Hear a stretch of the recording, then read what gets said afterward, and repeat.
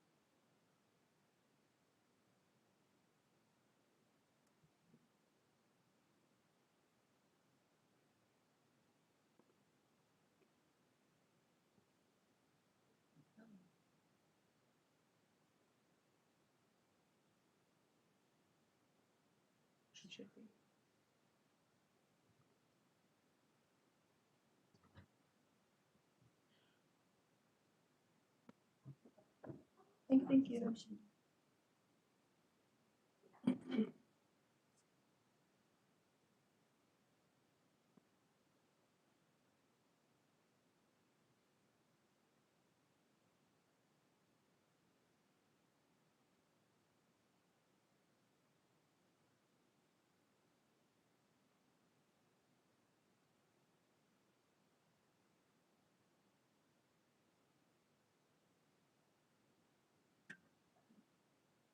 We're good. Okay, Mandy.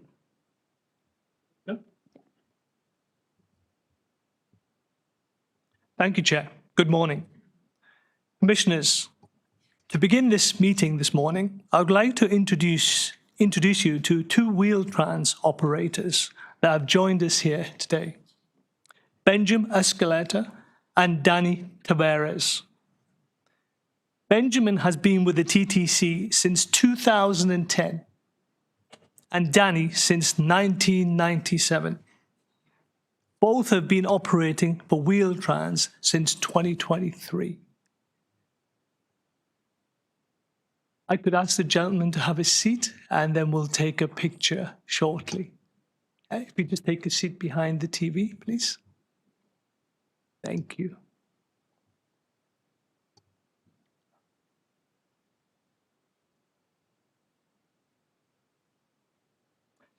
Last month, Benjamin and Danny were supporting a customer named Harlan, a person living with disabilities who relies on Wheel-Trans to stay connected to his community. On one trip, Haaland's family mistakenly believed his pickup time was later than scheduled, and they were rushing around to get him ready as the vehicle was preparing to leave. Despite the pressures of a busy service day and a full roster of customers waiting, Benjamin stayed and ensured Haaland was safely on board.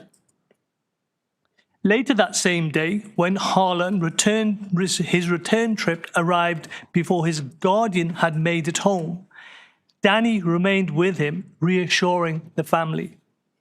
"I wouldn't leave Haaland. He's safe with me," were the words echoed in a letter from Haaland's guardian. They describe these moments as a reminder that caring for someone with a disability takes a community of people who choose kindness, patience, and dignity, all of which were shown in abundance. Both Benjamin and Danny were more than operators that day. They acted as trusted guardians for a vulnerable customer, putting care, safety, humanity at the center of service. Their actions reflect the very best of who we are at the TTC and remind us daily that public transit is more than just moving people. It is about helping every customer feel safe, valued, and supported. With that, please join me in thanking both Benjamin and Danny for their outstanding service and commitment to our customers. And may I ask them to come to the front to take a picture with the board.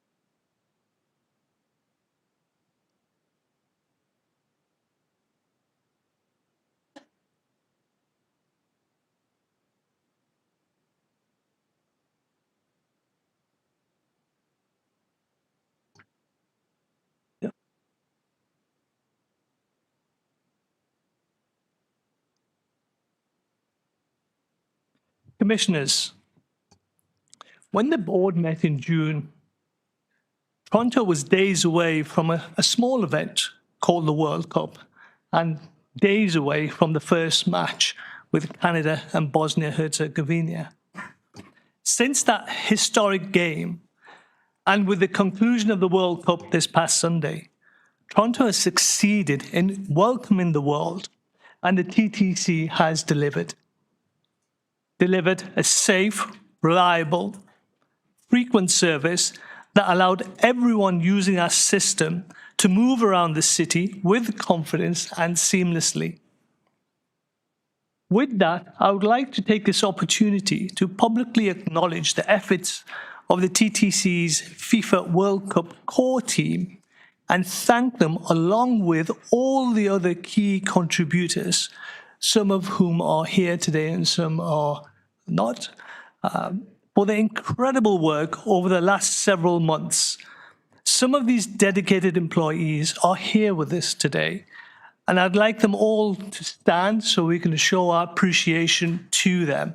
So could all the members of the TTC FIFA team and contributors please stand?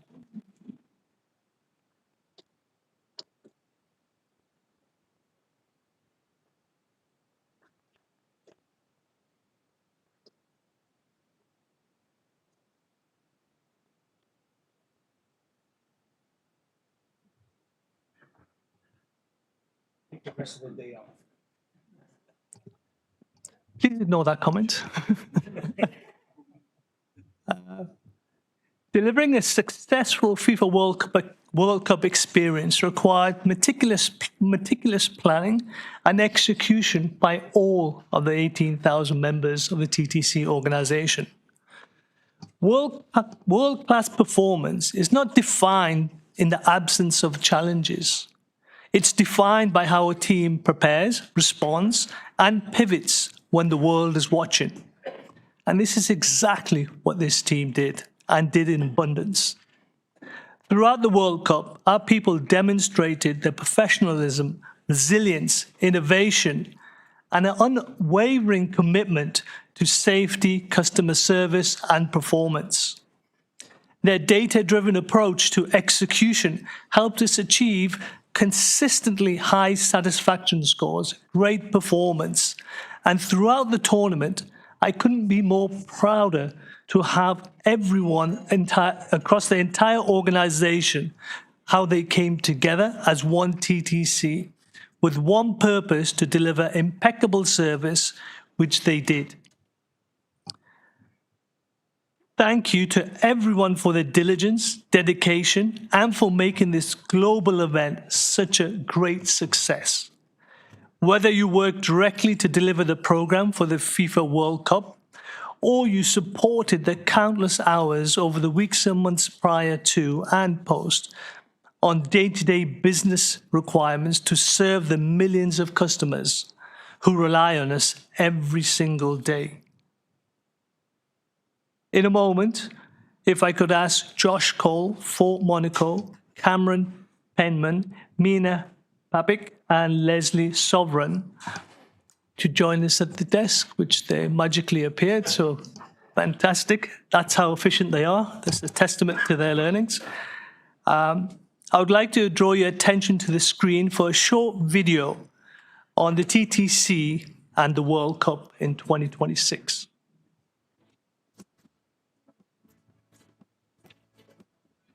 When Toronto welcomed the world for the FIFA World Cup 2026, success depended on moving hundreds of thousands of residents, visitors, and fans safely, reliably, and efficiently across our city. That responsibility belonged to the TTC.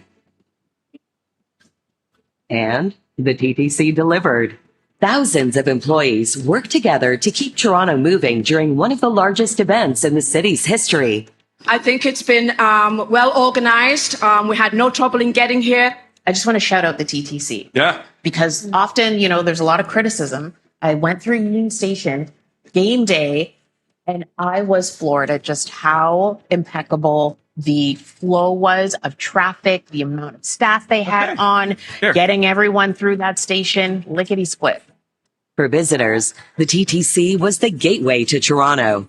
Enhanced wayfinding, live digital tools, and a strong employee presence helped customers travel with confidence. We really liked it. It's perfect. All the trains were punctual most of the times. You can tap on your cell phone and you can go in. While World Cup events were happening, Torontonians still needed to get around. It went pretty smoothly, actually. It was just more of the proficiency, like the service, the speed, the options that you had. During the World Cup, customer satisfaction was high, and the TTC moved many people.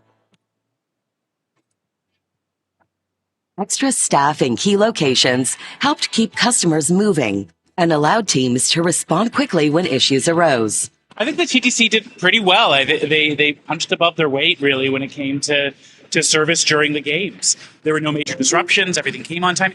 The TTC worked with the City of Toronto, Metrolinx, and other partners to deliver a coordinated transportation plan.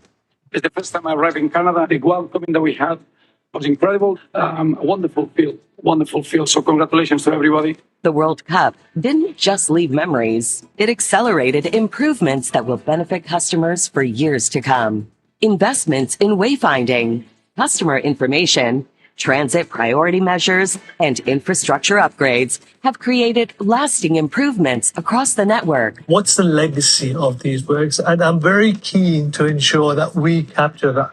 This is the power of great public transit. It connects people to opportunity. It helps cities grow, and it helps cities shine when the world is watching. Also, I love TTC. You love the TTC? You guys all love the TTC here? When Toronto stepped onto the global stage, the TTC was ready. Toronto moved, the TTC delivered.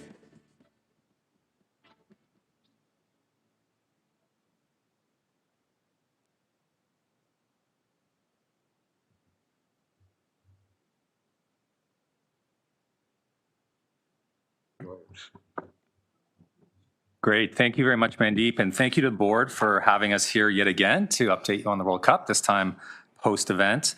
I just want to start, you can go to the next slide already, please, Chrisanne. So, of course, as Mandeep said, this took hundreds, if not thousands, of TTC employees to deliver. And the headline number that we want to share with you to start is, as of now, and this is still counting, that we welcomed over 3.6 million trips during our World Cup days. So a really staggering, exciting number, and one we're proud of. This covered event days from June 11th to July 11th. So still counting. So we hope that number will be even more impressive as the days come in and we do our final count. So we're super proud of that number. Obviously, it's something that we planned extensively for. And today we kind of want to just take you through a bit of that journey. I know a lot of you have been here along for that journey. But it was a huge undertaking and one we want to just make sure that we share with you. And so if we could go to the next slide. So as we obviously have the headline number of ridership, it's something we always look at, and 3.6 million and counting, which is fantastic. Part of our planning on this made sure that we set baselines on many metrics. So we measured many things for this World Cup. And so I want to run through some of the ones that we set out to achieve. We developed an outcomes-based plan, and these are just some of the measures against which we were tracking throughout the entire event, and obviously are reporting on with you now on. So the 3.6 million rides and counting is fantastic. So one of the things we did too was track customer service, both on overall customer satisfaction and on sense of safety. In each of those categories, we scored over 90%. So really excellent scores on those. Calculating and tracking how many actual trips we put out there. So over 4,000 trips were put out during this period. Other interesting stat, on match days, we saw a 42% increase in ridership. So really significant on those key World Cup routes that were serving the sites. We also wanted to make sure this was a World Cup that welcomed visitors too. And so we're tracking that and looking at where debit card payments were coming from. We saw a 61% increase in taps and payments from people outside of Canada. Just as important was how quickly we responded to the inevitable. There will always be something that goes wrong with transit. And so a ton of pre-planning was done to make sure that our response time was quick. We tracked the response time daily throughout the tournament, and our average incident response time was 4.25 minutes. So really quick, really impressive. And lastly, I just want to point out a stat, we'll get into a bit more.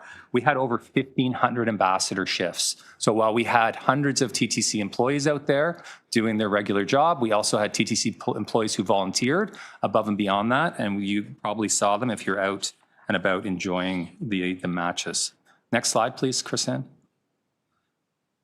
So we highlighted some of the success and how we're tracking against it. So how does that come to be? And you think about it, how do you even begin to plan a World Cup? It's a massive undertaking, one in which the eyes of the world are on you. And so I want to highlight a few kind of key categories about that planning and how that success was delivered. So one is obviously about match days and how we mobilize on those really busy, important days when the eyes of the world were watching. And so what did that include? That included hundreds of employees out there.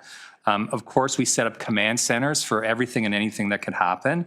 And the other piece that was critical to this was constant and robust customer communication.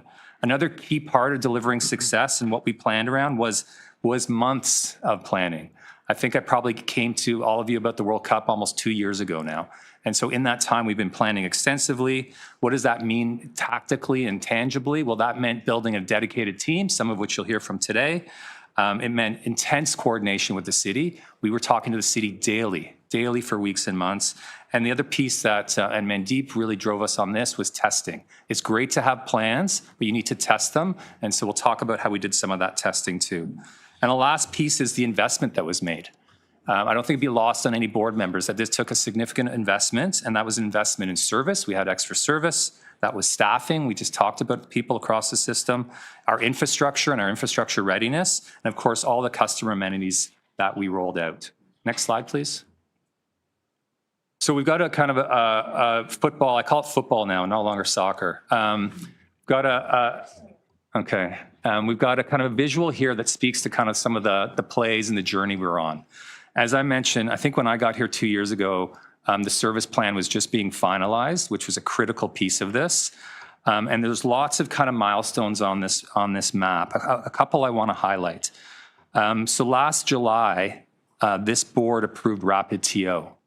Significant investment and commitment that we'll speak to later and how it delivered. I'd be remiss if I also didn't mention that last July our new CEO started. And while we were certainly busy and working on the World Cup, he certainly added a level of rigor and passion. Sometimes drove us crazy, but it was a level of commitment and drive that certainly spurred on this effort. So moving forward in the last little stretch, when I say little stretch, there's some key dates. So the plans have been developed, they've been validated. This spring provided us an opportunity to test against these plans. So for Toronto FC matches, we were out there testing, and that was not just our customer experience elements, but also all of our infrastructure readiness, all of our teams being deployed.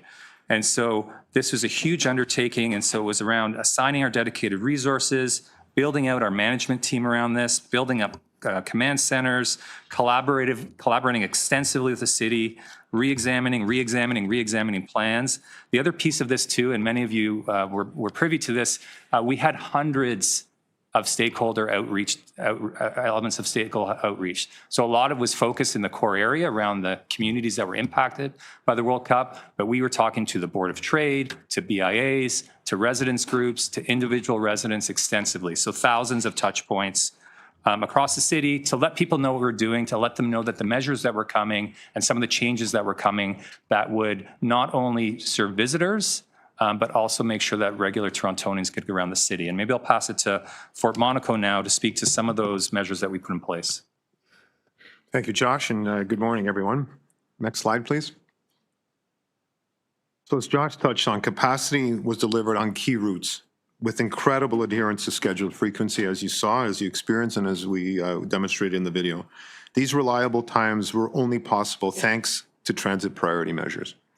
On the rapid TO corridors, we saw Dufferin buses operating in many cases better than every 2 minutes, with an average travel time improving from 17 minutes before rapid TO to 14 minutes during the tournament. On Bathurst, travel times improved from 25 to 22 minutes. At Fort York and Fleet, field teams identified that signal timing was limiting east-west streetcar movements. Working with city transportation services, the north-south pedestrian cycle was reduced from approximately 80 seconds to 40 seconds, increasing priority for streetcars serving Fleet Hub and the Stadium Corridor. This helped improve east-west streetcar flow and reduce the risk of bunching and service delays.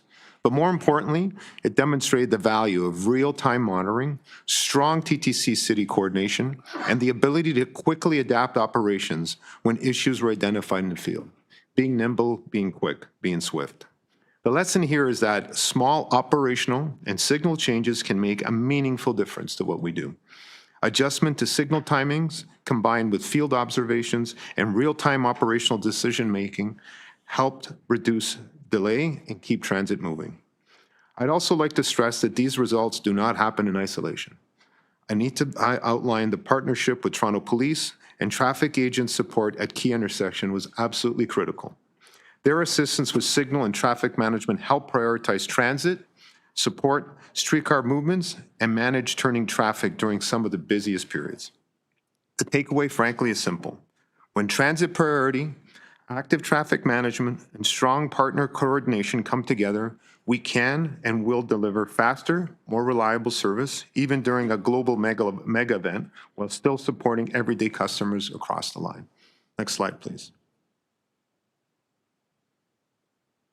I'd like to talk a little bit about our command structures. So TTC staff are integrated into several command centers that work jointly with the city and other partners to monitor activity, identify risks, and help keep Toronto and the TTC moving. We were dynamic, risk-based posture, and we stood up for 49 days.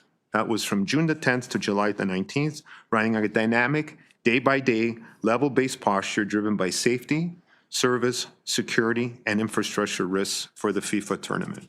We did not take a one-size-fits-all approach to the tournament, but allowed us to take recovery and lessons learned as we navigated and moved through the 49 days. Level 3, or our highest risk days, were generally our game days. 6 of those were level 3s, which were our highest perceived risks and the days with our largest footprint in both the field and in our own command centers and in the city-led command centers. Our command structures had a deliberate air gap. By air gap, I mean our operations center sat at transit control at Hillcrest to keep eyes on every operation across the city with a focus on the FIFA zone, while the executive command center was at Union Station, creating that aforementioned air gap, keeping executives clear of day-to-day operations and letting them provide strategic insight if and as required.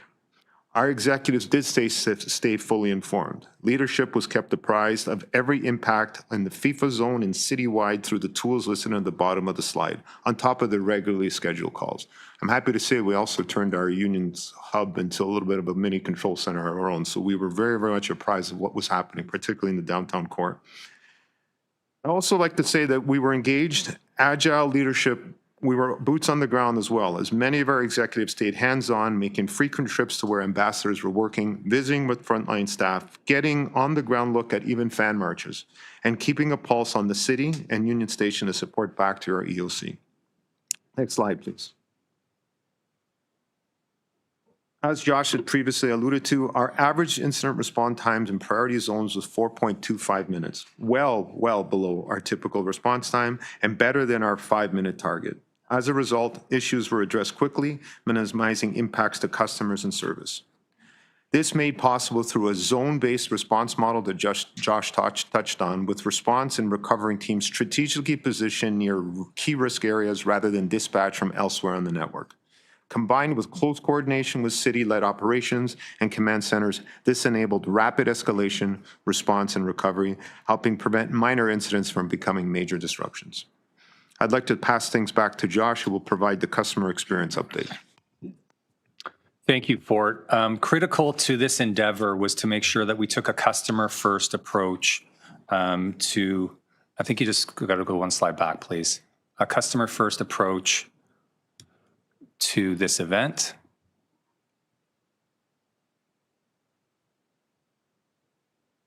Oh, let's go the other way.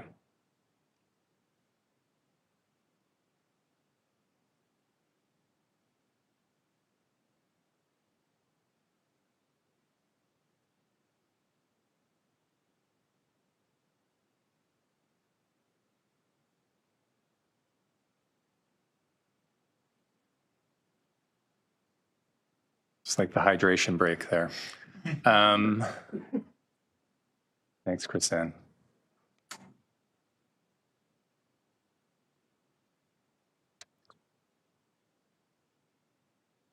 Thank you. So that customer-first approach starts, of course, with our employees.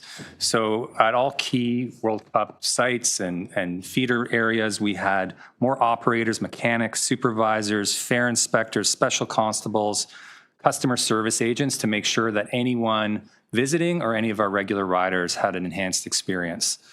This, of course, was also enhanced with our ambassadors. And so, as I mentioned earlier, we had 1,500 ambassador shifts. That was over 500 TTC employees, many of which are sitting behind me today, who took an extra shift or two or more outside of their daily routines to make sure that they were able to support our frontline staff and add an added layer of customer experience for those who were going to World Cup matches. And so this was a really critical part of our plan. So we had to build up this program, but also it was important to train all these people. All these people were trained and given the equipment and supervision to make sure that they could provide excellent customer service to our people and our riders. I want to also just mention in terms of our employee efforts, part of this effort was to make sure that we kind of lived that one TTC motto and had everyone engaged across the organization. And so some of the things we tracked to make sure this was happening is we did employee engagement events and touch points across the corporation. Over 32 weeks, we had over 170 of those touch points or events. And just in terms of people kind of being informed and keeping informed, our internal website has over 9,000 views. It's basically half of the company, which is staggering for us. And our weekly newsletter had a 70% open rate. That is way above industry standards. So we know our employees were out there in the field, but even those who weren't were keeping engaged and keeping informed. Next slide, please. As we look to enhance the customer experience, it was also an opportunity to enhance the TTC brand and maybe even earn a few dollars. And so really proud to report that during the World Cup period, we had over $4.5 million of advertising sold, a very high water mark for us at the TTC. We haven't had that in years and years and years. The TTC shop was set up. We had a pop-up TTC shop that did almost $100,000 in sales. We had a local artist selling TTC-inspired pieces of work, and thousands of those were sold. In terms of how we were out, reaching out to the community and community groups, over 65,000 notices were sent to community groups. And there's a stat here that I need to kind of highlight, and I want to make sure that people appreciate it. That is a B there, not an M. In terms of our media impressions and the media work we did, we had over 1.6 billion media impressions about our World Cup efforts. And I've never seen this in a campaign, but only 4% were negative. So 96% were positive or neutral of those 1.6 billion media impressions. And of course, we have to live on social media and saw over 2 million social media impressions there and over 60,000 engagements on social media. The other key part, if we could go to the next slide, of enhancing the customer experience, which this board laid the groundwork for, was some of the amenities that we rolled out for the World Cup. And so it was critical to make sure that our customer experience was enhanced, but these were things that with your direction and support, we were adding to our network and to our experience as it was. And so this meant customer information screens, the 75 that rolled out across the city. It was the implementation of our wayfinding strategy with the numbering and lettering of exits. It was the NaviLens pilot at Dufferin Station. It was real-time information displays, refreshing our onboard screens, the partnership with the transit app that I think we've spoken about before, and of course, all of our World Cup specific signage. These are all very well received from our customers, and of course, these are elements that we hope will become a regular part of life for TTC riders. We're going to now move to our next slide. And as Mandeep mentioned, there were hundreds of people who helped on this effort, dozens or a dozen or so behind us who were critical in this. And 3 of the core team members are here with us today who are going to speak through some of our learnings and chronicle some of our match day experiences. So I think I'm going to hand it to Cameron Penman to start. Thank you, Josh. Should I just wait for the slides to come back up?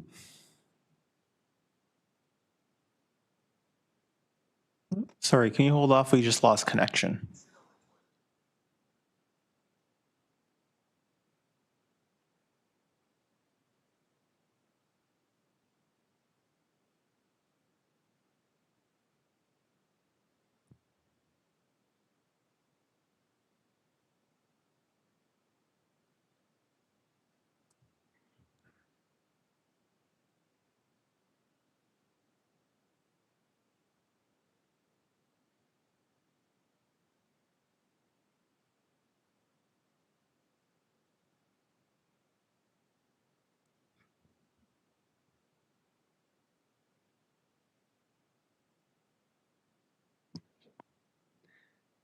Okay, next slide, please.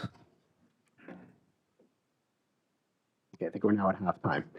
Okay, so before we begin, I'd like to briefly orient everyone to the format of the next 6 slides, which provide a summary of each of the match days. So at the top of each slide, you're going to find key match details, ridership figures, and a pictogram highlighting the major events taking place that day. And on the left side, we've included a performance summary of the FIFA transit routes. Finally, each match day summary is organized around a key theme that emerged from that day's operations. We'll use these themes to highlight notable observations, lessons learned, and overall performance across the tournament. So match one, I think as we all know, was Canada versus Bosnia and Herzegovina. It marked the first full-scale live test of the FIFA World Cup transportation plan, including fleet hub operations, fan marches, enhanced service, and real-time customer movements under event conditions. A primary objective was to provide frequent, reliable service on all three key routes serving Toronto Stadium, the 509 Harbourfront, 511 Bathurst, and the Dufferin Bus Corridor. Across ingress and egress, service operated at or near the 5-minute headway target, with stable travel times despite fan marches, road closures, other major events, and regular network demand. System-wide demand was lighter than anticipated, as some commuters appeared to avoid the downtown core due to congestion concerns. However, significant localized crowds still developed around Fleet Hub and along fan march routes. The greatest value of match one was the operational learning it provided. While service performance was strong, staff identified opportunities to improve the customer experience. Many visitors were unfamiliar with TTC branding and did not immediately understand signs directing them to TTC.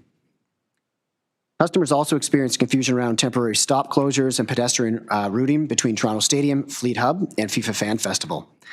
The match helped identify where ambassadors, supervisors, and frontline staff could best assist customers, manage pedestrian movements, and improve site circulation. So in response, the TTC enhanced signage, added route symbols and numbers, repositioned wayfinding staff farther from Fleet Hub to intercept customers earlier in their journey, and improved customer communications throughout the site. We also worked closely with FIFA and our City of Toronto partners to strengthen and expand wayfinding signage, creating a more coordinated navigation experience between the stadium, fan festival, and transit services. These improvements, together with refined pedestrian management measures, were implemented ahead of subsequent matches. The key takeaway from match one is that the TTC plans performed as designed. We successfully moved customers, validated the 509, 511, and Dufferin service strategy, and gained valuable insight into how visitors navigated the system. The primary challenge was not moving customers, but helping them understand how to navigate our system. The resulting improvements to wayfinding, signage, staff deployment, and pedestrian flow became foundational to Fleet Hub operations for the remainder of the tournament. Next slide, please, on to match two, which was Ghana versus Panama. This match demonstrated the TTC's ability to rapidly act on lessons learned during the opening days of the tournament.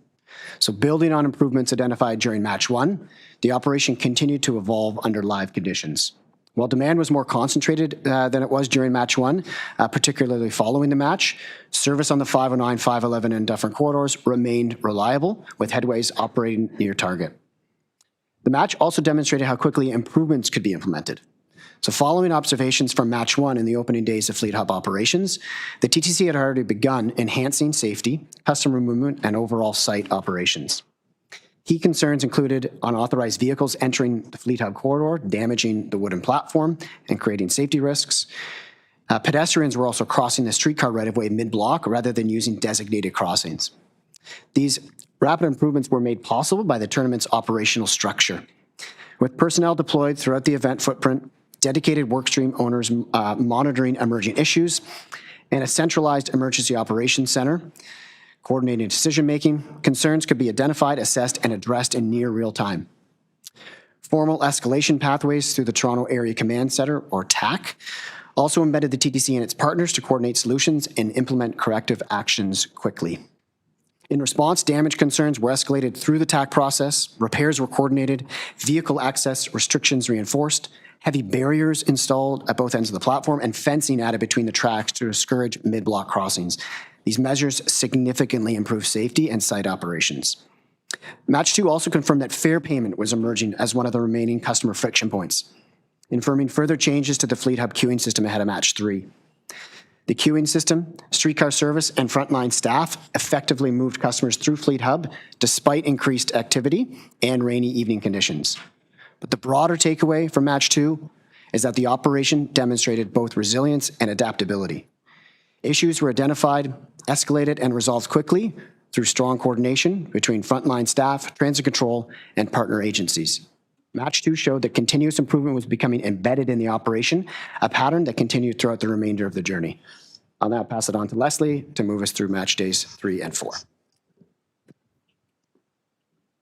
Thanks, Cameron. Next slide, please. Thank you. Match 3, Germany versus Côte d'Ivoire, took place on June 20th at 4 p.m. under warm conditions and drew yet another sold-out crowd to Toronto Stadium. It was one of the busiest days of the tournament, with activity occurring across the city, including a major concert at Scotiabank Arena that generated additional demand through Union Station. The day also presented challenges requiring coordination. A Germany supporters fan march of approximately 10,000 participants followed a route that had not been previously been used during the tournament and temporarily disrupted 509 service. We also experienced a significant non-tournament incident which disabled a coach bus, blocked the 504 King Street car tracks for approximately 2 hours. Despite these challenges, however, diversion plans remained effective and customers continued to reach both Toronto Stadium and the FIFA Fan Festival. Bathurst Street experienced heavy congestion during the afternoon period, impacting service during match egress. As Cameron touched upon in the previous slide, by the third match, it was clear that transit capacity and headways were not the limiting factors in managing egress crowding. Service was available and vehicles were moving customers effectively. The remaining friction point was fare payment within the Fleet Hub queue. During matches 1 and 2, fixed Presto machine payment points created localized bottlenecks, even when service was ready to move customers. In response, we redesigned the queuing layout, repositioned provincial offences officers with handheld payment devices, bringing payment closer to customers and allowing them to move continuously towards available service. A similar approach was also adopted at other key locations, including Union Station. The results were immediate. Customer flows improved, congestion at fare payment locations was reduced, and service remained strong during egress. Based on these results, the approach was expanded to other locations, including Dufferin Gate. A key lesson from this match was that adapting to conditions and implementing small operational changes can produce significant improvements in the customer experience. The strategic deployment of provincial offences officers with handheld payment devices proved particularly effective, simplifying fare payment, reducing bottlenecks, and helping customers move through the system more efficiently. It also demonstrated the value of the command center structure that had been established for the tournament. Teams were able to identify a problem, coordinate across multiple partners, implement changes, and see measurable results at the very next event. This became a recurring pattern throughout the World Cup and laid the foundation for the increasingly mature operations seen later in the tournament. Next slide, please. Match 4, Croatia versus Panama, took place on June 23rd at 7 p.m. and drew another sold-out crowd to Toronto Stadium. Interestingly, this was the first match where no reduced commuter travel was observed, a trend which continued for the subsequent match days. In addition to the match and FIFA Fan Festival, the Toronto Blue Jays were playing at Rogers Centre, and significant fan activity was occurring around Exhibition Place, including a large Panama supporters fan march. This match highlighted the importance of strong interagency coordination. A good example actually occurred before the tournament even began.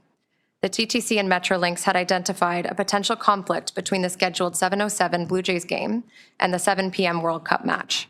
Through collaboration with the city, Rogers Centre, and the Blue Jays organization, the game start time was moved to 4:07 p.m., reducing pressure on Union Station and the broader network. During tournament operations, the Toronto Area Command Centre ensured TTC, city staff, Toronto Police, Metrolinx, and event partners were all working from the same operational picture. As congestion developed along key corridors, issues were identified and escalated in real time. Working together, partners implemented signal timing adjustments, which Bort touched upon, supported transit priority signal measures, and deployed Toronto Police Service officers at critical locations along the Fleet and Bathurst corridors. TTC supervisors worked directly with these teams to respond quickly as conditions changed. This coordination produced a measurable return on investment. Changes at locations reduced congestion and improved travel times. A 5-second signal timing adjustment at Bathurst and Wellington, for example, contributed to a 2-minute improvement in 511 Bathurst egress headways by the next match, despite that match occurring during Friday afternoon rush hour. The key lesson from this match was that strong partnerships, clear escalation pathways, and a shared commitment across agencies to prioritizing transit operations during major events can produce tangible improvements to both network performance and customer experience. Next slide, please. Our fifth and final match took place on June 26th at 3 p.m. with another sold-out crowd as Senegal faced Iraq. This was one of the busiest days in the city, with tournament activity overlapping with regular commuter demand, Pride celebrations, and nearby Blue Jays activity. Despite those pressures, service remained reliable throughout the day, with consistent headways and travel times across the key corridors. By this stage, the benefits of lessons learned from previous matches were evident. Many of the operational improvements introduced earlier in the tournament became embedded into the core plans, including refinements to queuing management, customer wayfinding, and traffic operations. That solid foundation allowed teams to focus less on known challenges and more on real-time monitoring, decision-making, and emerging conditions. Fan marches remained one of the biggest areas of uncertainty, with partner intelligence indicating variability in their size, timing, and movement.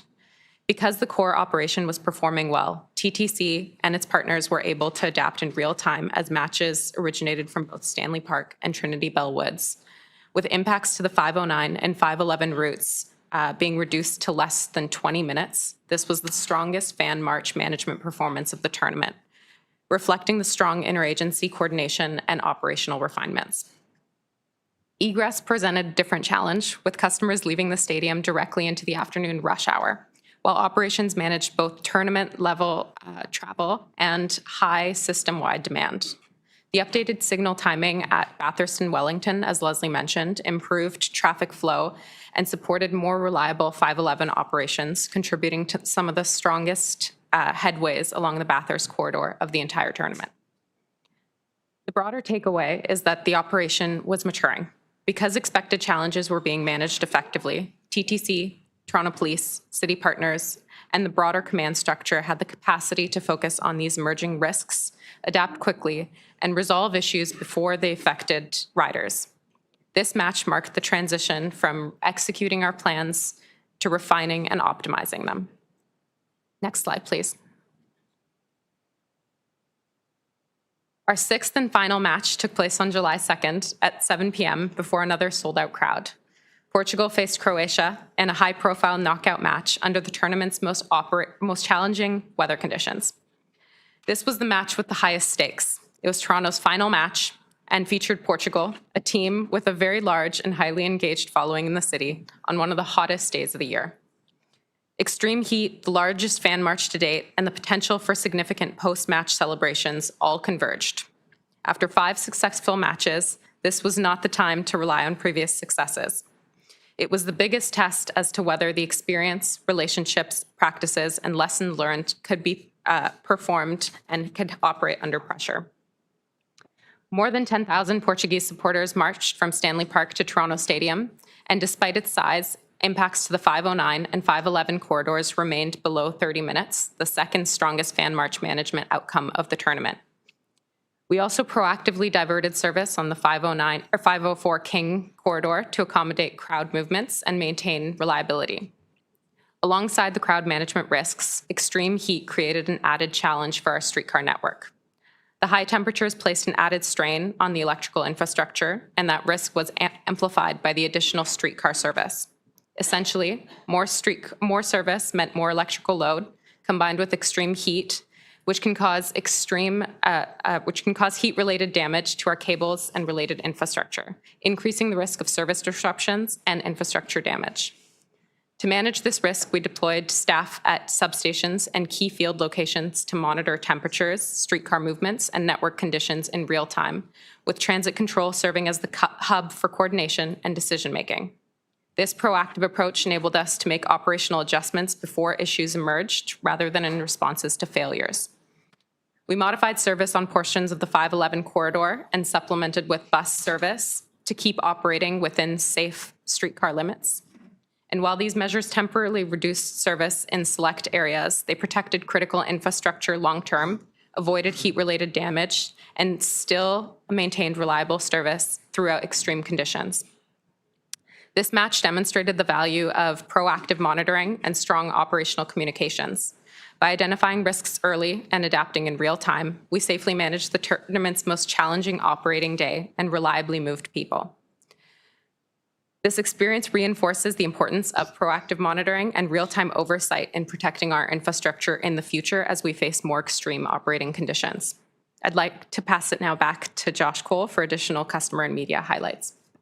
Thanks, Mina. So as we mentioned, this is we took a customer first approach to this. So one of the things we tracked relentlessly was what our customers thought about our performance. And so if you go to the next slide, I highlighted these earlier, but just want to reinforce. So we introduced a new real-time survey so people could actually give us feedback during their trip and during their journey. There was no lag in that feedback.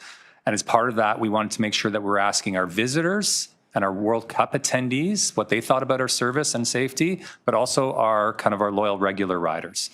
And so in terms of overall customer satisfaction, we saw, and on the safety score, we saw scores consistently over 90%. And so we're obviously very pleased with that, well above our existing targets and certainly very well above industry standards. So again, for our regular riders and for our visitors, both on overall satisfaction and sense of safety, really high scores. And the next slide, I'm nervous to almost show this, and if this is real wood, I kind of want to knock on it. Obviously we want to make sure that the public perception of our performance matches what our customers are telling us. So we're thrilled that our customers are pleased with us, but I think as many of you seen over the course of the tournament, and we're hoping even still today, that public kind of sentiment on this has been strong. We track that all tournament and we'll continue to, and that will be part of our wrap-up report. Next slide, please. So critical to all of this is capturing some of these lessons learned. And we've tried to give you a highlight of what some of those are more broadly, but also kind of match day specific. And so just to kind of maybe bucket them into themes, a few ones that really jump off the page. And the first being that partnerships are critical, a success factor for us. We live this every day at the TTC and how we operate our service out there. And it was made very evident throughout the World Cup. And as Fort mentioned, our partnerships with the city and police were critical to our success.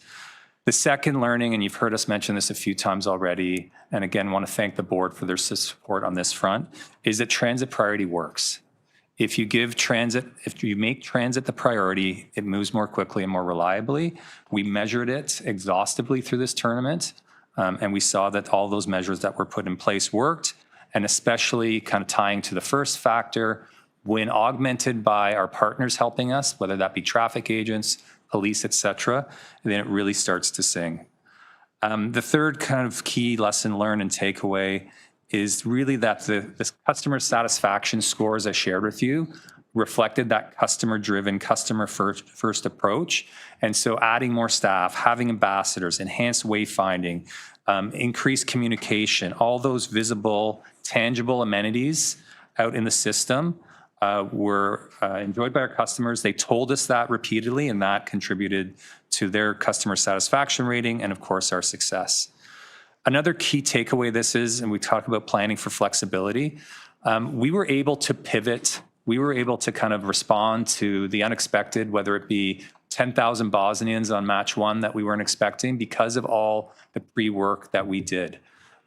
Because of that pre-planning, we were able then to focus on the things that came up and the unexpected during that day. So we planned for that flexibility in our approach. The other big takeaway is that being prepared pays off. We had countless plans, but we tested those plans.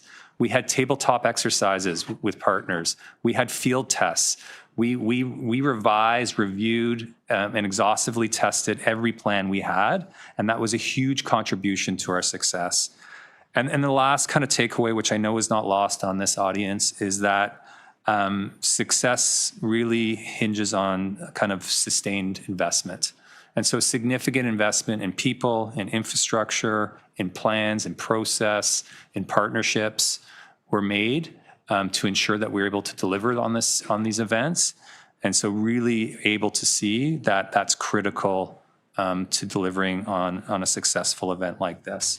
And so I'll pass it to Fort just to close up on some of our next steps. Thank you, Josh, and hi again. So as Josh has alluded to, our work continues. As we move forward, Our priority is to make sure that the value of this experience extends well beyond the World Cup. Some lessons can be applied immediately, and we're already incorporating them into the planning for upcoming events such as Toronto Caribbean Festival or Carnival and the CNE. The event day command model, stronger coordination with our partners, rapid escalation processes, and strategic deployment of resources all delivered positive results and provide a strong foundation for future events. At the same time, we don't want to rush to conclusions.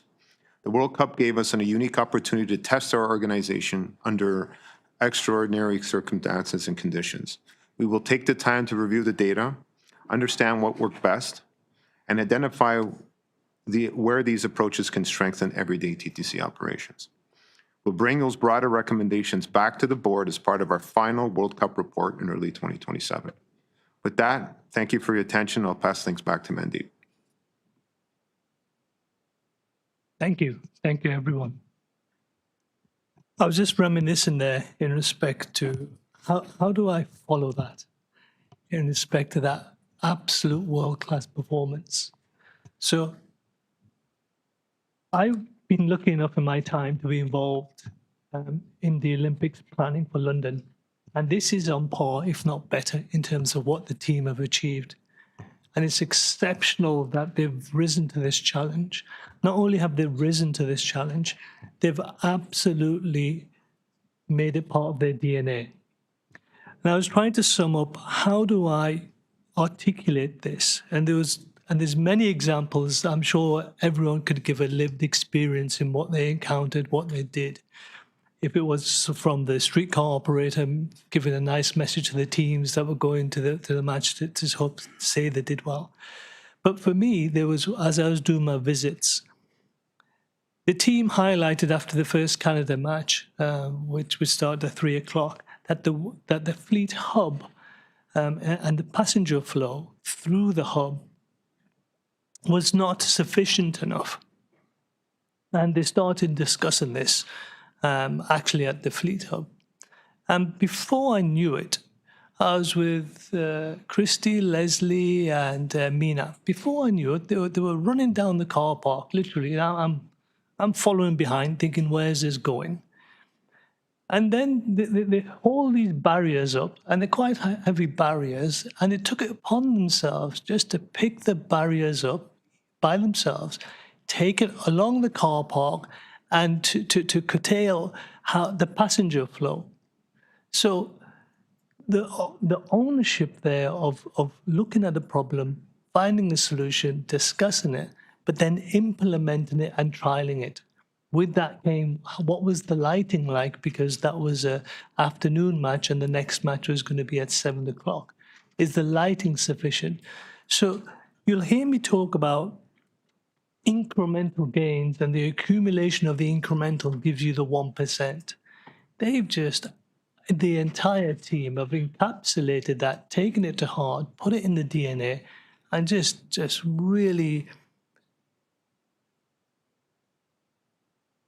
made it happen in very simple terms. And there's no words really to describe that. I'd also like to say that it would be amiss of me not to talk about all the operations that started in January, whether it be the track staff looking at the restricted speed zones, Brian working continuously, Peter Horvath and the streetcar operations just worrying about every temperature rise and the impact on the cables and what that would do on the streetcars. The signals folks doing the maintenance, preemptive maintenance prior to 24/7. So all these factors came together just wonderfully, but it was managed by the team in a coordinated, focused manner. And what Fort just touched upon in terms of how we extrapolate that forward and make it part of our core planning is the real win. There's nothing you can buy from leading and learning from these events. So it's a real testament and a real pivot moment in the TTC's history and what's been delivered, how it's been delivered, internally delivered. And moreover, we've seen people, just staff absolutely shine, rising to the challenge, which no training course could provide, no qualification could provide. They just did it and made it happen. And it was wonderful to see everyone flourishing.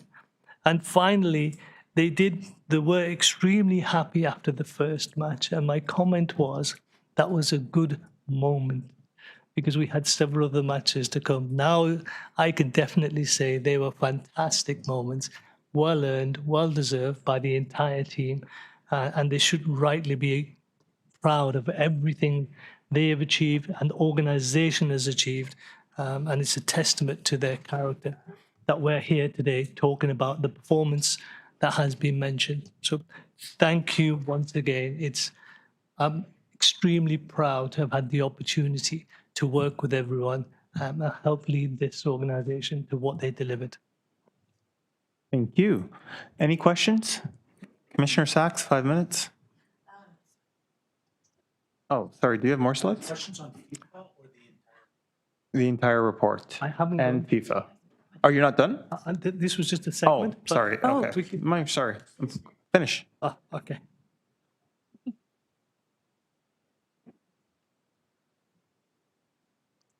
So, Commissioners, this period's report is on streetcars, and I will just walk through some of the highlights in terms of the metrics.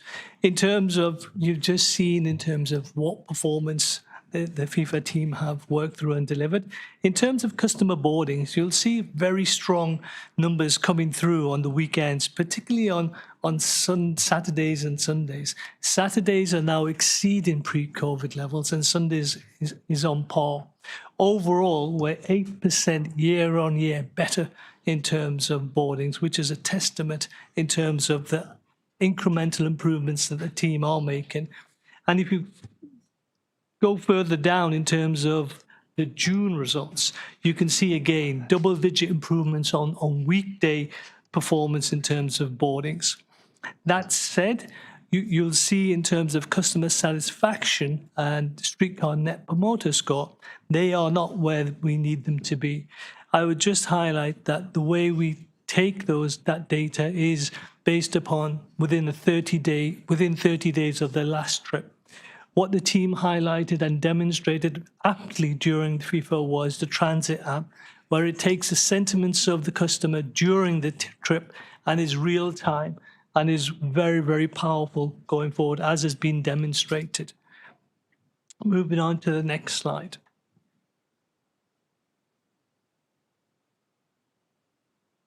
In terms of scheduled hours, again, you will see on the top left, May was less than April, which is positive, mainly driven by the activities governing in readiness for FIFA. So that helped in the service hours. In terms of despite the scheduled service hours, crowding remained stable across the system. Again, positive in terms of the planning that we have done in order to satisfy that. In terms of average speed, you'll have seen less service hours because of the fewer adjustments and fewer requirements for construction. Therefore, the net output of that is an increase in the speeds year on year. So again, positive outcomes in respect to that. In terms of streetcar cleanliness score, you'll see the score there, not quite the 90%, but I would add that those results are from Q1. We're just digesting the results from Q2, which we expect to be more positive. That said, it's also the speed, reverting back to the speeds, that's also a result of a few streetcar stops that were removed to improve service operational efficiency. And then again, in respect to transit stops and shelter availability, all moving in the right direction with circa 97% accessible, with a plan for the remaining for 2027. Moving on to the next slide. In terms of on-time performance, you'll see in terms of we are below the target. However, that said, we have a clear plan in terms of how we incrementally improve. You'll see the benefits of that plan which are coming through as we've increased from January 6 points and are 1 point ahead of what the results were in pre-COVID. So that was positive data and showing the fruits of the efforts of the team in terms of the work they're doing. Service availability remains on par at 100%. And mean distance between failure, while it may appear amber, that is as a result of the stretch target that's now in place in respect to moving to a world-class benchmark. Even within those targets, the team have identified 3 areas where they're working through diligently in respect to the master controller, the push-button switches, and the bearings, which they've identified as a key contributor to mean distance between failures. That in turn, in terms of if you look positively on the streetcar short turns, again, in respect to less than 1%, which is what we're monitoring and the team are delivering upon. And finally, if you go through the delays in respect to where we are, you'll see 2/3 are external and a third proportionally internal. The team have worked hard on staff-related delays with better planning, more planning, and detailed planning to reduce that. But we have had an increase in terms of passenger-related delays, as you can see there. So we are working with that, and the teams do have plans in terms of how we can address that further. A snippet of one of those activities is the trial the team did at Dundas in terms of a multi-team approach with provincial officers, streets to homes, and staff in terms of janitors for intercepting cars and making a difference there in terms of ensuring those who need help get help and don't impact upon the passenger-related delays. That will now commence again post-FIFA as we paused it during FIFA. In terms of the next slide. Lost connection, sorry. Lost connection. I'll just wait until we get connection back.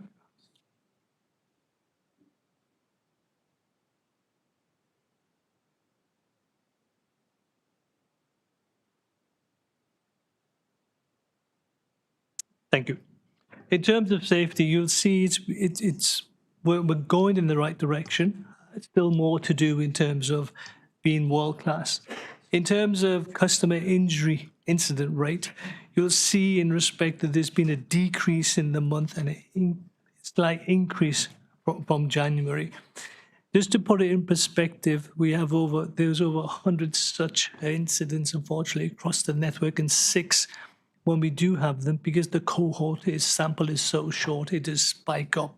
That said, we're still looking at it in respect to what the trend is and the actions we're taking in terms of addressing these, which a team are working through. In terms of the lost time injury rate, again, positive in terms of what the team have been doing in terms of, I touched upon it earlier, upon the overnight coordination pilot, which is contributing towards less disruption and then leading to less injuries. And so that is really now good to see come through, and we'll start again. The multidisciplinary community safety approach is also moving forward with vigor, and we're now tracking greater depth. So that's coming through there. In terms of the satisfaction with personal safety, again, you can see from the traditional survey, we're under the benchmark. However, when we now move to the real-time monitoring and management of feedback from customers, you can see we are trending positively based upon information that customers are given while they're on their journey. That's really positive. And then moving on to offences against employees. These have increased in the month and from January. However, that said, trend on a trend-by-trend basis is decreasing. So that is positive, but further work to do there. The body cams have played a part and will play a part and can play a part further to impact upon that in terms of what we've seen from the data from around the world. Next slide. In terms of revenue and ridership, you'll see on the top left that we're 2.4% below budget and 4.7 for the period and 4.7 below budget year to date. What that effectively translates to is circa 13.5 million below budget. That said, weekday boardings on all modes are increasing, which is positive, as several periods ago that was not the case. So the performance is coming through, which is testament on the bottom left in terms of what the overall performance is. And if I could just bring your attention to line 1, there's been a 10-point increase year to year. That is astounding in terms of what the teams are doing in terms of the root cause analysis and getting to the failures prior to them becoming failures once we occur in incidents. And I'd also draw your attention to the AM and PM peaks, which we now also measure, of which on subways is about 55% of our passenger service, which averages for the AM around 97% performance and 96% on the PM.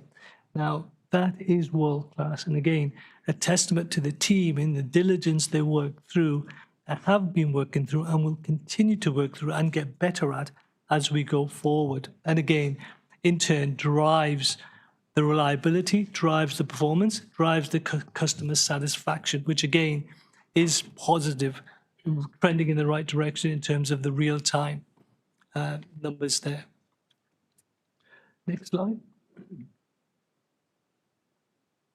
Again, in terms of a special project, just a quick highlight in terms of the cameras that we're now trialing on streetcars in respect to infringements upon lanes adjacent to streetcars when passengers are alighting and ingress and egress, sorry. And what this will do over a period of 9 months will help us understand the gravity and magnitude of the problem. We're trialing this on several streetcars through several seasons, and we will be quantifying that data to see how we take this forward. But this is a really positive step in terms of safety based upon the number of incidents we have had, which has been from 2014 to 2024, circa 141. The number there of 145 are ones that have passed as opposed to incidents. So the next steps, again, this pilot commenced on the 20th of July, and we'll continue to move forward with that for 9 months, monitoring the outputs from that. And finally, the next slide. Line 5 and line 6. In terms of what the team, again, have demonstrated here is their tenacity to really work through the detail in engineering terms. In terms of the line speeds, if you recall, when line 6 opened in December, one of the feedback we got was it was slower than expected, and it was. So the team, along with the city, challenged the standards, looked at transit signal priority, and moved along with that on both lines when line 5 opened in February. And you can see the dramatic improvements in terms of line 6 for a round trip travel time of about 30 minutes and just under 17, 18 minutes for line 5. Again, this has happened in a coordinated, controlled manner in respect to looking at green extensions, lagging lefts, phase rotations, signal coordinations. There's also a speed increase in intersections coming in on line 5 in end of August, which will further increase the speed. And then you can see the schedule change in respect to that period drop into circa 18 minutes. So some great work done by the team, which they continue to focus upon, and then we'll feel the benefit of as we transfer this TSP and the learnings of onto streetcars. So in summing up, boardings are moving in the right direction, speeds are moving in the right direction, MDBF is moving towards world class as we're stretch target, OTP on the streetcars is positive, safety in terms of lost time injury rates is positive, still some further work to do there with the team, which they're working through with the initiatives they have and previously communicated. Customer satisfaction, again, moving into the high 90s in respect to real-time information. overall OTP for the system for AM and PM is now at 97, 96% respectively, and certainly in the realms of world class. Boardings across the system, as across entire transit, is up year on year, and factors such as the camera pilot also will be an added factor to ensuring our customers are safe on streetcars. And then finally, the measures the team have been working through on line 5 and 6 in terms of TSP will improve the speeds and will pull through onto the streetcars. And that concludes my update on streetcars. Thank you. Thank you. I believe we have Vice Chair Mahavik who wanted to ask questions.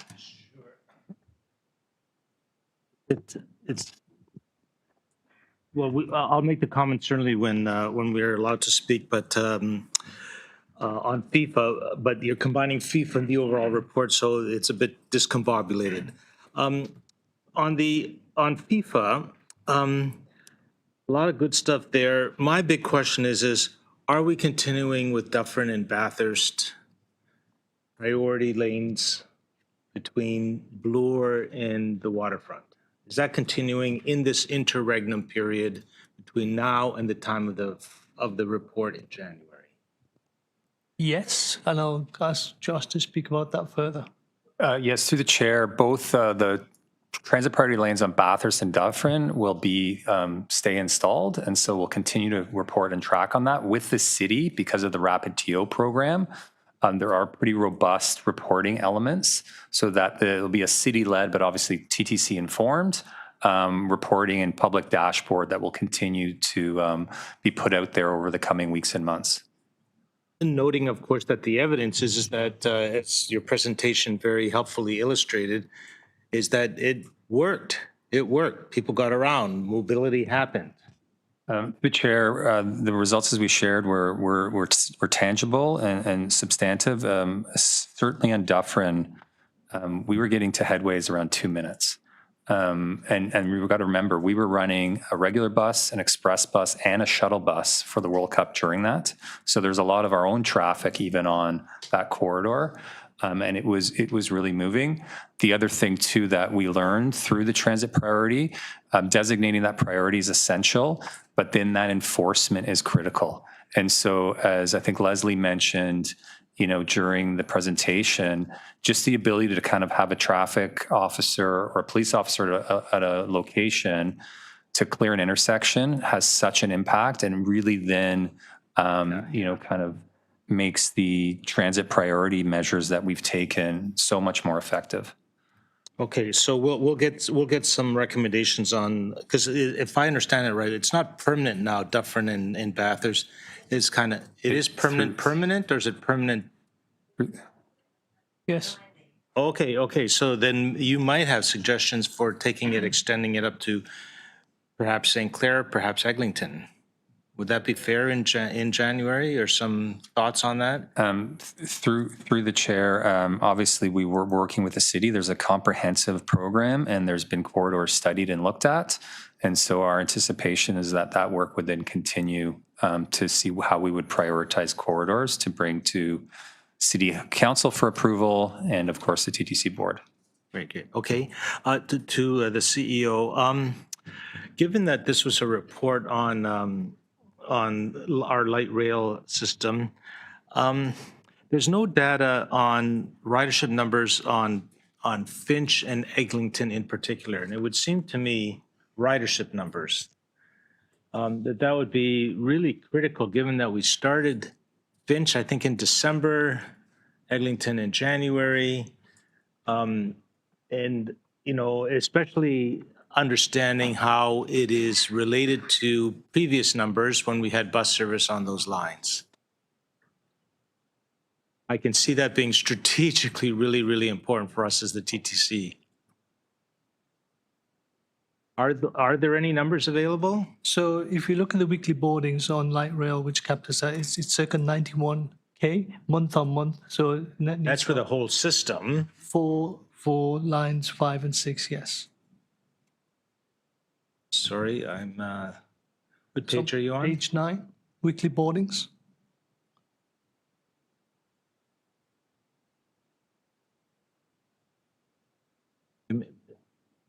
maybe I'll go on. I'll take a look at that more deeply.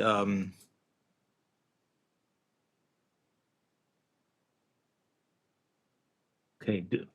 Okay. Well, I guess what I'm asking is how does this compare with numbers before we put in the light rail? Okay, so I'll just pass you on to Josh to clarify Yeah, that. through the chair, as the CEO mentioned, we have the boarding numbers in the report at 91,000. As we all know, this is a new relationship we have with Metrolinx, and so ridership numbers will be reported in tandem with them. And so that's still being worked on with them. And so we're doing all of our analysis on boardings just because we need to know. So we're can serve those riders, but we're working with Metrolinx and urging them so that they will be reported in the same cadence that we report our ridership numbers and the rest of our legacy system. We don't know the ridership on Eglinton and on through the chair. We do know the ridership and it is there. And the customer boardings there we have in June in the CEO's report. But as I said, the regular reporting of them will be done in tandem with Metrolinx. Sorry, I'm looking at page 9. I can't see it itemized. Line 5, line 6. It's under light rail, 91. Yeah, we'll move that item next.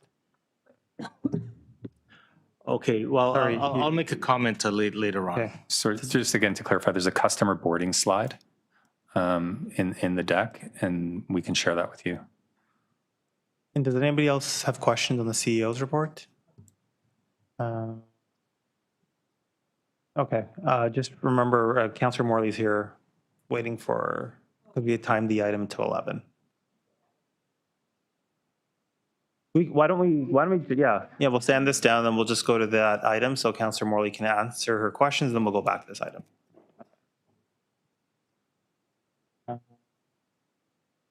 Councillor Morley as a visiting, so we're now on the 2026 accessibility plan status report. We timed this item for 11 a.m. We will start with visiting councillors first. Councillor Morley, welcome to TTC Board. Please go ahead. You have 5 minutes. Thank you, Mr. Chair, and good morning to commissioners. Glad to join you all today. Thank you for the opportunity. I do have a few quick questions of staff related to this item. The first question is with respect to AODA compliance. Was the TTC required to have every TTC station, subway station, compliant with Accessibility for Ontarians with Disabilities Act by 2025? I'll refer you to the Chief Capital Officer. Through the chair, yes, and we are compliant with AODA requirements, not through physical elevators at all stations, but through service improvements that is being provided to ensure that accessible service exists. Thank you. And I do want to drill down to one in my community. Can you confirm, is the Islington Station Easier Access Project part of that compliance, and has it met the AODA compliance target? Through the chair, yes, Islington Easier Access Project, which is adding accessibility to that station, is part of our overall Easier Access program.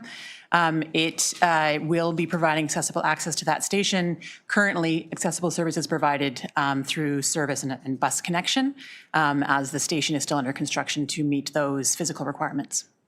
Yes, thank you. Can you confirm how many bus routes direct riders to Islington Station?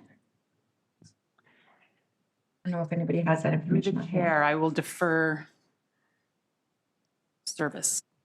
Through the chair, Councillor Morley, I'll have to get back to you on that. I'll do a quick check and I'll get back to you. Okay, I do have a quick follow-up that you may be able to confirm.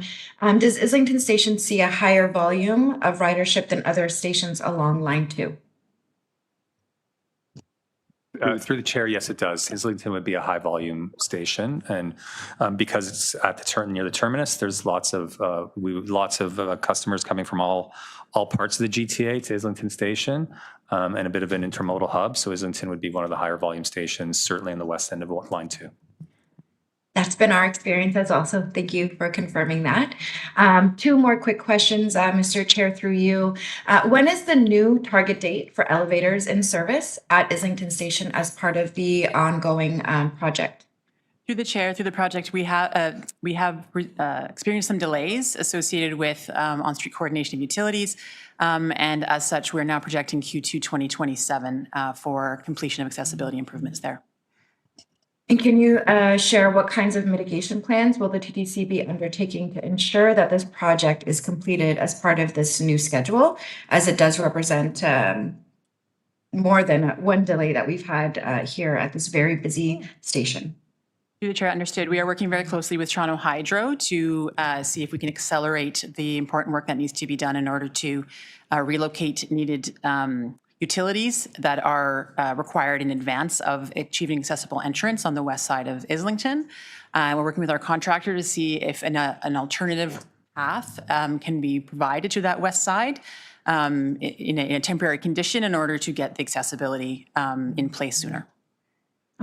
Those are all my questions, Mr. Chair. Thank you so much. I have some brief remarks as well as the motion that we've shared with you in advance. Thank you very much. Councillor Morley, I have the answer for you, if you don't mind, Chair. Oh, sure. So there are 4 TTC bus routes that terminate at Islington, the 37 Islington, the 50 Burnham Thorpe, the 110 Islington South, and the 937 Islington Express. Thank you very much. I appreciate that. Thank you. Does anybody else have questions on this item? No? Speakers, Councillor Morley, please begin. Thanks, Mr. Chair. As we know, the 2026 Accessibility Status Plan reports states that by the end of this year, Easier Access Program construction at 4 additional subway stations will finalize a total of 68 of 70, so 97% of subway stations to be fully accessible. The remaining 2 stations without escalators are Old Mill Station and Islington, both of which are located within my ward in Ward 3. Islington Station in particular receives riders from 5 bus routes, as we just heard confirmed, and also serves as a stop for My Way riders coming from Mississauga. Islington, as well as Old Mill stations, are both situated in neighborhoods with a high percentage of residents who are seniors. Seniors in particular rely on accessible public transit to serve their daily needs, including getting groceries and accessing community services. My office has continued to hear feedback from residents around the ongoing construction at Islington Station, which for many months involved the stoppage of an escalator due to building code requirements in the east entrance. Based on significant community feedback, my office worked on to ensure this escalator returned to service prior to the end of 2026, with great thanks to staff for their support in that effort. Seniors and people with accessibility needs and people with strollers should be able to access public transit. And while there is an accessible shuttle bus in the interim, I continue to hear from residents that the completion of this Easier Access project would make a difference in their daily lives. We know compliance with the AODA is about human rights and equity for all residents of Toronto, and I'm proud to continue to stand up for residents in Ward 3 and across Etobicoke who use Islington Station and Old Mill stations to get to where they need to go. We're really grateful for the ongoing investments, all the good work that's happening to get more riders and more reliable service, but we do want to draw attention to this important area and to this important project as it does have significant impacts. So thank you, Mr. Chair. Really appreciate the opportunity and the indulgence of this committee, and we'll thank you in advance for the motion that you will move on our behalf. I'll just quickly highlight the language of the motion for commissioners and anyone listening along.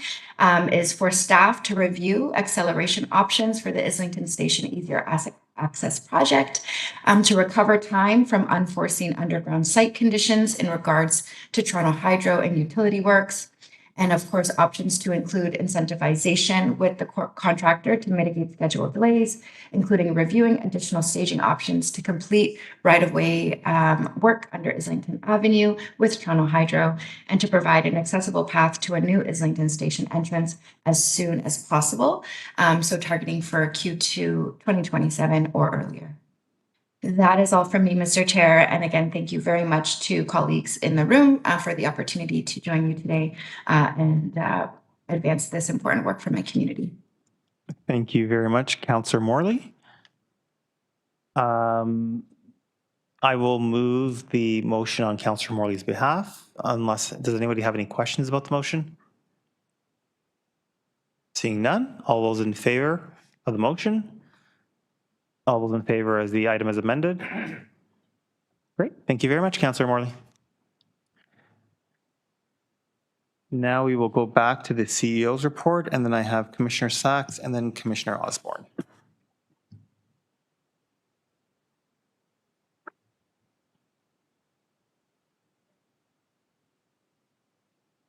Your mic's not on. Your mic. There. Okay, starting with the CEO report. So thank you for the updates on the streetcars. Good to see improvement across the board. The streetcar network strategy to look at the entire streetcar network and speeding it up, making it more reliable, that's something you're doing at the direction of the board, right? Right. Yes. Right. And we've been giving you direction for the last 3 years that we want this, well, not you, but the TTC, that we want the streetcars made faster, and that's given rise to the work that has actually speeded up the streetcars, right? Correct, yes. And the key things that you've found really work are the transit signal priority. Yes. But that's not something you can do yourself. In conjunction with the city. Right, so the city has to do that, and I've made a number of motions at council, we've got another one coming, to make sure that this work gets done. And thank you for that. You're welcome. And we've seen also just a huge increase in the fact that these transit signal priority devices are now working at a high level of reliability, whereas 2 years ago, a lot of them were out of service. Yes. Okay.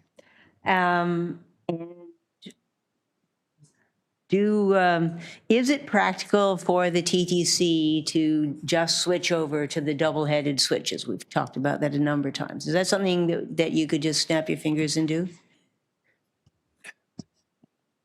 Yes and no. I'm sure that's not what you want to hear. In terms of the double-ended switches, it's a complicated track layout, which requires control, which requires space, and then the diameter of the radius in order to manage the turnouts. That said, there are other alternatives to that, and Fort will just talk about what those alternatives may be. Well, it's okay. I don't have that question at the moment. But I can ask Fort. Fort, can you give us an estimate of what it would cost to convert the entire streetcar system to these double point switches with the control systems and everything else they need? Through the chair, at this point, it's a very high level estimate. It's about $160 million. Okay. And have you got that $160 million somewhere that you could use for this? No. Okay. Would you have to cut other urgent priorities in order to do that? Would most certainly do to find the offsets to do it. In terms of the very impressive performance that we've seen during FIFA, I know you said we're going to get a report back in 2027 with evaluations, but between now and then, which of the enhancements that we saw during FIFA are you able to continue? And do you need any direction or help from this board to do so? So there's three key areas in respect to what we're looking at. TSP, as we've highlighted, in terms of identifying the routes where we're getting most value for money in terms of from a systems perspective. The transit signal priority. Correct. So transit signal priorities. Traffic agents in respect to on the intersections on AM, PM peaks and what value that gives us in terms of performance as well. And then also on top of that, the resilience in respect to the system.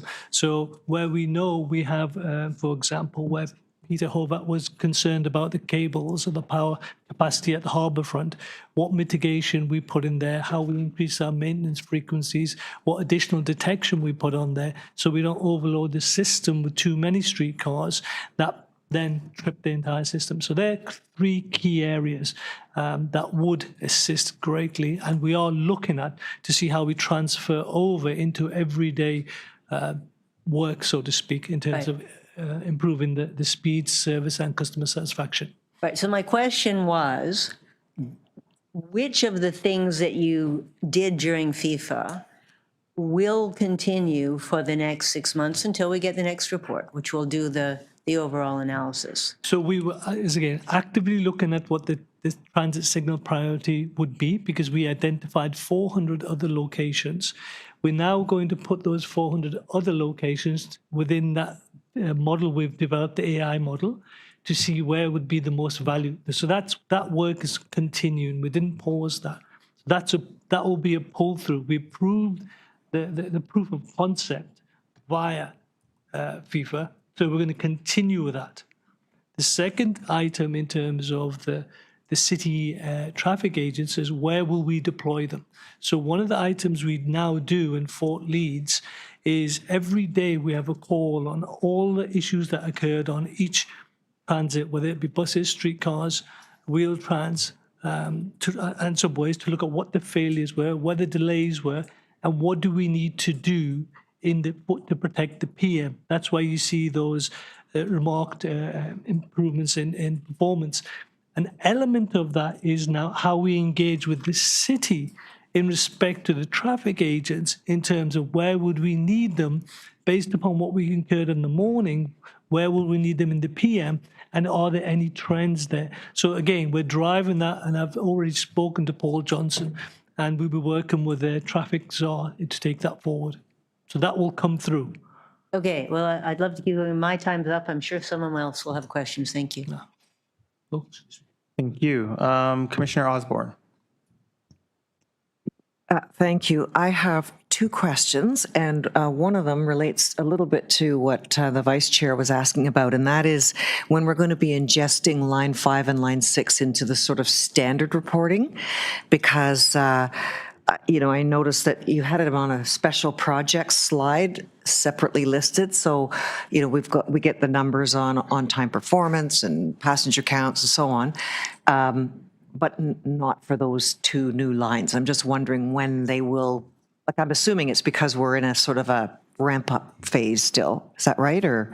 So, an element of, and also the fact that as we're developing this, we're developing our relationship with Metrolinx as well. Okay. So we will bring that information in terms of line by line, in line with what the passenger count is and what you touched upon in terms of what the impact has been on the bus ridership. Josh's team and Wendy have looked at that, are looking at that, and we will bring that to the board once we can substantiate those numbers. And my second question is about the budget shortfall and what plans we have in place to mitigate the missing money. So as it stands today, we're looking at efficiencies in terms of organizationally. In terms of how we can achieve, we have a target of circa 80 million for the end of the year. So shortfall. 80 million in efficiencies and savings. So that is one avenue, but we're continually looking at the organization in terms of what other options we're looking at in terms of going forward. We're looking at service plans in terms of what on ridership, in terms of what is. We spoke earlier in the year about each route being a cost center. If each route was a money generator, what is the break-even point? So items like that we also will be looking at in order to make a more fact-based decision going forward. Because I'm assuming that this shortfall against budget, even though we are up, is projected to continue through the rest of the year. Is that? There will be an element of pull-through, yes, of that. But that, again, if you look at in the context of other budgetary pressures in terms of fuel, materials, the tariffs that we're facing on projects, it is quite an intense moment in terms of what we're doing and how we're doing it. But it is on our radar. Okay. Thank you. That's it for me. Thank you. Any other questions? Commissioner Bravo? Thank you, Chair. On the lessons from FIFA, clearly rider satisfaction being high, so high is a really important point. Service improvement was obviously a key factor, but I wanted to ask two things around that. One was, how much can we attribute, or do we understand that communications improvements have made a difference to the experience? I think of the digital signs on Dufferin, and when I saw them, I don't know, I felt like I left my body. It was so cool.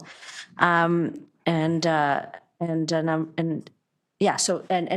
wayfinding, the digital signs, and the visible staff. Do we have any idea of how much that factored in?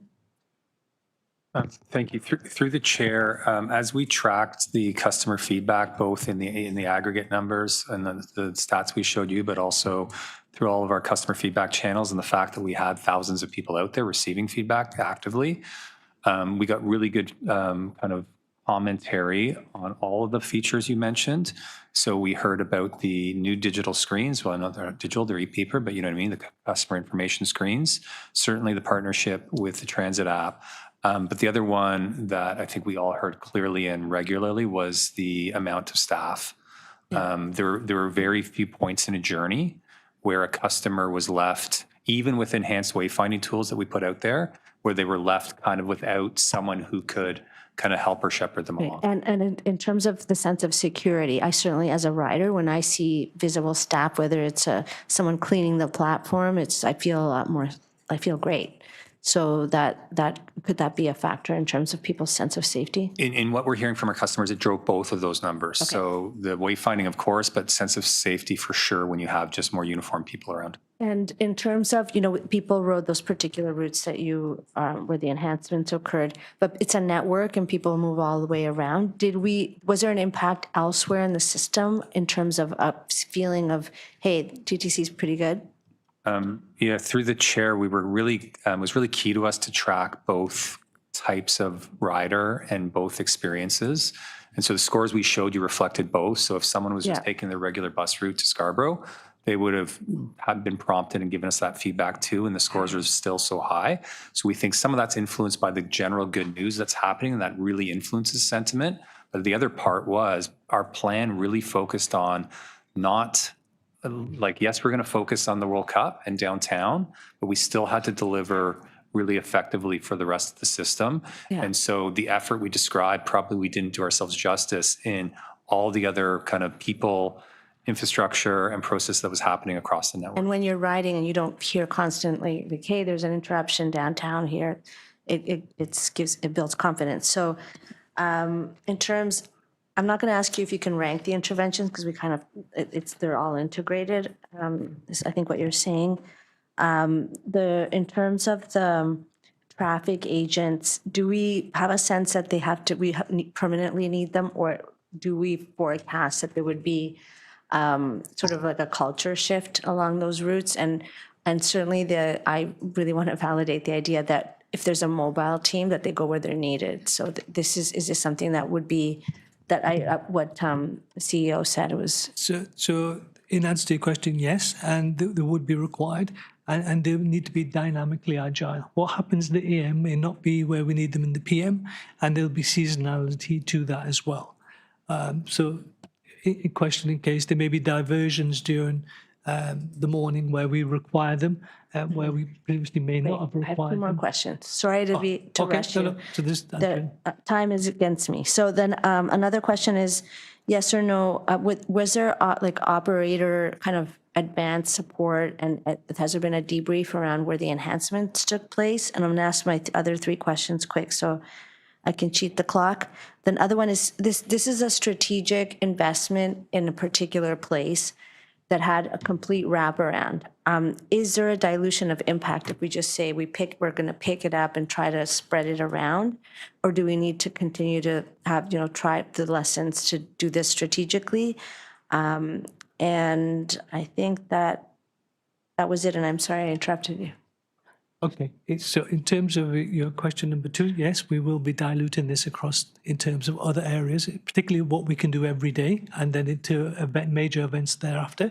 In terms of the debrief, we have been up in our communications as internally Josh has highlighted. Do you want to add anything to that, Josh? Yeah, just again through the chair. So this reporting will be very clear, transparent, robust. So you're going to see it here at this board. You'll see it publicly, and of course, we're going to be part of council's reporting. So as the numbers come in, we just kind of wrapped up on Sunday night. There'll be a lot more of the story to tell, and some of those learnings will be honest. We'll be honest too, with some areas where we think we needed improvement too. Okay, thank you.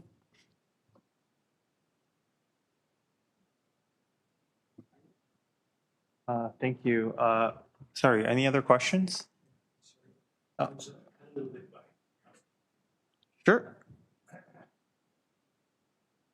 Sorry, just to be clear, this is on the CEO's report. I do not see anything here on Finch or Eglinton compartmentalized out. So my question is, do these numbers reflect, call it the legacy system on streetcar weekly boardings, or are they inclusive of Eglinton and Finch? The numbers on Streetcar weekly customer boardings, page 5. So the numbers I quote. Where you're identifying a 15% increase. Is that because of Eglinton and Finch, or is this the legacy system?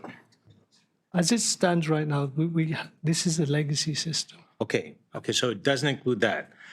When will we start to include the Finch and Eglinton data either separately or together in this report? So if you look on page 9, in terms of we've compiled it as one, but what I believe you're asking for is for to be completely line 5, line 6, and the impact it's had thereafter, and the ridership transfer mode, correct? Correct. And that, if you recall, Josh said we're working with Metrolinx to get that ridership data. Wendy and the team have been looking at that.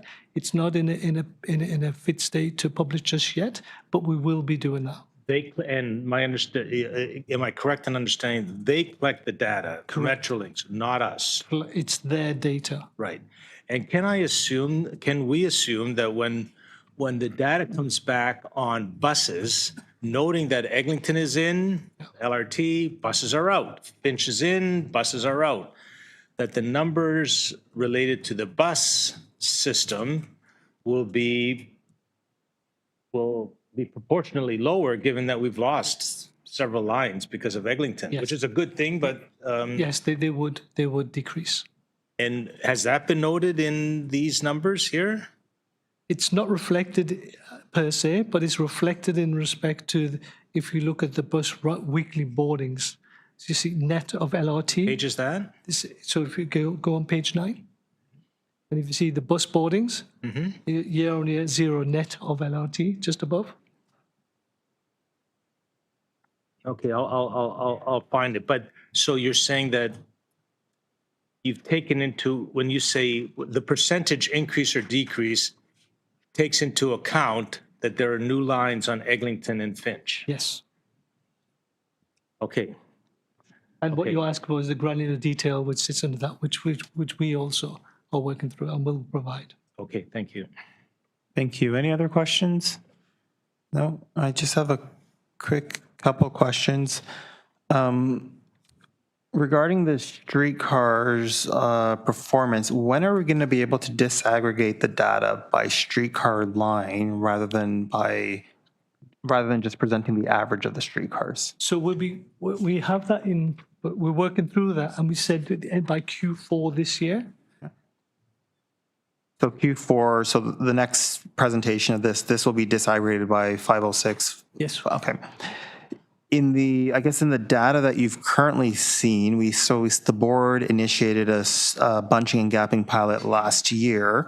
Have you seen, and we've used AI to assist with that, have you seen any improved performance or any standout performance from the 506 Carlton and or 512 St. Clair?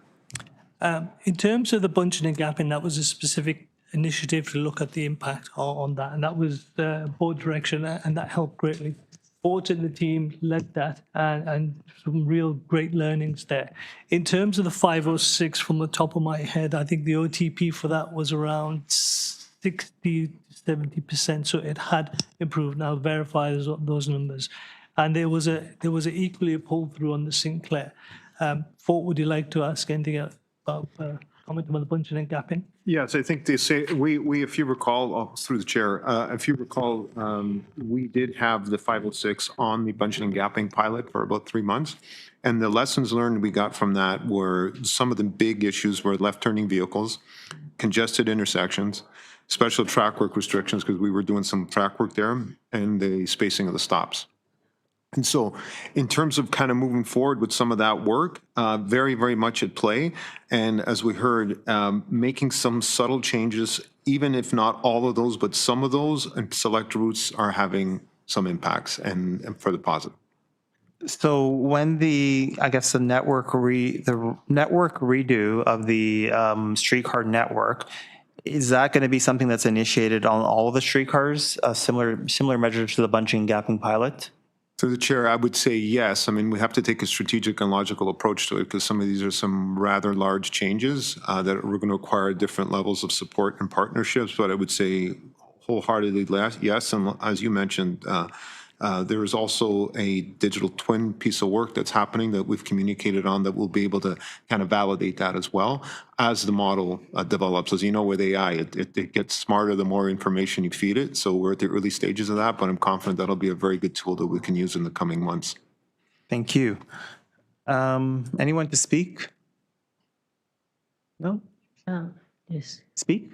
Yeah. Commissioner Osborne, then Commissioner Sachs. I'd just like to officially say congratulations to everybody at the TTC who worked on that FIFA project.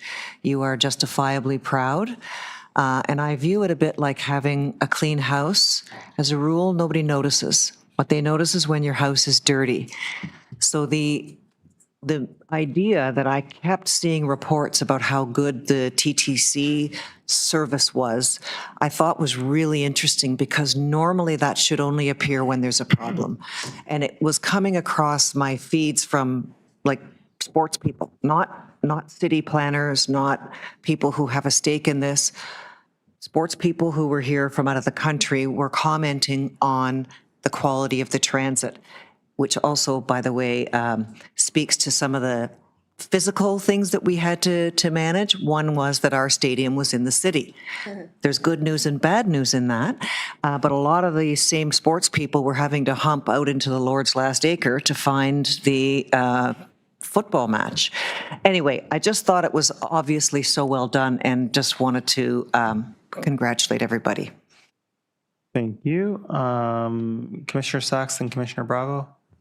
Well, yes. I mean, I wanted to say the same. Well done to everyone. This could have been a disaster. The newspapers had their articles half written about, TTC messes up this way or that way, and it all went incredibly well. In fact, better than usual. So well done. But I'm really anxious to get more clarity on which of those improvements are going to continue. I do understand that we're going to get a thorough report next year, and we need that because we know there were lots of money was invested into this, and we don't have a plethora of money to invest, and we don't yet have a clear assessment from staff of which, recognizing that these are all interlinked. Right? There's no one thing, no one silver bullet that works by itself. But it would be really helpful to get a prioritized wish list. The things that made the most impact, the things that would make the most continuing impact are 1, 2, 3. So that we on council can try to make those, to the extent that there are things you need council for, a really clear ask with data will help. The budget is pulled 1,000 different ways. And so to get money for this kind of thing, we need the cost benefit analysis. We need to show that it really does make a material difference. Similarly, the things that the TTC itself can do, because we know that there's always a dance between those two things. Turn and parking restrictions, the city has to do. But having another operator at the end of the line so the streetcar or the bus isn't, or the train isn't sitting there doing nothing while the operator goes to the bathroom. I mean, that's something you can do. The bunching and gapping is something you can do. So really getting some clarity is which are the things that the TTC will continue to do, pending the larger analysis, and which things is the city going to keep doing, because we need the TTC to work this well. And so we're not going to have the extra 3 million rides most of the time, barring special events. But at those lower levels, we should be able to keep a good level of service. And people are going to really notice the difference now because people's baseline adjusts very quickly. If they get better service on something, it takes a day before people think, yes, this is the way it should be. And anything below that is experienced as you're taking something away. So we need to be able to show really clearly that we recognize how good the service was and we know what it will do to keep it that way and that we're doing the things that matter the most to keep it that way. And right now, we don't have that. we have lots of information about how great it was during FIFA. We don't have a clear plan for what's going to keep service as good as it can be pending the larger report. And so I'd encourage you to work on that and tell people. Thank Thank you. you. And we will. Thank you. And then Commissioner Bravo. It's amazing what having tourists come to your city tells you about yourself.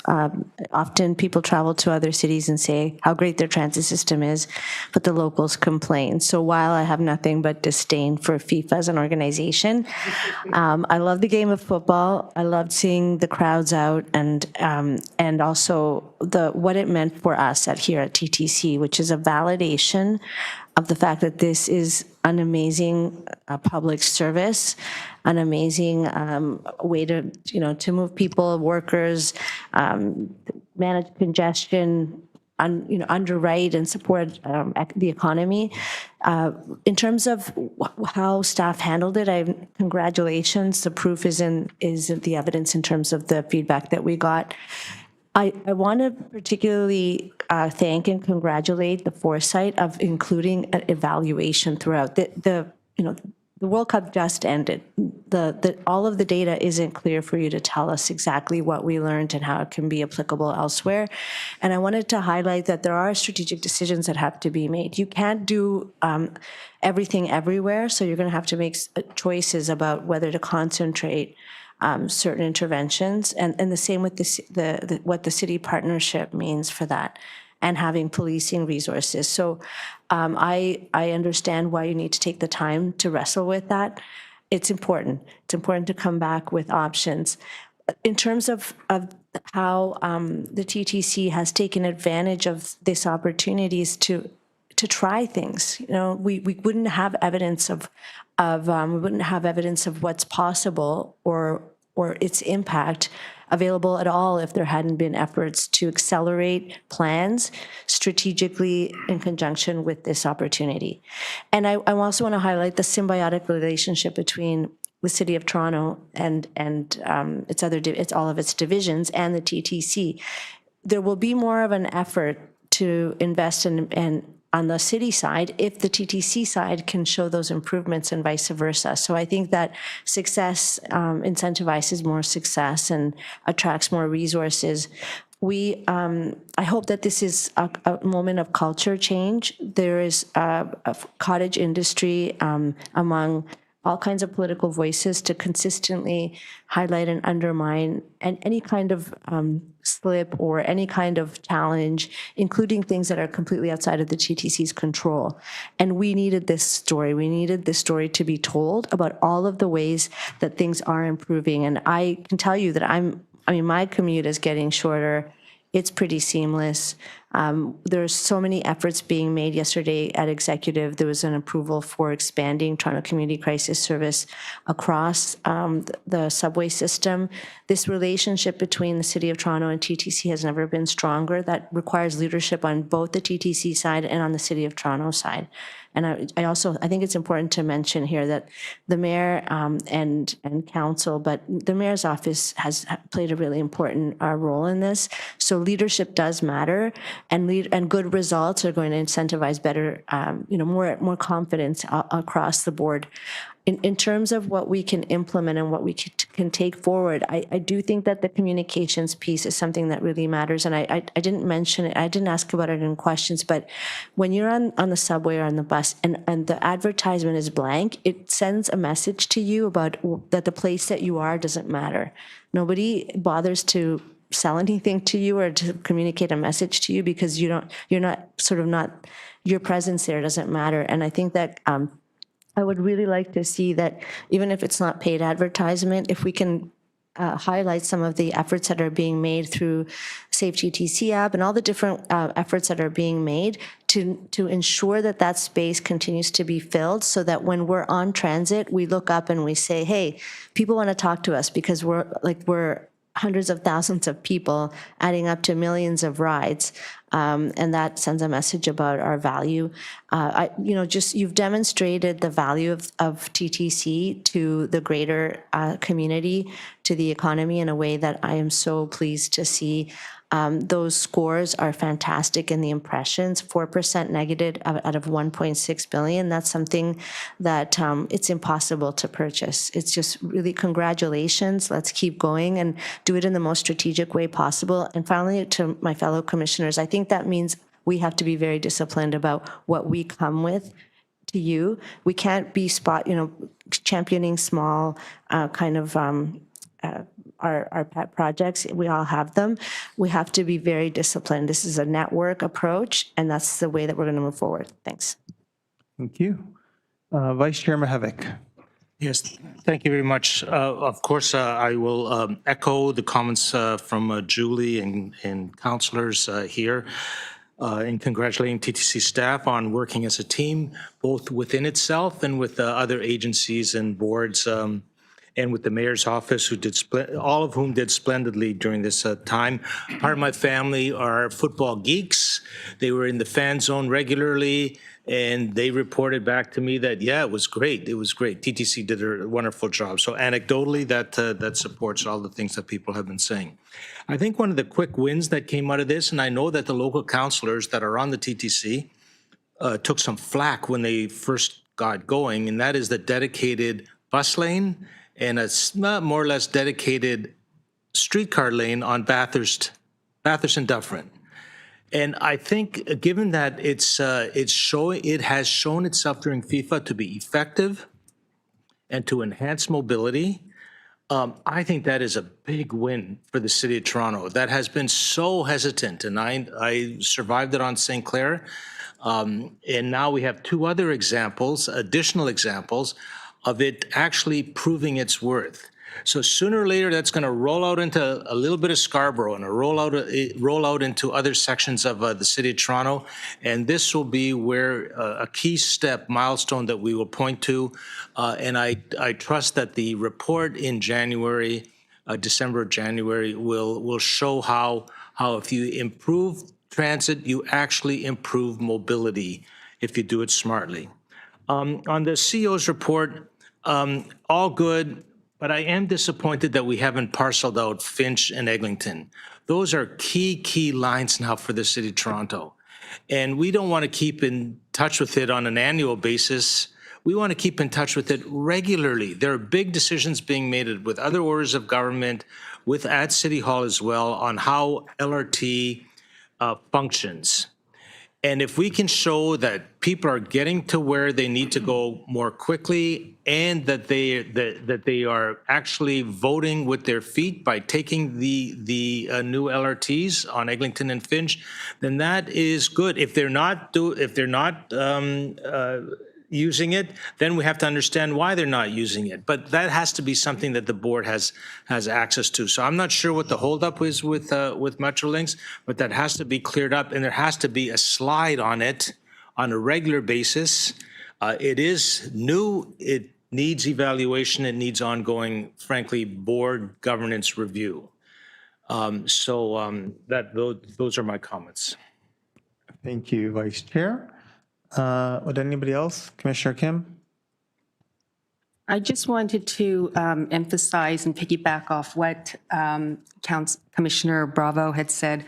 Let me preface by saying I'm probably one of the only people in the city that was completely oblivious of the World Cup.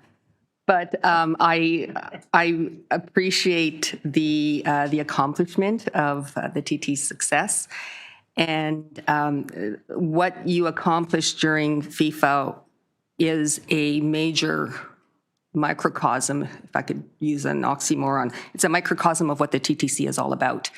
And yes, we should not be sidetracked by these little initiatives and side projects. And I guess previous speakers at previous board meetings have also spoken out, and I've spoken out, that the TTC really is about reliable service, the customer experience, safety, cleanliness, getting people from point A to point B, and everything else is a very distant second.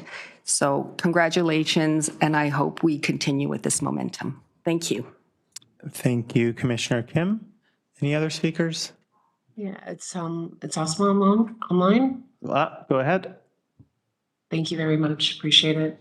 And I just want to echo the thanks that was shared and to the TTC team for being so thorough in the report back. And as was mentioned, so shortly after the conclusion of the tournament, and the initial numbers and data are very encouraging, but especially in what we were hearing, the feeling of folks, and also getting closer to what we work in such a dedicated way, what TTC workers do every day, what the team here that we get to hear from and share with us, which is making TTC, the most irresistible, most preferred way of getting around the city.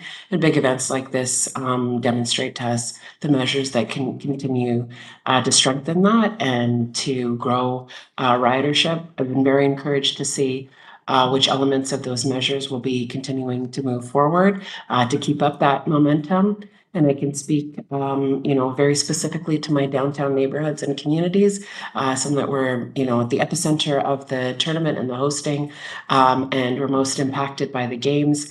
And from the feedback and the real-time, communications that we were receiving, TTC was performing in a way that I believe folks were really pleased with, but also pleasantly surprised with how we were able to manage that. And I do want to give a special shout out to all the TTC workers and the senior TTC team as well. I was walking up Strawn on one of the tournament days, and I saw Lawrence Liu there directing folks leaving the stadium about getting on the streetcar and where they should be going.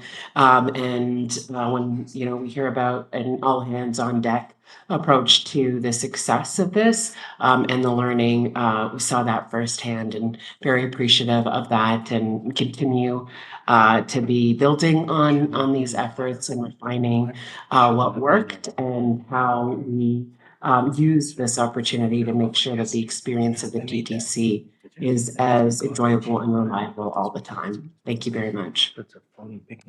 Thank you, Commissioner Moslett. Oh, Commissioner Malik. Any other speakers? Looking at you? No, okay. I'll just be very brief, just to say great job to the team. As I joked with people, I knew it was going well because I got no media request. And obviously, if things weren't going well, I'd get inundated. So great job with the team. And it was very, very nice to see TTC highlighted in such a positive light, and to see what the team can do. Not just TTC, but there was also a great Pride, and I'm sure there's going to be a great Caribbean Festival, and we've hosted major games, and all of this started, I could say, back when we did those 6 Taylor Swift concerts, which were some of the best in the world. So I echo my colleagues' comments about taking the lessons learned and moving forward, and I just want to thank the team for really making not just the TTC, but all of Toronto very proud. Thank you. And with that, I will move the motion to adopt to receive the CEO's report. All those in favor? Opposed? Carried. The next item of business is item 16.2, approved minutes of the Advisory Committee on Accessible Transit, General Monthly Meeting of April 30th, 2026 and May 28th, 2026. And I'd like to welcome ACAT Chair Sophie Petrillo to present the minutes. Welcome, Sophie. Sophie, you're on mute.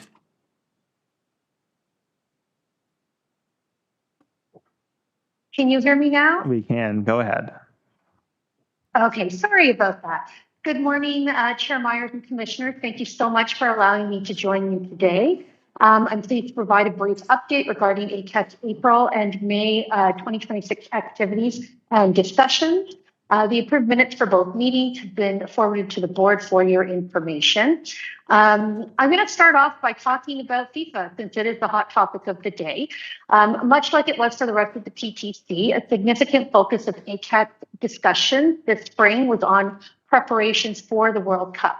Throughout April and May, ACAT received a variety of updates on issues including customer communication, wayfinding improvement, and Wheel-Trans operations. ACAT provided feedback to help ensure that the needs of people with disabilities and seniors remain central to the planning process.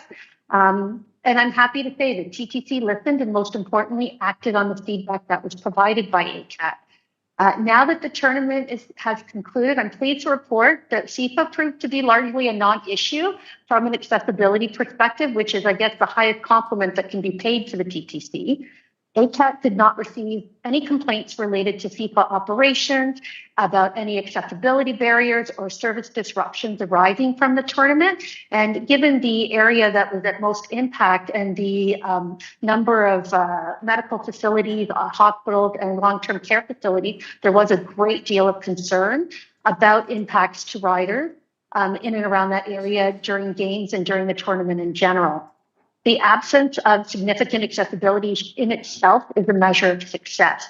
So I'd like to echo everyone's words and congratulate the TTC staff and leadership for the extension preparation that occurred in advance of the tournament. Congratulations also to the TTC Board for all of your cooperation in getting this done. What could have been a major challenge for accessible transit users was instead largely seamless, demonstrating the value of a proactive accessibility planning and consultation. Some of the other issues that ACAT looked at in the spring have already kind of been mentioned throughout this morning's presentation. A big one was about safety. The ACAT was briefed and discussed the TTC community safety and well-being initiatives. Obviously, safety is an area of great interest to ACAT as seniors and passengers with disabilities can be more vulnerable than members of the general public who use public transit. Members welcomed efforts to increase visible staff presence, improve coordination with community partners, and highlight safety technologies such as platform safety barriers and intrusion detection systems. ACAT members highlighted the importance of assuring that service disruptions, crowd management practices, and emergency responses adequately protect riders with disabilities and seniors using the system. The importance of having adequate emergency response systems in place hit home in a real way in April. On April 20th, there was a system-wide elevator service issue that suspended elevator service in the subway system for several hours. This was raised as an area of concern by ACAT as elevator outages can cause a significant impact on users with special needs and seniors. TTC staff were brought in to discuss the cause of the outage and were able to outline new contingency procedures that arose out of the incident that allows for monitored elevator operations during certain communication failures. The goal of all of this is obviously to minimize the amount of downtime, as many customers with special needs would be stuck if the elevators were not working.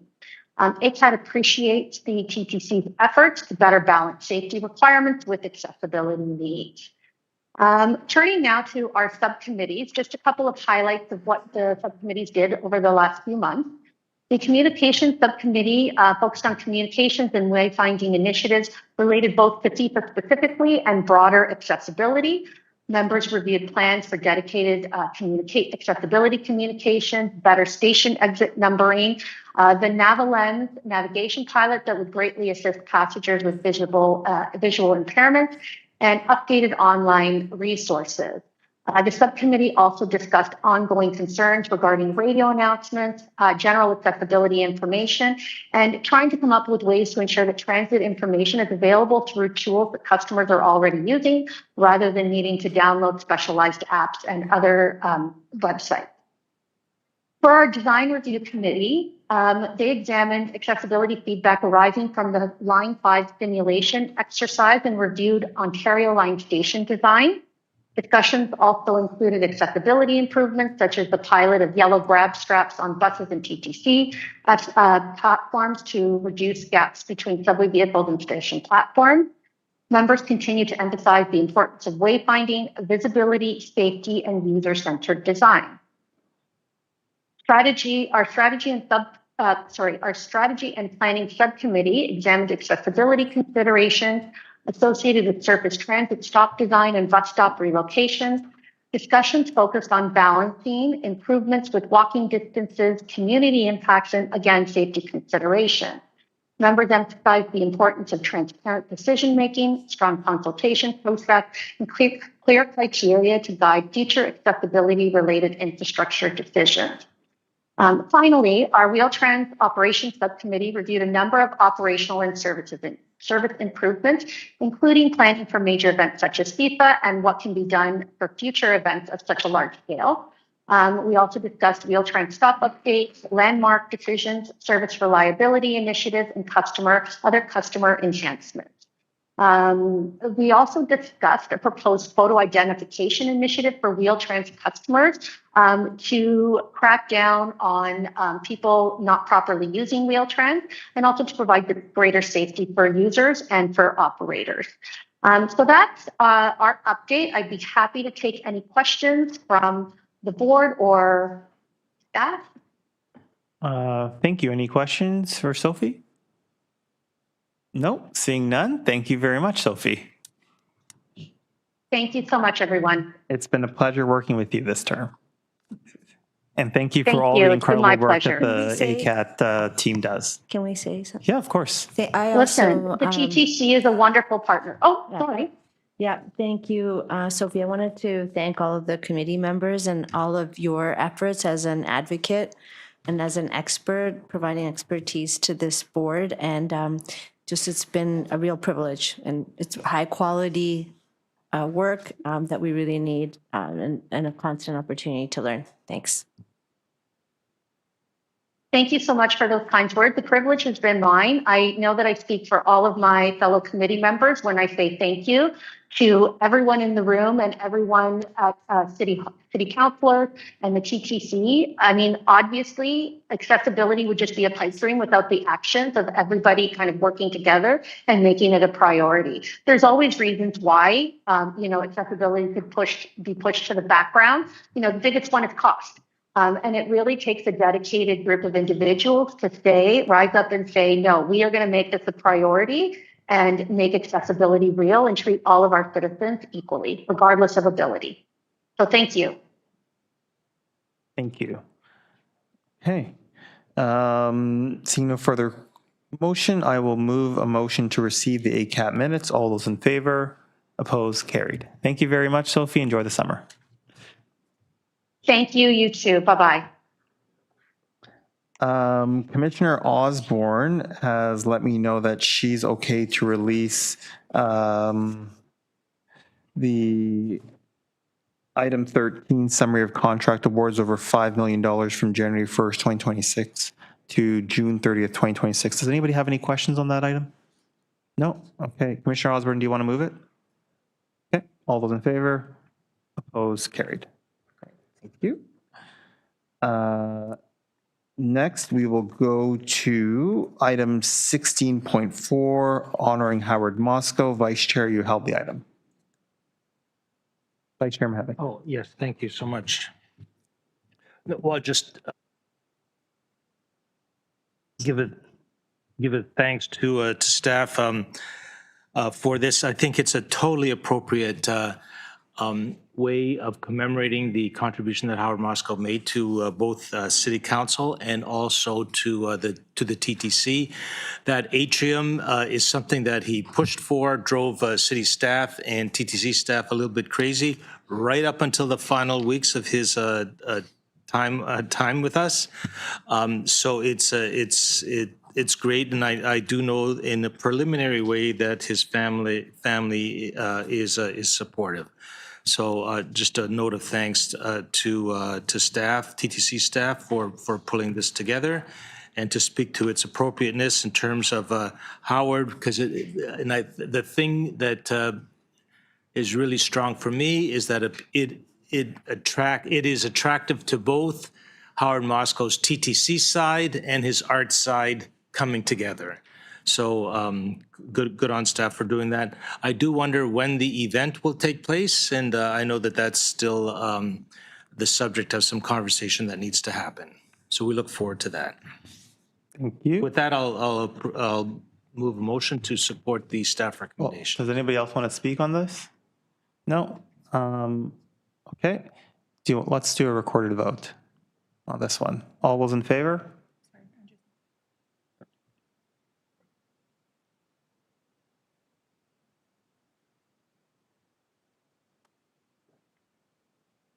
On the staff recommendations, Commissioner Ainsley, your vote. Favor? Commissioner Bravo. Commissioner Kim. In favor. Commissioner Malik. It's a recorded vote. I know, but I'm, okay. Yes, in favor. Thank you. Commissioner Matlow.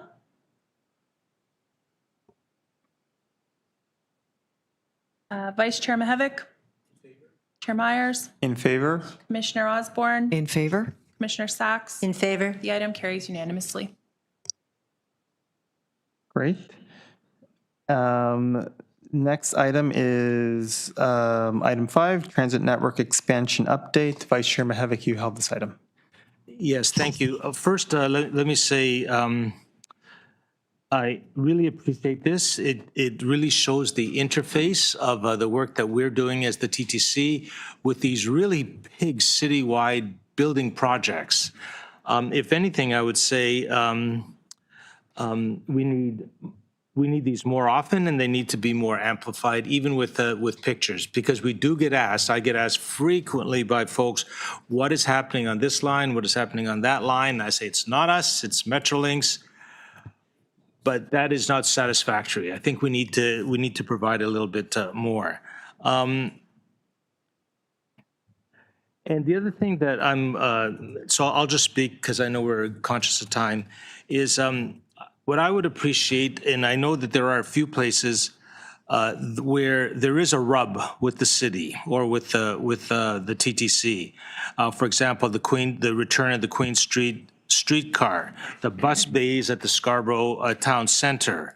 It would be nice to have those issues amplified in the TTC report so that we can basically contribute to that conversation and to understand what the TTC is struggling with and be supportive as a board.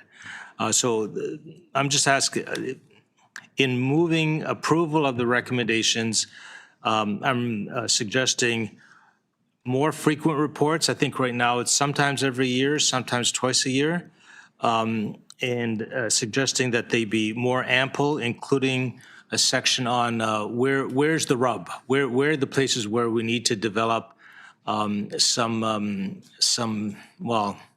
better answers in trying to integrate these Metrolinx projects into TTC's work, or vice versa. So with that said, I'm happy to move the staff recommendations.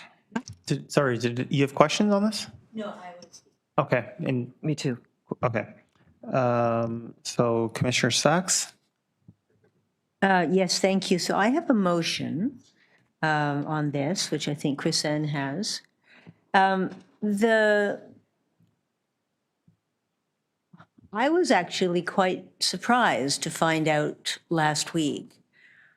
We've heard every time we get a development application, the planning staff tell us, well, TTC has reviewed it.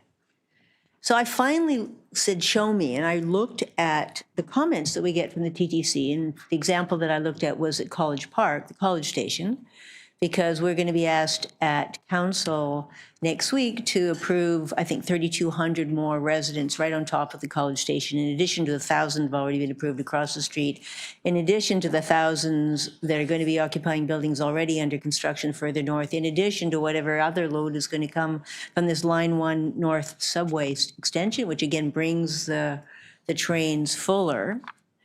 But the TTC has only been commenting on how to build the new building without punching a hole in the subway. The TTC has not been providing city council, planning staff with any comment on the capacity of the system to actually handle all these new staff, which is one of the things that Commissioner Kim has raised a couple of times in the past. And so when I looked into this, I was frankly shocked to discover that even when there's no disruption at the College Station, about 1/3 of the trains in the peak rush hour can't pick up all the people on the station, on the platform, so that people are waiting multiple trains before they can even get on, and that's without all these new people. And so the purpose of my motion is to direct the TT staff when they comment on development to not just talk about where you put the pillars, but also talk about what infrastructure is needed to provide proper transit service to all these folks, and whether it's funded or not, and when it's likely to be in service, because we're approving thousands and thousands and thousands of units on the argument that they're along the subway line without ever getting any information about what that means. Now, we do have the capacity expansion plan, which is great. I know staff have worked really hard on it, and I understand they're trying to bring it up to date now because the 2019 baseline has been blown away. But it's unfunded. It's unfunded, and it doesn't include everything. So I'm told, for example, that again, to use college as an example, it was designed and built in 1954. You've got narrow staircases, you've got narrow platforms, they're really crowded. If there's any disruption on the system at peak hour, there's already like a real problem. People have to be physically kept from coming into the station. And we don't have anything in the capacity expansion plan, as I understand it, to make more space at that station. So we have a situation where we all know that the TTC is in big financial trouble. We all know that the TTC doesn't have the money to do the repairs, the maintenance that are absolutely essential to keep this level of service that we're all talking about. But we haven't at any point tied it together to the property by property development applications that City Council deals with every meeting. And so the purpose of this motion, I will be making a companion motion with the chair at City Council, is to surface that gap, that inconsistency. That when council is asked to approve, another 3,200 units on top of a subway station, we should know whether the capacity to serve those 3,200 additional residents is going to be built on time. And right now we don't, and we should. So that's the purpose of my motion.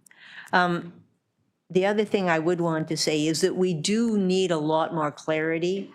And of course, we have this constant problem of the totally unequal relationship we have with Metrolinx. But what is going to be the impact of extending the Yonge line further north so that more people can get on further north while the province is not funding the 25 new trains and the train maintenance facility that we need for the existing downtown part of the system, where we're adding thousands of new people with all these new developments. So we're getting these gaps are growing bigger and bigger, and we're not clearly focusing on it. We're not telling the public, we're not telling council, and the gap's getting bigger. So purpose of my motion is to at least surface the gap and to make it clear, in the hope that this will strengthen the campaign we've talked about many times, that we need the federal Your time is up. Yeah, Thank we you. need them to fund transit, and we need to fund the transit if we're going to keep building housing. Thank you. Anybody have any questions, clarification of the motion? Commissioner Osborne, 3 minutes. Okay. No clarification? Okay. Commissioner Osborne? Yeah, I just wanted to say, I know there's been a lot of negative stuff about Metrolinx, but if you look at it, we've got 40 kilometers, of which about 75% is underground, kilometers of rail being built, enormous expense, which will really benefit the TTC. So while I think that the relationship hasn't been perfect with Metrolinx, I think we ought to tip a cap to the huge change that is going to be bringing when you see what our network looks like.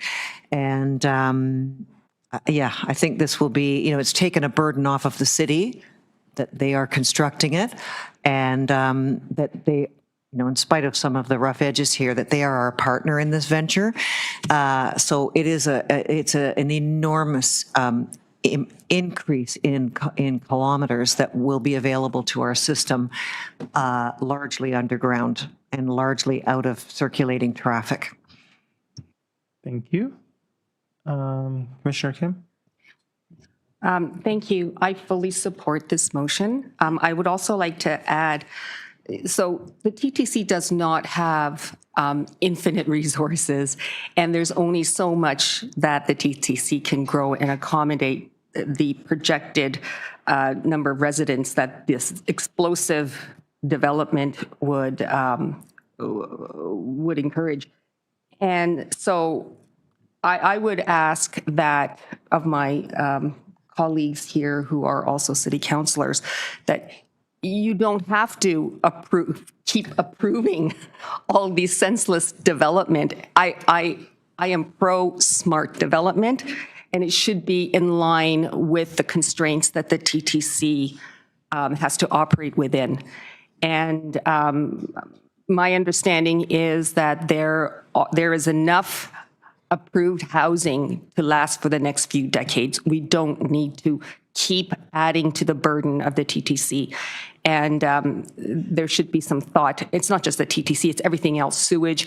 And in light of the waiving of developer fees, and I know that the city has had a lot of its toolboxes taken away by the provincial government, you can still speak and fight.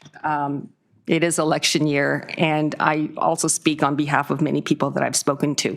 So we don't have to keep approving development for the sake of development. Thank you. Thank you. Commissioner Bravo. I wasn't going to speak, but I think it's, I just want to clarify that the provincial planning legislation supersedes everything that municipal government can do. We make plans, for example, for, in my ward, West Queen West, for a certain kind of built form, and those are overridden by the provincial government's planning legislation. And the transit-oriented communities, this is something that's a live and very painful issue right now. We, at the King Liberty station is no longer. It's been taken, the Metrolinx will not build it. At the same time, right now, development applications are being submitted. The Ontario Land Tribunal, despite the city's objection, is approving them because it's a transit-oriented community on paper, and that is what the provincial rules state. If it's a station that's drawn in pencil somewhere, it still supersedes all the plans that the city has made, the official plan, et cetera. So I just want to clarify that the City of Toronto's shift here has been to build and support the construction of housing that is affordable to people of all incomes, including market affordability, which it wasn't, you know, it doesn't exist for so many people. And that in fact, all of those approved units are, you know, and there's even built units. There's so many studio apartments that aren't selling because that is what the market determined that it would gamble on. So I think what we're working through here is the fact that the land use and housing has become a kind of a stock market. Transit systems are pressed by that, but there is a go station and a fiction that's actually incentivizing an incredible amount of density in a community that already has a lot of density. And at the same time, the provincial government has made it more difficult in some communities that require more population and density to build. So I think this is a good example of how municipal governments and a transit agency like this is under pressure because of the lack of powers that municipalities and local governments have. Otherwise, we would be planning and delivering in a very different way. The housing, the land use decisions would be different, and the transit decisions would be different. And finally, the provincial incursion into the area of what TTC does is something that we talked about here. We talked about at council. The CEO has talked about. The chair has talked about. The union, the ATU has talked about, and transit riders, TTC riders. So I just want to make clear that if the city is changing in this way, it's entirely because of provincial government overreach. Thanks. Thank you. Any other speakers? Seeing none. All those in favor of the motion put forward by Commissioner Sachs? Thank you. Approved. Item is amended. All those in favor? Approved. Thank you. The next item is Item 16.7, 2200 Yonge Street reconfigured entrance connection to Eglinton Station. Is Commissioner Matlow online? No. Any speakers on this item? No. I will move a motion on Commissioner Matlow's behalf.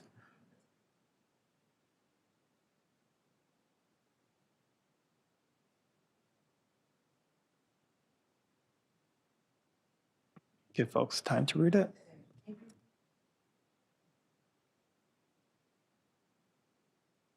It's the bold text that's new. Bolded pieces.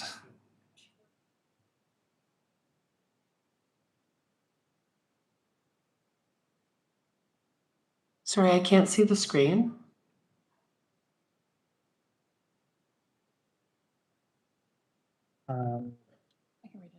Yes, the clerk will read it out. All right. New recommendation 2, that the TTC Chief Capital Officer, in consultation with the Executive Director of Development Review and the Chief Planner and Executive Director of City Planning, be directed to finalize with the applicant the design of the built form and landscape elements associated with those entrance connections and the interfaces between those elements and the surrounding publicly accessible plaza in a manner that creates an exceptional and high-quality publicly accessible space. And new recommendation number 4, request Metrolinx to create a plan for a public art installation on the east wall of the Metrolinx station box in consultation with the ward councillor. Any questions? Nope. Question, what's the normal procedure? Like, is this out of the ordinary or? I would say no, just because this is in the counselor's ward. No, I mean like what's being asked for. Like, is this a special request is what I'm saying? Or is this part of the standard approval of new entrances? Like So we've got no. the chief capital officer, the executive director of development, and like there's a lot of highly paid executives involved in this decision, it seems to me. I don't know the answer to that question in terms of, does the chief capital officer want to answer? Through the chair, consultation is typical for these types of developments. And so I think what we're doing here is maybe identifying a process that is typical to happen already. Okay, so this is just normal operating procedure. Through the chair, the interest here is around the publicly accessible space outside of the entrance connection. So TTC has committed to working with the city planning staff on the interface of the entrance connection and the publicly accessible space associated with the development. Okay. Thank you. Any other questions seeking clarification? No. I will take the amendment. All those in favor? Opposed? Carried. Item is amended. All those in favor? Opposed? Carried. The next item is TTC 16.8, update on City of Toronto TTC relationship framework, and we'll begin with questions. Vice Chair, you held the item. My question to staff is, there's absolutely no mention of the relationship that the board might have with TTC, with City Council, maybe at the governance level. Can you give your thoughts on that? Through the chair, the intention is to actually be really clear about the board roles and responsibilities relative to City Council. So if that is not as explicit in this outline, it certainly will be in the formal relationship framework that's brought back. So it'll be part of the next iteration. Yes, for sure. Okay, thank you. That's it. Thank you. Any other questions? Commissioner Kim? Yeah. I believe it was mentioned at a prior board meeting that there was no memorandum of understanding between the TTC and the city. Is this going to be the deliverable that's going to result at the end of this initiative? Yes, through the chair, the intention is to bring together all the disparate relationship documents that we have into one comprehensive relationship framework. So it's very clear and transparent.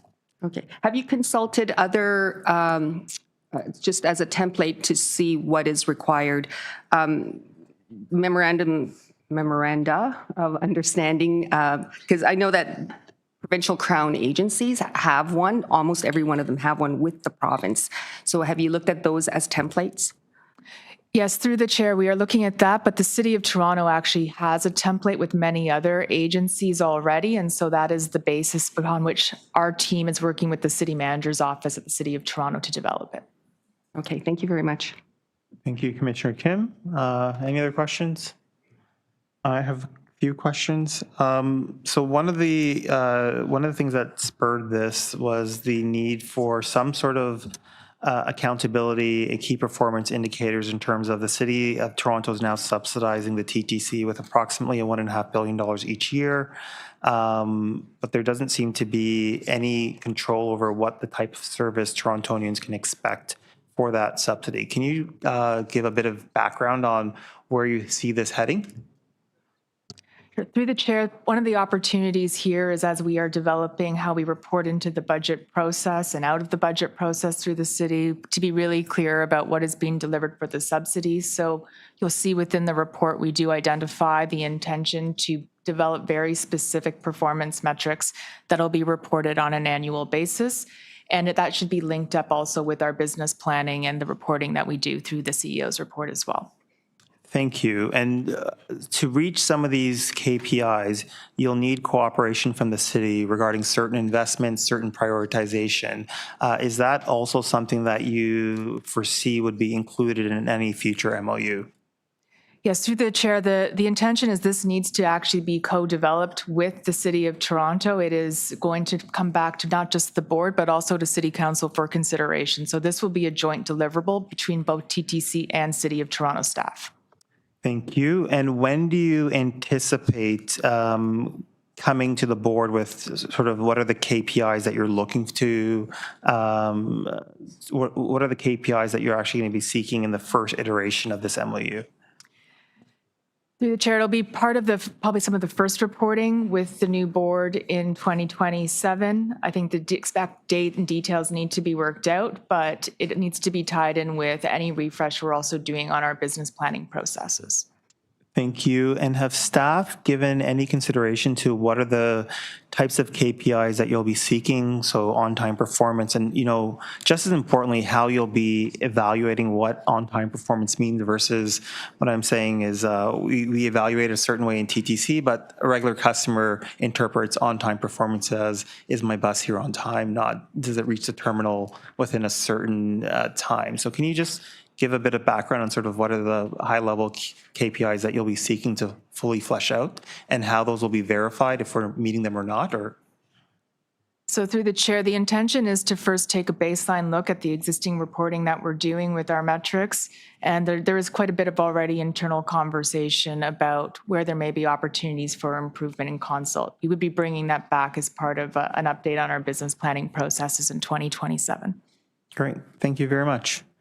Any other questions, Commissioner Bravo? So thank you for this report. The City of Toronto has these kinds of contractual relationships and agreements with other agencies, boards, and commissions, correct? Yeah, through the chair, that is correct. And this has existed in the past with TTC? We have a couple of different documents that exist between the City of Toronto and TTC with respect to budgeting. This would build on it and move it up to best practice with other city TTC agency relationship agreements. So this takes us further into being able to solidify the mutuality and the symbiosis of the City of Toronto and TTC by being able to set out in a mutually agreed document where not only is there clarity on what the subsidy is, but also what both parties understand would be the expectations. And that's something that we could be able, it's transparency, mutual transparency, but also to our stakeholders. Is that right? Yes, through the chair, that's correct. It's an opportunity to really clarify roles and accountabilities between the organizations and where we need help from the City of Toronto as well, not just what we perform on their behalf. Right, because it's both ways, and that's the FIFA experience and other advances that we heard in this meeting would be consistent with that. And finally, is this an opportunity for we haven't to look ahead and to take a strategic view at a lot of things, including, for example, how, what are the metrics, as asked before, with respect to the chair, key KPIs, maybe something even bigger than that about where we're heading in terms of strategically, what are the markers that we're trying to hit, and not just the granular things that might be part of that. So through the chair, there's an opportunity here, I think, to be very clear about what processes we want to put in place with respect to planning and reporting. And that'll be something that we'll flush out as we come back to the board in 2027. Great, thank you. Thank you. Any other questions? Any speakers? Seeing none, I will move the motion to adopt the recommendation. All those in favor? Opposed? Carried. Great. Next, we are on item TTC 16.11, fitness for duty grievance update, and we have speakers on this item, beginning with Tom Kai. Well, let's do the speakers first.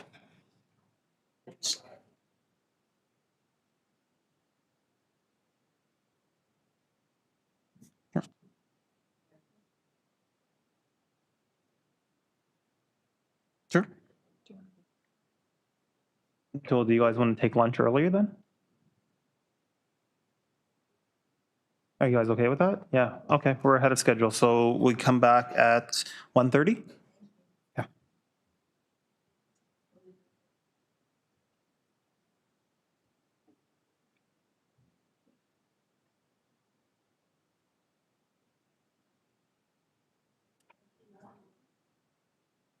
That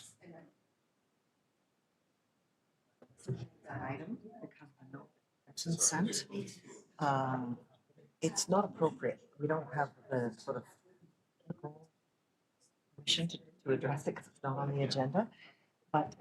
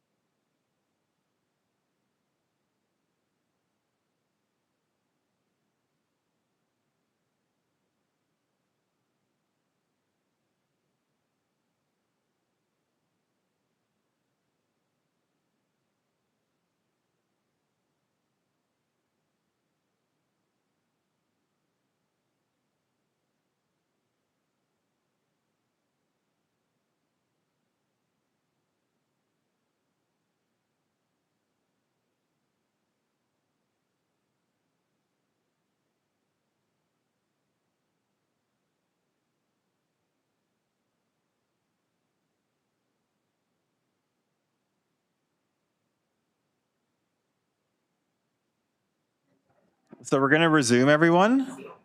So the first item of new is that we have to add an item of new business. And this is being introduced by Commissioner Bravo.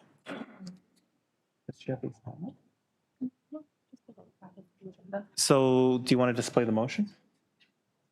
I can. Yeah, please. Pardon? Add it to the agenda. We need to add it to the agenda first. Yeah.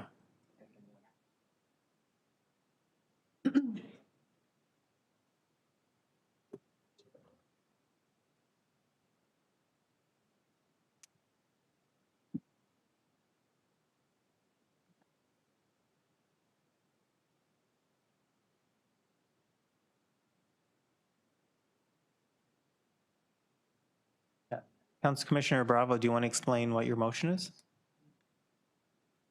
Yes, thank you. You'll read some details in the preamble, but this is simply, while it gets displayed, should I speak to it? Yeah, just speak to that. This is simply a piece of work that we fits in line with what the board has adopted. The Strategic Planning Committee deliberated on ways to grow ridership and through the filter of what would be the most cost effective. That's how we landed on fare capping for its ability to incentivize transit adoption and use. And this is, taking advantage of the opportunity that we're going to be receiving a report on ridership growth strategy in 2027 to ensure that we're considering another element, which is a weekly fare cap system now being used by other systems. If you go to continue on the second page, I hope it's been circulated and it's posted right now. Rosanna, if you could do that, that would be amazing. So it is being used by other GTA transit systems. And the outputs here is that it's rewarding frequent riders, but it's also infrequent riders, and that's what what we seek for is that we increase our share of transportation, so that we start to incentivize transit as a mode of choice. It's making transit more simple and affordable because of the One Fare program integration and facilitating that. And, just in general, no upfront pass, need to worry about overpaying, and because also of the access of where Presto is available. So this is a way to make it more attractive, but also I think it'll be very important for those episodic riders to experience an improved transit system with better outcomes, and they're seeing sometimes on social media, and all it takes maybe is a week. Thank you. The chair seconded this motion. You're welcome. All those in favor of adding it to the agenda? Opposed? Added. Okay, great. If it's okay with the committee, I just want to reorder the agenda a bit so that we do the 16.14, speeding up the college streetcar study first, and then we'll go into the deputants for the fitness for duty. Then we'll just end in closed session. That's okay with everyone? Yeah. Okay. Great. All those in favor of reordering the agenda? Opposed? Carried. Okay. So we're on item TTC 16.14, speeding up the college streetcar study by Commissioner Diane Sachs, seconded by Chair Jamal Myers. There are speakers on this item, and before we get started, I'd just like to remind the speakers that the request before the board today is to report back with recommendations on how to improve the speed and reliability of the college streetcar and not to make immediate changes to the route. With that, our first speaker is Paul Machusi. Is he here? Paul Machusi? Okay, we'll go back to him. The next speaker is Jeremy Chan.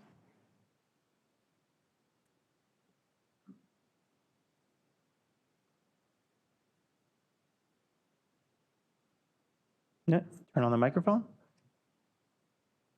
There we go. Welcome, right. Jeremy. Go ahead, you have 5 minutes. All right, good afternoon, Mr. Chair and members of the TTC Board.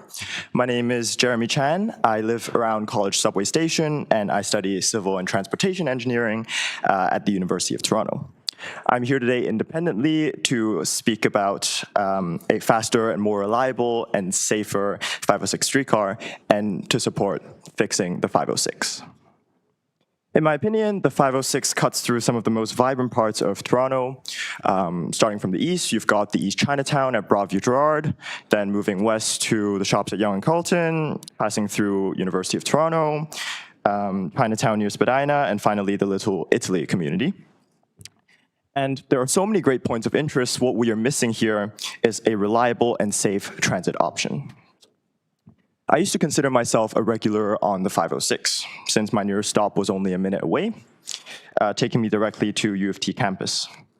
However, I'd say that I've given the 506 enough chances, and I've discovered how unbelievably slow and inconsistent it is. I found out that, especially when I'm on a time crunch, it's probably better to jog or even walk to campus to make my classes or exams on time. Taking the 506 is like a gamble. I don't know if my streetcars will show up or if it'll be delayed and bunched together. I don't know whether it will randomly be short-turned, and I also don't know if it will be stuck behind cars or hit red lights at every intersection. Improvements to the 506 will make so many people's lives much more convenient and have more consistent commutes. Unfortunately, speed and reliability do not mean anything if we don't consider safety. The current 506 streetcars simply are not safe for everyone, even those that are physically able. Besides a singular platform at Spadina Avenue, anyone looking to board a 506 streetcar will have to cross into a live lane of traffic. I've witnessed so many close calls from people narrowly avoiding collisions with cars who are speeding past open doors. And this is really dangerous for everyone looking to use the 506. Even after crossing the traffic lane, riders will still need to take a big step onto the streetcar itself. And one can say that there are accessibility ramps in place for those who need it, such as wheelchair users or those with strollers. However, it's really impractical for the driver to have to exit the vehicle and manually deploy the ramp. Having a dedicated level boarding zone will be a massive improvement to the riding experience and will dramatically increase safety perception when riding the 506. I really appreciate the TTC's intent behind this agenda item to fix the 506. However, I do believe that the TTC needs to be even more ambitious than what it is currently doing. Having only the recommendations finished by the first quarter of 2027 is way too slow, especially because streetcar riders are getting stuck behind cars and they're crossing into live lanes of traffic even right now as we speak. And so my ask to the board today is this. Staff should be directed to develop a concrete project plan before the end of 2026, focusing specifically on the section from Parliament to Bathurst where the 506 is most used. The project must include action to speed up the streetcar and make it more reliable. And we can do this through dedicated transit lanes, TSP signal priority, and also safe and dedicated level boarding zones. This is nothing brand new, and we've seen in Toronto, especially through the 511 Bathurst, that they are effective to improve our streetcar network. Such a project would see huge impact to improve the quality of life on this 506 corridor. Thank you very much, Mr. Chair and members of the TTC Board. Thank you very much, Jeremy. You have a question from Councillor Bravo. Thank you. So the college is Service Davenport, west of Bathurst, and people do board, across college. My question had to do with your concern about boarding across the lane of traffic. Would that be different from the 512, for example? Even it's a dedicated lane, or you still have to cross. You still have to cross St. Clair to get to the platform. Okay, I see your point. Right now, the issue is that people are crossing into traffic when the streetcar comes to a stop in the middle of the road, instead of waiting for a sidewalk crossing signal to then move into the platform in the center of the street. So yes, and that would be the same as the other routes. So earlier we had an item in which there's direction here to ensure that there's cameras and other safety infrastructure put in place to ensure that there is a safe boarding and onboarding? And how would that work? I ask you because doing a spot complete infrastructure project in one streetcar line when so many of our, Queen, Dundas, we're all in the same situation and they serve huge communities. There's a significant capital cost. So is this the only way that you think people can be safe, and should only that be done in only this section of College? Okay, let me first address the point of only this section of College. I highlighted Parliament to Bathurst because this is cutting through the core of Toronto's downtown. So the part where people use it the most, and we will see the most impact because more people are using this section of track, and so obviously this should be a priority for what we improve. I don't want to put you on the spot, but the duty of care that we have to keep people safe isn't just around where there are a lot of people, and I would argue that there are a lot of people, if you go west of Bathurst too, that ride transit. Davenport has a higher transit use than the citywide average. It's just mentioning that, but thank you. Yes, I understand your point. I highlighted it just because it should be a priority. And I mentioned safe and dedicated boarding zones because we've seen that it works for example, the King streetcar. There are raised areas where passengers can board, have level boarding, and not have to cut through traffic. But even, for example, if you raise the curb next to the sidewalk, so that it makes it obvious for cars that there is a streetcar stop, you should probably slow down because you're going to hit that bump as a car, and then you're going to see people moving in and out of the streetcar. So it's making changes like this. Having cameras, sure, it could work, but it's not obvious to drivers, or especially those who are not familiar with downtown traffic. They may still just drive past and cause that hazard to people boarding. So I hope that answers your question. Thank you. Any other questions? No? Okay, I just have a few questions. First question, so did you know that the TTC is undertaking a streetcar network strategy that looks at streetcar network and infrastructure improvements with early findings for Q1 2027? Sorry, could you say that again? Did you know that the TTC is undertaking a streetcar network strategy that looks at streetcar network and infrastructure improvements with early findings for Q1 2027? I was not aware of this plan directly. Right. No, you wouldn't. It's squished all the way down there in the CEO's report. Okay.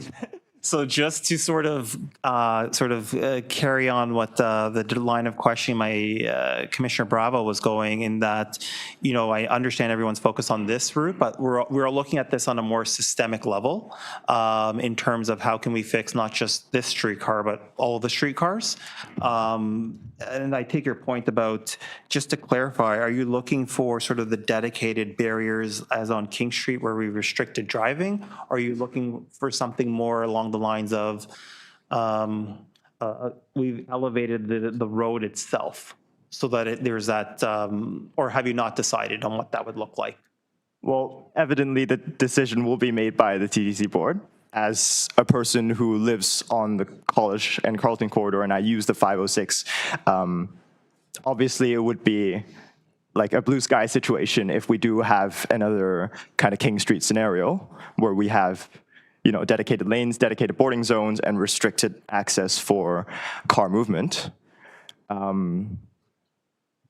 If the TTC board is willing to be ambitious, I believe that this will be a massive win if we are able to repeat such a project.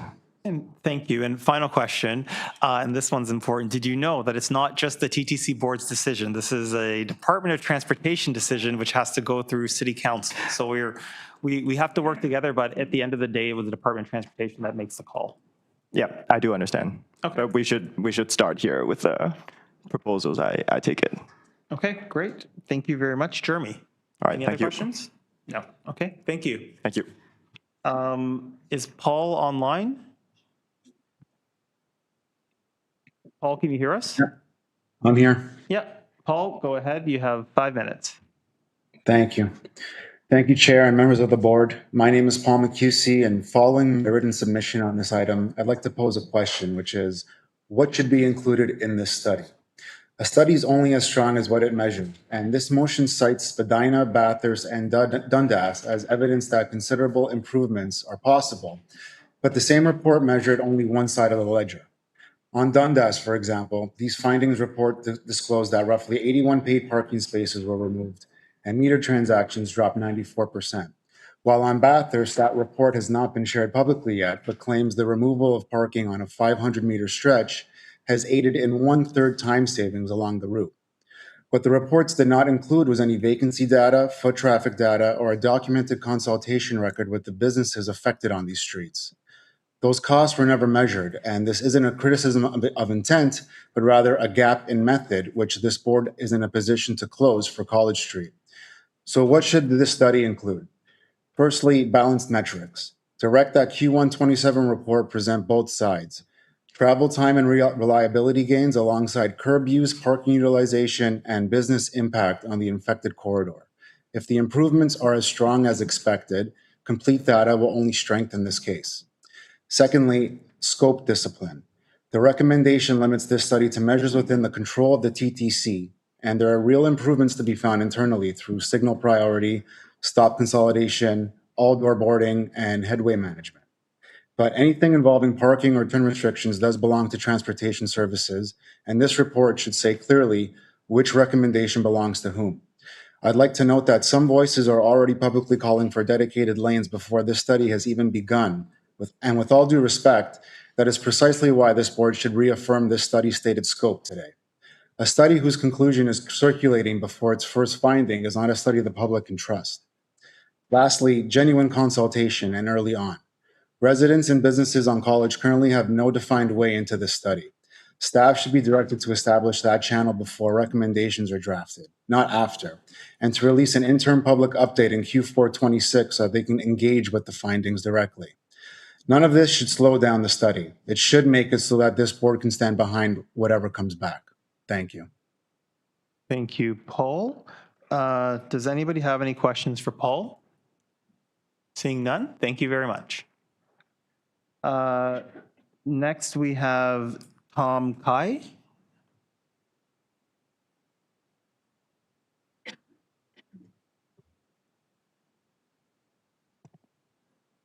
Hello. Hi, Tom. Welcome to TTC. You have 5 minutes. Go ahead. Thank you very much. Hello, TTC Board. You will later on with other speakers hear the more detailed on accounts and whether or not we should do this program, but I'm here to kind of give my support for whatever it is that this board will do to fix the 506. Because people will say things. People will say things along the lines of you should not do signal priority or you shouldn't do designated tracks because it will cause congestion in downtown Toronto. So I'm here with a bit of a story from history on how Toronto was founded as a city and how the streetcars are imperative to the city, much more so than cars. It's impossible to have uncongested roads in Toronto for one simple reason. Toronto was built in the 1700s as a military garrison for the British Army. The city was built for military complexity and had a high priority for density and compactness because Toronto is a center of the administration for Upper Canada and had a significant number of civilians in the running of the city. And the more compact the city, the smaller the garrison needed to keep the city safe. For example, Yonge Street was designated not as a motorway, but at the time a pedestrian highway for Lord Simcoe to move troops north to the military installations along Barrie and Simcoe, and the road's width was designated as such. Hence the impracticality of large numbers of cars moving on Yonge Street in general, which is why the DVP exists. Have you tried commuting downtown from Willowdale on the Yonge Street? Not a good idea. Even with the arrival of railways and industrialization in the 1800s and the 1900s, streets were still compact and pedestrian as people didn't own cars until the late 1940s. Density was still incredibly important. It was a necessity to have proximity to the administration and industry of Canada at the time, and there was a need for massive density increases as streets were effectively pedestrian with streetcars acting as the only mechanized form of transportation. In essence, the city at the time, and remains to this day, compact, mixed-use, pedestrian-oriented, built around public institutions and industry. Only was it after World War II did cars become a primary mode of transit in North America. And the surrounding municipalities being built and developed mainly after World War II was very much built for this kind of substantial mass exodus, exodus of private car use in the city. But Toronto remained a paragon of European-style architecture at the time, based on pedestrian use. And at that point, Toronto's municipal planning and the history thereof was entirely unable to sustain substantive private car use that we'd see in Mississauga or Vaughan or the surrounding municipalities. To make Toronto sustain substantive private car use, you essentially have to rebuild the entire city. As such, you will hear a lot of arguments in your studies from people who consider that this will increase congestion and that there should be a compromise between cars and the streetcar so that the cars can drive better on the Toronto roads. But I want to say this. To have cars at all in downtown Toronto is already the compromise. Toronto was not built for cars. Toronto was built for walking, for bikes, and for streetcars, because that's what people had when Toronto was built up as a city. Streetcars not really so at the time, it was horse carts, but you get the gist. And for this study to fix the 506, I do not think that congestion should be something highly considered by council. Congestion will always happen, and to sacrifice streetcar capabilities for something that the city was never built for would be an incredibly irresponsible task. And as such, I would like to just say, you guys can do it. It's going to be wonderful. And I don't think any of the opposition concerning congestion or car use should be really considered seriously, because that's not what our city was built on. Our city was built for compact streetcar use, and that's how it should be maintained. So you'll hear a lot of plans later on by other people here, and I think you should take these plans into consideration, considering the historical nature of this city as a pedestrian streetcar-based city. Thank you so much. Thank you, Tom. Does anybody have any questions? No? Thank you very much. Thank you so much. Next, I have Adam Cianfarani. Sorry.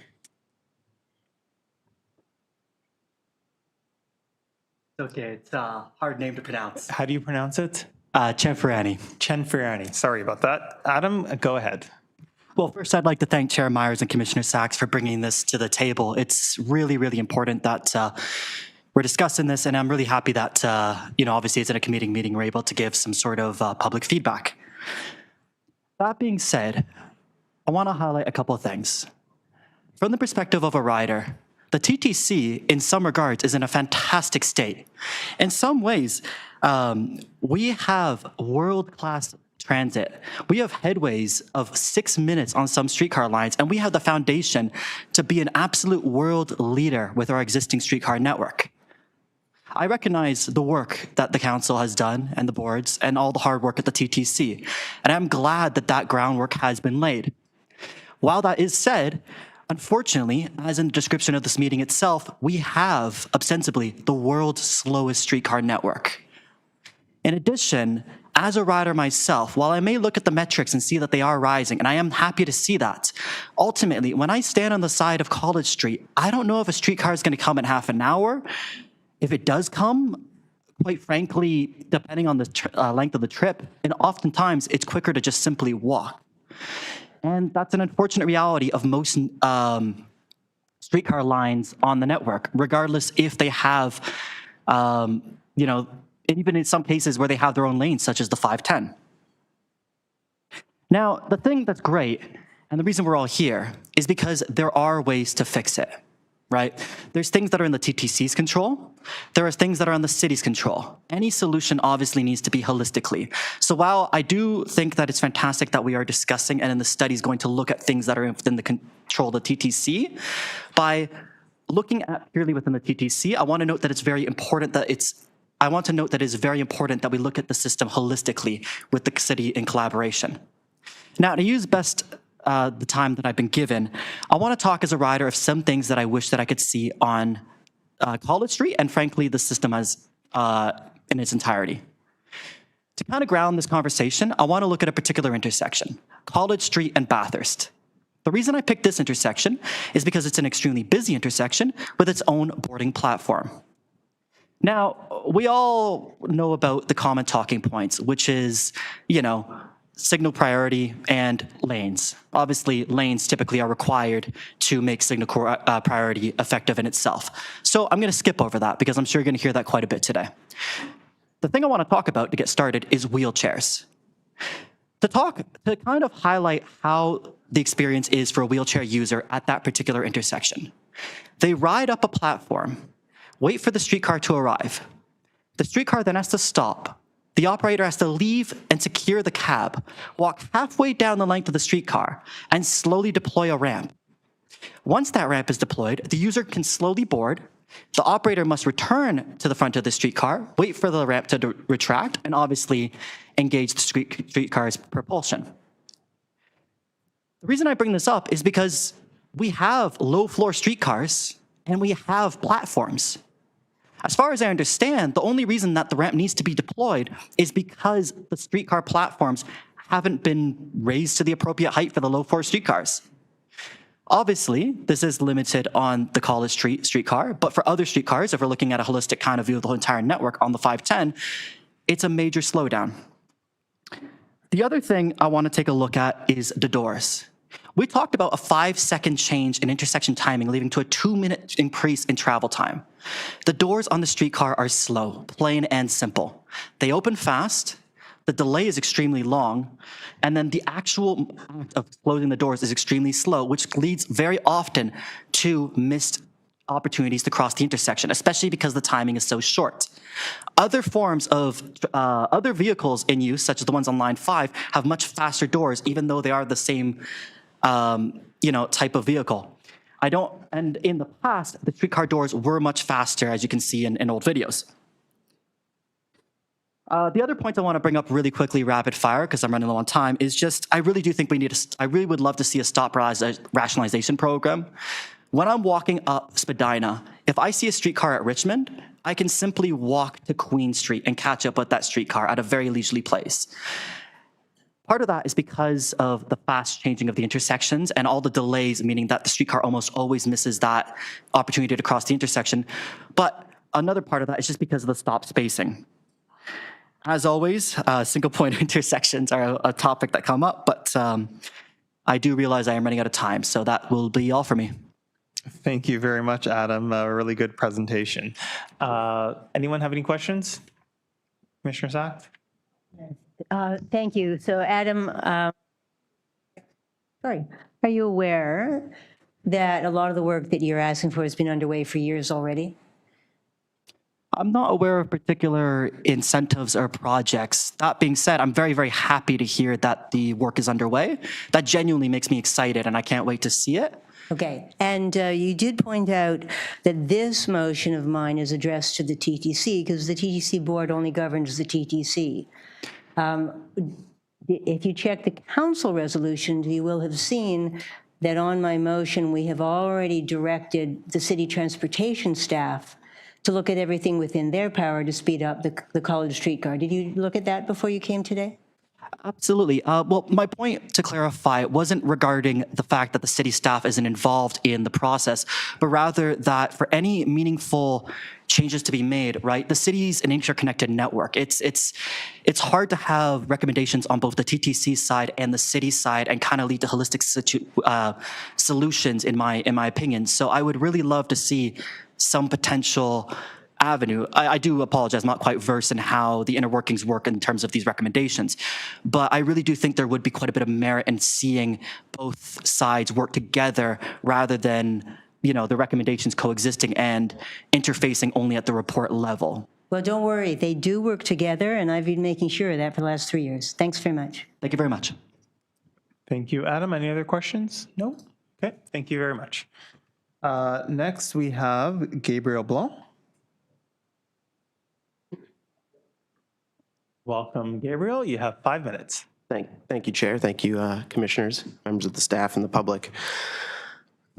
I think we can all agree a good idea is a good idea, no matter where it comes from or why it's being discussed. And like a streetcar, it is better late than never. Fixing the 506 is certainly a good idea. Our streetcars are the slowest in the world. This east-west line is no different. 2 stops down from Bloor. connecting College Park, U of T, Chinatown, Kensington, and Little Italy. When conducting studies for Rapid TO, the TTC ranked the College streetcar higher than the Bathurst streetcar as being conducive to transit priority lanes. So maybe just like FIFA spurred the acceleration of Bathurst, this election can spur the acceleration of the College plan. But I am reminded that we shouldn't be looking for silver bullets. Dedicated lane unlocks a lot, but like transit signal priority. But of course, on its own, it doesn't solve everything. We also need, as other speakers mentioned, double point switches, signal priority, cab signals, etc. By serendipity, about 8 days before this motion was moved, I came up with a plan alongside some planners and transit advocates that pushed for just that, to fix the 506 plan. Many of these items require collaboration with transportation services, potentially even the Toronto Parking Authority, and an ambitious plan to fix the 506. With all of the original elements, requires action beyond just the TTC's control. So to that end, while I'm speaking in favor of this motion, I'd recommend that the councilors here take this action further to City Council in the years to come. Ambitious, evidence-based policy requires sticking to the principle of evidence-based policy and the communication skills to build a constituency of people to carry projects like fixing the 506 over the finish line. Wildfires this past week remind us, I hope, of the urgency of the climate crisis, and that getting our public transit up to speed is not something that can take years and years of reports and returning to council, but something that needs to happen for the next generation as soon as possible. So, thank you. Thank you. Any questions? Commissioner Five Sachs? questions, yes, thank you. 5 minutes. Thank you. So, Mr. LeBlanc, thank you. So I take it then you support the parking and turn restrictions that I used to speed up the Dundas streetcar at its key bottleneck between McCall and Spadina, yes? Yes. And you support our last 3 years' initiatives to reduce bunching and gapping on buses and streetcars, yes? Yes. And you support having transportation and TTC work together on transit signal priority, as I've done for the last 3 years. Absolutely. And you support the traffic parking and turn restrictions that have sped up the Bathurst streetcar and the Bathurst bus. Yes. And you support the transit signal priority changes at 3 Spadina intersections that have already sped up the Spadina streetcar. Absolutely. And you support extending those, as we are doing right now, to the additional 5 intersections on Spadina. 100%. Okay, great. Now, you're also aware that we've had both at council and at the TTC board instructions to staff to look holistically at speeding up streetcars, correct? Councillor, if you've done everything in your power already to speed up streetcars, why move this motion now? Right, so we'll keep moving.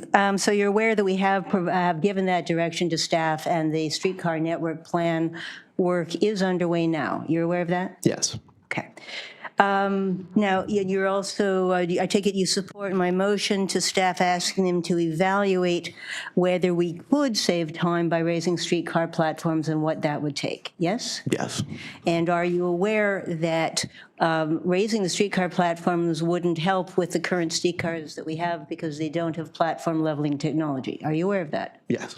And you're aware that it would take hundreds of millions of dollars to re-equip the streetcars, rebuild the stops so that we would have level crossings? Councillor, the planners and transit experts that I consulted with a little bit of napkin math, admittedly I don't have the resources of a city councillor, concluded that we could have major capital improvements for the 506 streetcar for about $11 million. All right, well, we'll check with staff. And do you have a financial analysis for us to review? No, again, I am working with a team of planners and fine. experts, but nonetheless, I don't have the resources of a city councillor. That's fine. And you've published online a map showing that you'd like to have the dedicated streetcar lines abutting the curb on College Street. That's what your map shows, so like Harborfront. I think you're misinterpreting that map. That's supposed to show what it looks like in each direction, so you'd have to flip it. There's still center running streetcar lines. All right, so we're not changing that. All right, good. Now, in terms of the 2-point switches, you're aware, I take it that, well, let me ask you, have you prepared a cost estimate for your recommendation? I don't have it with me now, but it was shared to the media about 8 days before your motion was. All right, and you're aware it's over $160 million to install those switches and the control systems? That might be network-wide. What we were looking at was the specific section of the Carlton streetcar in University Rosedale. Oh, so you think we could have a control system just for a little piece? Okay, good to know. Now, in terms of, did you do a quantitative parking study? How many parking spots would your proposal displace, and where would they go? I don't have those numbers off the top of my head, but I have prepared them somewhere. Okay, and have you consulted the local businesses as what the impact would be to them of eliminating parking on College Street? Consultation is a long process that takes many months. You've done it before. I do have the support of some business owners since the start of my plan. Okay, so not yet, certainly judging from the impact we're hearing. Now, in terms of spending hundreds of millions of dollars on the college car, you recognize that given the TTC's financial situation, we would have to cut other urgent priorities to divert money to this. So I want to ask you, would you cut, for example, cybersecurity? No. Would you cut vehicle maintenance? No. Would you cut correcting the slow zones on the subway? Certainly not. Would you cut speeding up other streetcars? No. Would you cut the elevator work? Definitely not. Would you cut the Would you, platform Councillor? I mean, this is your Sorry, motion. Can we, Okay. Commissioners, can we keep the questions focused on the issue ahead of us? Well, in we front of us? got a proposal here, and I'm trying to figure out whether there's a Understood, but plan to cut let's- it. That's fine. I think that we're here to discuss your okay. motion, not And my on proposal. the deputation that he made. Let me, one more question then. Would you agree that it would be foolish for us to decide what to do without figuring out first what things do the most good and the least harm?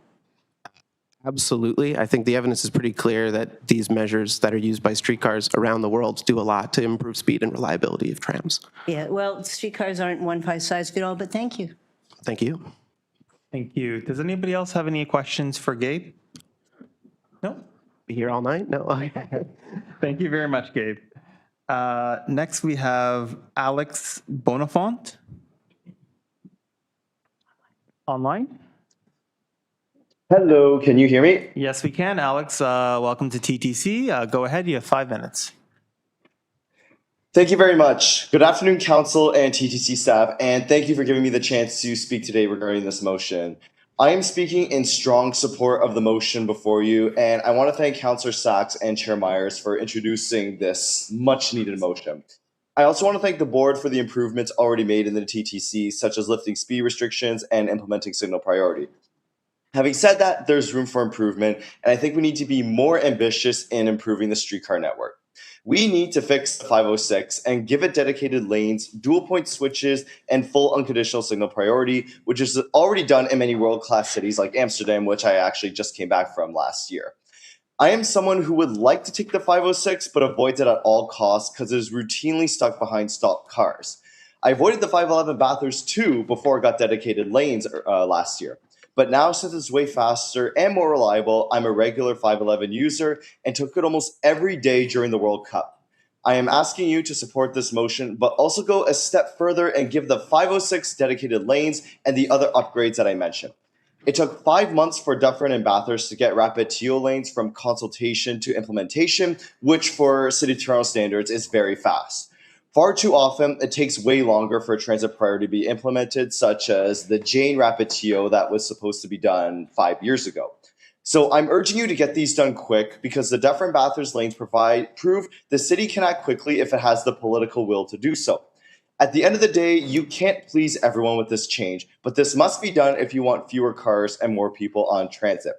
Traffic congestion will be a top issue in the municipal election, and the only solution to car traffic is viable alternatives to driving. Voters will be paying close attention to who is most committed to solving traffic by implementing solutions proving to fix congestion like better transit. If you don't support transit priority, voters will vote for candidates who do. Thank you, and I appreciate you again for giving me the time to speak today. Thank you very much, Alex. Does anybody have any questions? No, thank you very much. Our last speaker is... Thank you very much. Gian Hilaire? Oh, sorry. Sorry, how do you pronounce that? John. John? John, yes. Okay, John. John, go ahead. You have 5 minutes. Welcome to TTC Board. Thank you. Good afternoon, Chair and members of the board. My name is John Pileri, and I'm a Ward 11 resident and a candidate for City Council in Ward 11. I support the intent of this motion. Improving streetcar speed and reliability is important for Ward 11 and for the entire city. Riders should not be expected to accept long gaps, bunching, and unpredictable travel as unavoidable features of streetcar service. However, I'm asking the board to strengthen the motion in 5 areas: scope, continuity, coordination, measurable outcomes, and interim action. First, the motion must define what it means by the college streetcar. The official route is a 506 Carlton, and it travels along several different streets and through multiple communities. The summary of the motion is framed around Ward 11. It mentions the large proportion of Ward 11 residents who do not own private vehicles and identifies college as one of the ward's major transit arteries. That is an entirely legitimate reason for urgent action, but the recommendation does not state whether staff are being asked to examine the entire 506, College Street alone, the Ward 11 portion, or a smaller pilot segment. The 506 does not begin or end at a ward boundary. Streetcars delayed in one part of the route arrive late and bunched in another. Ward 11 may provide an important reason for bringing this motion forward, but it cannot be the boundary of the solution. The motion should use the official route name and specify its geographic scope. Second, this report must build on existing work. The problems of the 506 did not become apparent this year. In 2024, the College Carlton Girard corridor was included among the 20 priority roadways in the Rapid TO Surface Transit Network Plan. However, it ranked 20th and was not selected for the initial corridor studies. In 2025, the TTC included 506 in its bunching and gapping pilot. Focused supervision and route management produced some improvement, but performance remained below the pilot targets. The pilot also identified a specific trouble spot between Bathurst and Ossington, where Cafe TO installations and parked vehicles affected streetcar movement.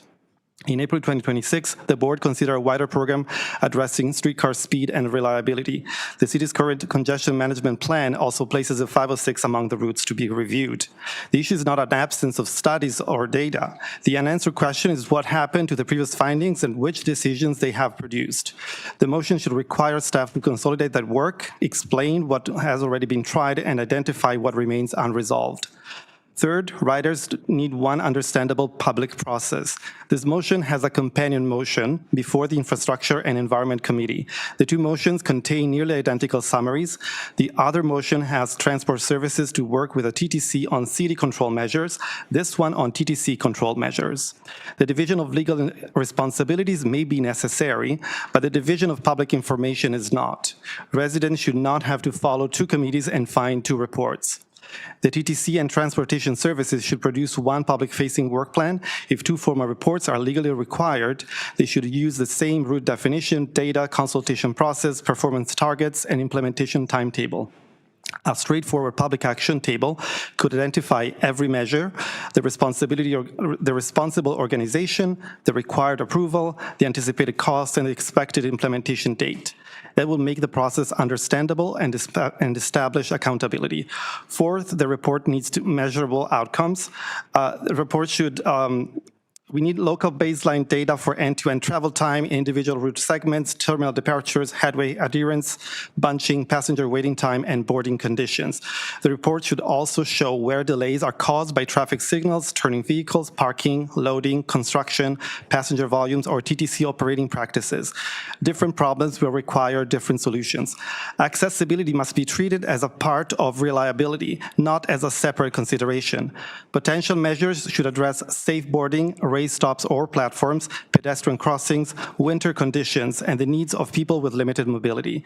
Saving a few minutes cannot come at the cost of making stops more difficult or dangerous to reach.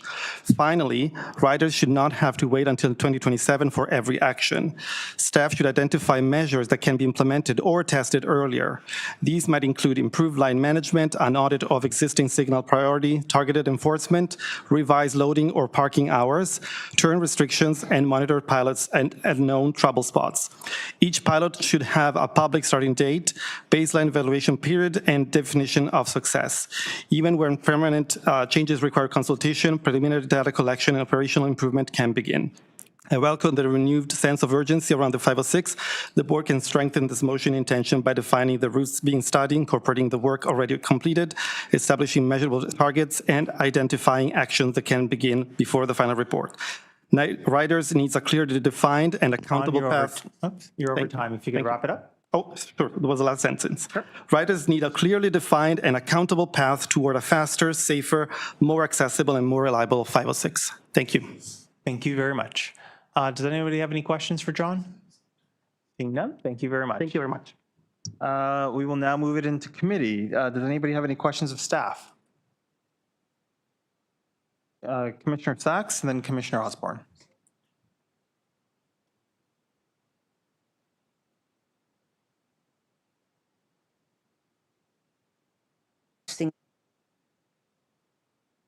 There we go. All right. Yes, thank you.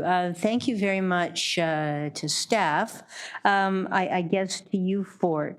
So we heard some of the deputies talk about the problem of unloading, opening the ramp. Could you get a level platform so that there'd be no step by just pouring some extra concrete? Through the chair, that would be very, very difficult to do. One thing for this to be successful, you have to make sure that your vehicle platform lands exactly vertically and horizontally with the actual stationary platform. And you need a suspension system that self-levels. If not, you're still going to have to deploy the ramp because you're going to be off. There's variability in every single streetcar based on the suspension system and the wear of the wheels. So the long answer to your question, Commissioner, is no, it's not as simple as just going out and pouring some concrete. Right. So if we did want to have level boarding at these streetcar stops, not only would we have to raise the concrete, we'd also have to add self-leveling to the streetcars themselves. Through the chair, that's correct. Add 650 stops, I should mention. Right, and the estimated cost of that is again in the hundreds of millions of dollars? Yes, Commissioner Sachs, I would say you're probably looking at 50 million for the vehicles, and probably, and again, I'm about 200 million or so for the 655 stops at a very, very high back and napkin estimate. Okay. Now, another idea that's being put to us is something simple and cheap, is to change the switches to two-point switches. Did I understand correctly that from your previous answers that this would cost about $160 million, counting the control equipment? Through the chair, that's correct, but also I should also clarify that there's also a technical feasibility element that's not considered in all this. Our roads are very, very tight, and those systems that actually do put double point switches in have got the spacing that we unfortunately don't. Right, so you've tried double point switches in the Toronto context and you decided that they weren't reliable. So we, through the chair, we do have double point switches at Leslie Barnes. However, from a technical perspective on the roads, we believe that there's a better alternative than the double point switches from a cost perspective and most certainly from a technical feasibility perspective. All right. In terms of, you heard that Mr. LeBlanc claim that for $11 million you could make the college streetcar fast, safe, and reliable. Can you? Through the chair, at $11 million, we don't see how you could take the entire 14-kilometer route and 60 stops a direction and make it more reliable. Okay. In terms of transit signal priority for College Street, you're already doing that work with the transportation services? Through the chair, that's correct. You agree that there are opportunities to speed up and make more reliable the College Streetcar? To the chair, we learned that exactly. Left turn vehicles, congested intersections, removal of parking, all those things we extracted from the bunching and gapping pilot after the 3-month review of the 506 last year. And you're working closely with the City of Toronto Transportation to figure out where those changes should be made? To the chair, that's correct. And you already got direction from this board to aggressively look for opportunities to make our streetcars operate better? To the chair, that's correct. Was there anything new in Mr. LeBlanc's presentation that you hadn't already considered? To the chair, no.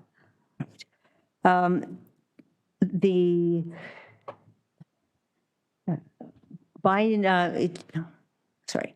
I take it there's some work you have to do before you can give us good advice that does the most good and the least harm in any particular circumstance? To the chair, given the the complexity of everything that we're doing, we need a little bit more time to make sure that we're really crisp on what we want to do so we get the best solution for in the fastest period of time in the most economically efficient manner. Is speeding up streetcars a one-size-fit-all? You pick a couple of simple ideas and you just do them everywhere? Through the chair, unfortunately not. It's very specific to the location. It's very specific to the type of track work that's in play. It's very specific to the geometry of the road. It's very specific to the line. So the long answer to your question, Commissioner Sachs, is no, it's not that simple. Okay. And if assuming that my motion passes and that the motion already given at City Council, was already given transportation instructions, will you then have everything that you need to go away and figure out what we can actually do on College that'll make things better? Through the chair, thanks for the support. I think there's a lot we can work with here moving forward. Thank you. Thank you. Next, we have Commissioner Osborne. Thank you. Yeah, I know that we do have as one of the deputants pointed out, the well-known statistic that we have the slowest streetcars in the world. So I welcome any action on this, but I'm just curious from staff that we seem to be giving College a lot of love here. And I'm wondering if this is taking a larger look at this, if this is the most burning priority for all of the long list of things that we could be doing on both this line as well as others. And I'm wondering where this fits in with that study that was referenced that's coming out that is looking at all of the routes in Q1 of 2027. Maybe through the chair, I'll take a stab at that and people can fill in. So as directed by this board, there's a couple pieces of work that are happening. So one is the streetcar network strategy. So that's in the works and that's happening. And we'll be looking at the entire network, including College as part of that.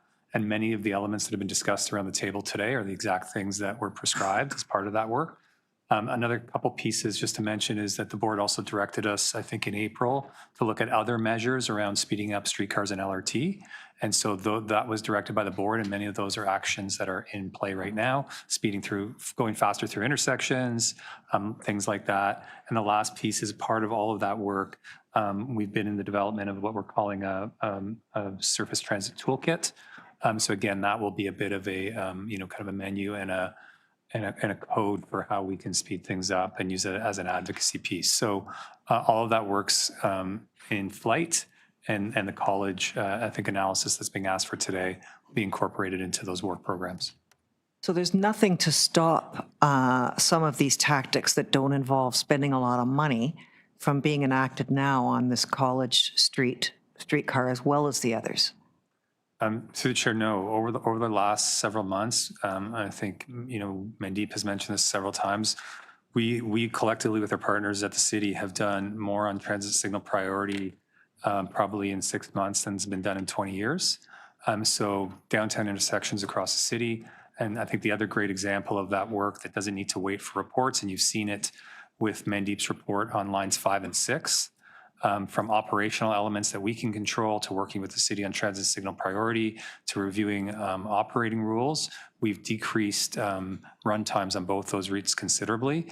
And so those are the same lessons and learnings we're applying to the entire streetcar network. And when we were looking at a topic like fare evasion, another one where there's a lot of various places where we can spend money and our limited human resources, and you ended up producing a list of priorities, like biggest bang for the buck sort of thing, most benefit, were ones that best survive the cost-benefit analysis. Is that kind of analysis going to happen here for both this particular route as well as the whole streetcar network, so that we can focus a little bit when we do start to spend some of the money to make some of these improvements?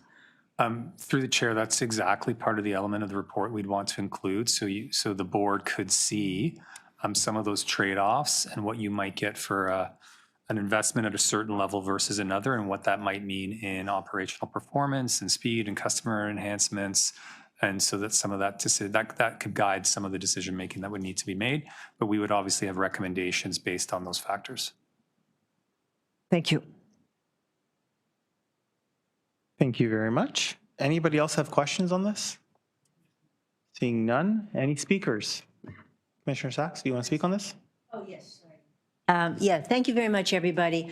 I mean, I absolutely agree with Josh that we've made so much progress in the last 6 months and much more than the last 2 decades, and that's the result of several years of work that began, and some of you will remember, as there was a presentation by a previous CEO that mentioned in passing that the worst bottleneck in the city was for the Dundas streetcar in Chinatown. But they didn't suggest we do anything about it. So I came back at the next meeting and said, do something about it. And we did, and it dramatically unblocked that particular bottleneck on Dundas, and since then other work has been done on Dundas, and then on Bathurst, and then on Spadina and other places. Some of that was then taken to line 5 and 6. So I am just delighted with from my point of view, really substantial change in approach by the TTC on the streetcars. It seemed to have been a learned helplessness when I first joined the board, that the TTC just thought this couldn't be fixed and nobody would listen and nobody would help, and so they just didn't do anything about it. But now that they've got council support, now that they know that this board once said, what we've seen is a staff jump too and look for every opportunity to make it work. Same sort of thing. 3 years ago, we were told 440 transit signal priority systems, but a third of them didn't work at all. 3/4 of them were obsolete. So, and along St. Clair, the ones in the pavement mostly had stopped working years ago. So we've had some lip service that didn't lead to action. Now we've got action. And I do want to thank everybody. Of course, we need more. And especially, as I said this morning, people have just had a few weeks of really excellent transit service. And we like it. And we'd like it to continue that way, recognizing that resources are painfully limited in every direction. But any place now that we no longer put one left-turning car ahead of 100 people in a streetcar, every opportunity that you can to help identify what needs doing so that those of us who give political direction to the city can help get it done. But we do need the TTC to speak up. We do need you to say what you need. We do need you to work closely with staff. I'm really glad that work is underway. This is another push to keep it going. The downtown streetcar lines are very, very heavily used, enormously important to many people, and going to be only increasing so. So please keep making it better. Thank you. Thank you. Commissioner Bravo, do you want to speak? I do, and even though college serves my community, I can't support a motion that is only addressing one streetcar line. I think we have just discussed in terms of the FIFA item that we need to take a system and network approach, make improvements across the system, and I can't pick college over Dundas over Queen. I understand the councillor's intent, and I understand all of the voices that were here today advocating for their own line that they use. But I really think that we need to, there's been a serious investment in transit. It's not a coincidence that this happened after Mayor Chow was elected and there was significant funds transferred to the TTC in the mayor's budget. And it's not a coincidence that we have now a new CEO, that we have strategic conversations, advancing work. I want to recognize that work. I want to say that in many different aspects, we're seeing improvements. The relationship with the City of Toronto, the clarity around what is the city's to do and what is the TTC's to do, and setting and meeting objectives. But I think we need to give staff the time to implement the direction that we've already given. And we need to ensure that as we're, there is an advocacy role that has to be played, and councillors will absolutely do that. But I feel that I just made a commitment earlier in the CEO's report to not do that. And even though it's my own streetcar line, I regret I can't support the motion. I want to stay the course. I'm glad that the conversation was had. I was in a different room having a side conversation, but I did hear the deputations and the exchanges. This place, because it's done in public, unlike the Ministry of Transportation and other places where transit policy gets created, happens in the public. It's broadcast live, and members of the public can come and give their feedback and their ideas. But I really think that what we should be focused on is delivering on the plans that we already have, doing so with discipline, and that is why I will be voting against this. Thank you. Any other deputants? Sorry, speakers? Seeing none, I will call the vote. All those in favor of the motion? Opposed? Motion adopted. You're welcome. Next is so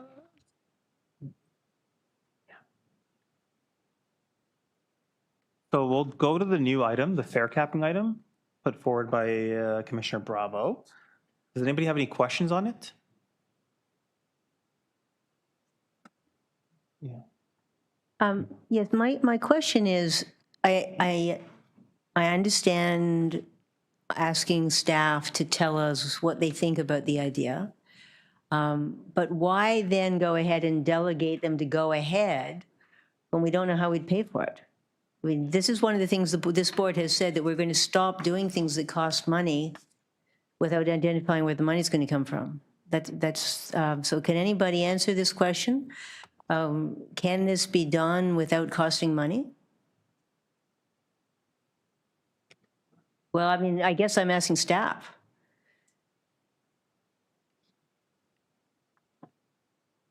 To the chair, so obviously this motion we've just seen today. So it's directing us to do the analysis that we'd like to do as part of the ridership growth strategy and strategic planning committee. We have modeled out a number of scenarios for different, whether monthly versus weekly. So we'll have to go back. We'll have to go back to that. I'm not questioning you doing the study. My question is about the second part of the motion, which says, and then go do it. And so can you tell us what the financial implications of that would be? Through the chair. Go ahead. Jump in. So we haven't done the analysis to give the impact, if that makes sense. We did the analysis on the 47. Yes. And then came back and got the board direction. Yes. However, with this now nuance in the weekly, we'd have to redo that, and also look in comparison with the local municipalities in terms of what Brampton have at Leven, Mississauga have at Leven, and see the impact that they've had on their net new ridership in terms of doing this. So we would have to liaise with them as well to understand that better. Okay, well then I guess I do have a question for the mover when we get to that point. Okay. Minimal budget impact. I'm sorry? This has minimal budget impact. What does it mean? So Commissioner Bravo, do you want to ask questions of staff? Yeah. This motion asks that this practice that's common now in the GTA and surrounding transit systems is something that the idea of fare capping is something that was brought in the options that were brought to the strategic planning committee. Is that right? As ways to incentivize ridership growth, but through the filter of cost effectiveness. Through the chair, yes. Through the strategic planning committee, the ridership growth strategy development, we brought forward fare capping as an option, and with some different options around what that could look like to be considered by the board. And in terms of studying this, we wouldn't do it later because the ridership growth strategy is going to report in 2027, and the inquiry could say, no, this doesn't work. It's not actually going to incentivize ridership growth. It's through the lens of ridership growth and in terms of attracting more riders because of the episodic rider who might be getting it for a week and then seeing, okay, maybe this is something I want to keep doing. Yeah, and so conceptually, obviously, fare capping was recommended and introduced in general to attract ridership, and then analysis would have to be done, but would look towards whether the weekly would be more of an incentive than the monthly. And so just looking back at our numbers on that and some of the earlier work we've done. Right now, we're rewarding people that are already taking transit. Like fare capping monthly was really thinking about the people that are taking transit most months regularly at like a high rate. Are there people that stopped riding transit that we're trying to, that we would like to get back, but are not going to go from not taking transit to immediately doing it frequently most months of the year? Yeah, through the chair, we know ridership patterns have changed. The work week isn't what it once was. And as a result, transit, kind of the pattern of rides has shifted. And so there's some of our riders who would not, maybe they were sick a few days, or they might take a week off on vacation. And at that point, a monthly pass, or thinking from a monthly perspective, no longer financially is beneficial, and that's where the weekly would appeal to customers. And so, as Mandeep mentioned, that's why some of our neighbors have done weekly, and other jurisdictions around the world would, because of that shift in how people just travel in general, including on transit. And if it were deemed to be lower ranking in terms of cost effectiveness, which would be a budget consideration, then either you wouldn't recommend or you would recommend, you can, it doesn't mean that you recommend it to be done immediately if it should be found to be effective. Through the chair, we'll be very clear with the financial implications of anything we'd come forward with. Yeah, thank you. Thank you. Any other questions on this? I have some questions. Yeah, I just have a question for the mover when we get there. Okay.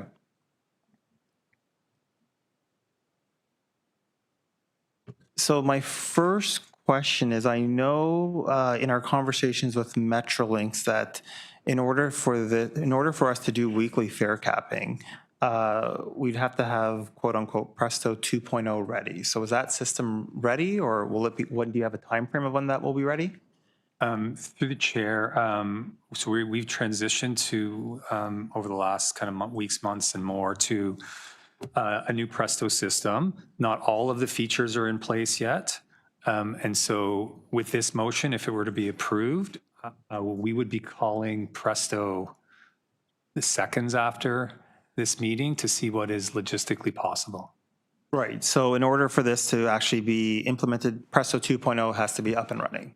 It is our understanding that right now, we know that fare capping can be implemented now. Monthly. The monthly. Yeah. What we need to be able to do is to ensure that we have enough time, if we decide to come forward with that recommendation, that weekly could be similarly implemented as quickly.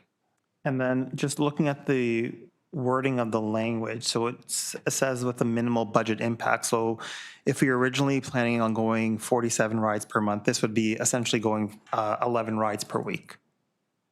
More or less. Through the chair, that some of that math still has to be done, and because there's a sweet spot there, and with every different week you make, there might be those financial implications. As I answered earlier, we'll be clear in outlining what those are. And if the numbers are, let's say there's a large delta, like $10 million, then it's delegated to the CEO to just say, no, we don't have the money to do this. I might. Based on the wording of the motion, like it's up to the CEO to say, no, we can't do this. Yes. Okay. I'll let him answer that one. Yes. Okay. Thank you. That's all my questions. We're moving to questions of the mover now. So Commissioner Osborne, then Commissioner Sachs.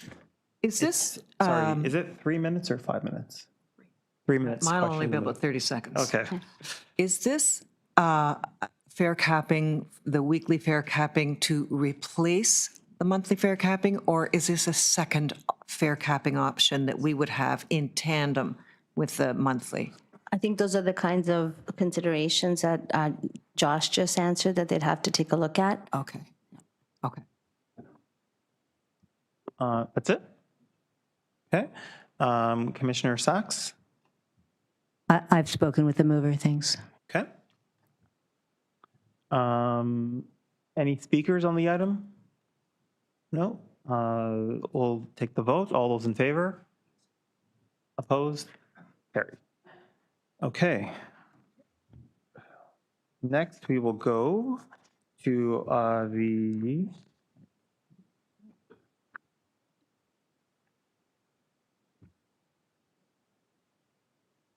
TTC 16.11, fitness for duty grievance update. And we have a registered deputant, Marvin Alfred, President ATU Local 13. And then after we are done with questions for the deputant, we will go into closed session.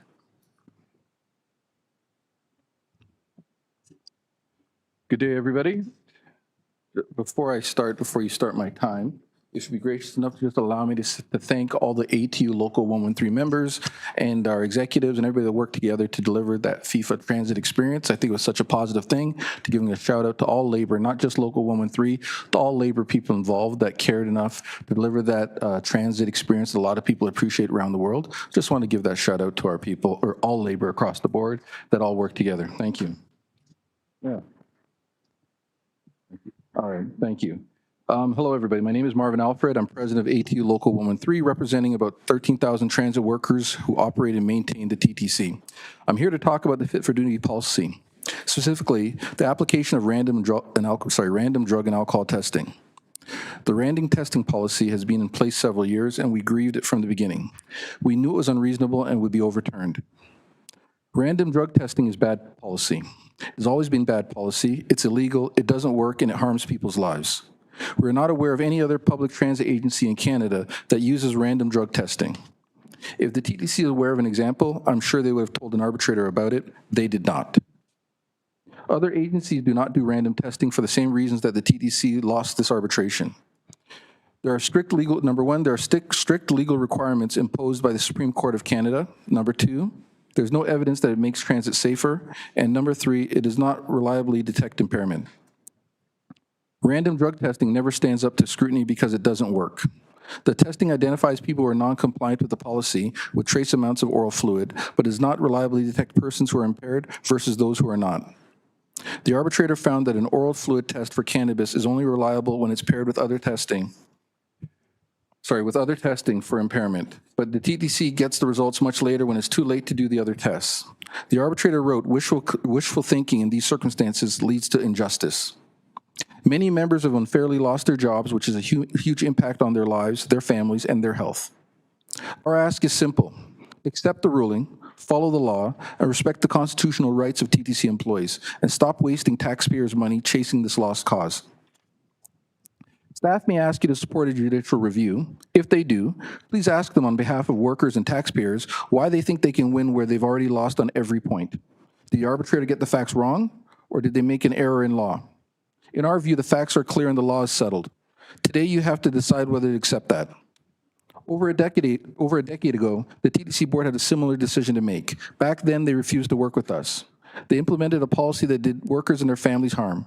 It could end up costing more millions in legal fees and compensation to illegally terminated workers. Those lost wages should have gone to more productive work. Today, I'm asking you to demonstrate that you're willing to work with us.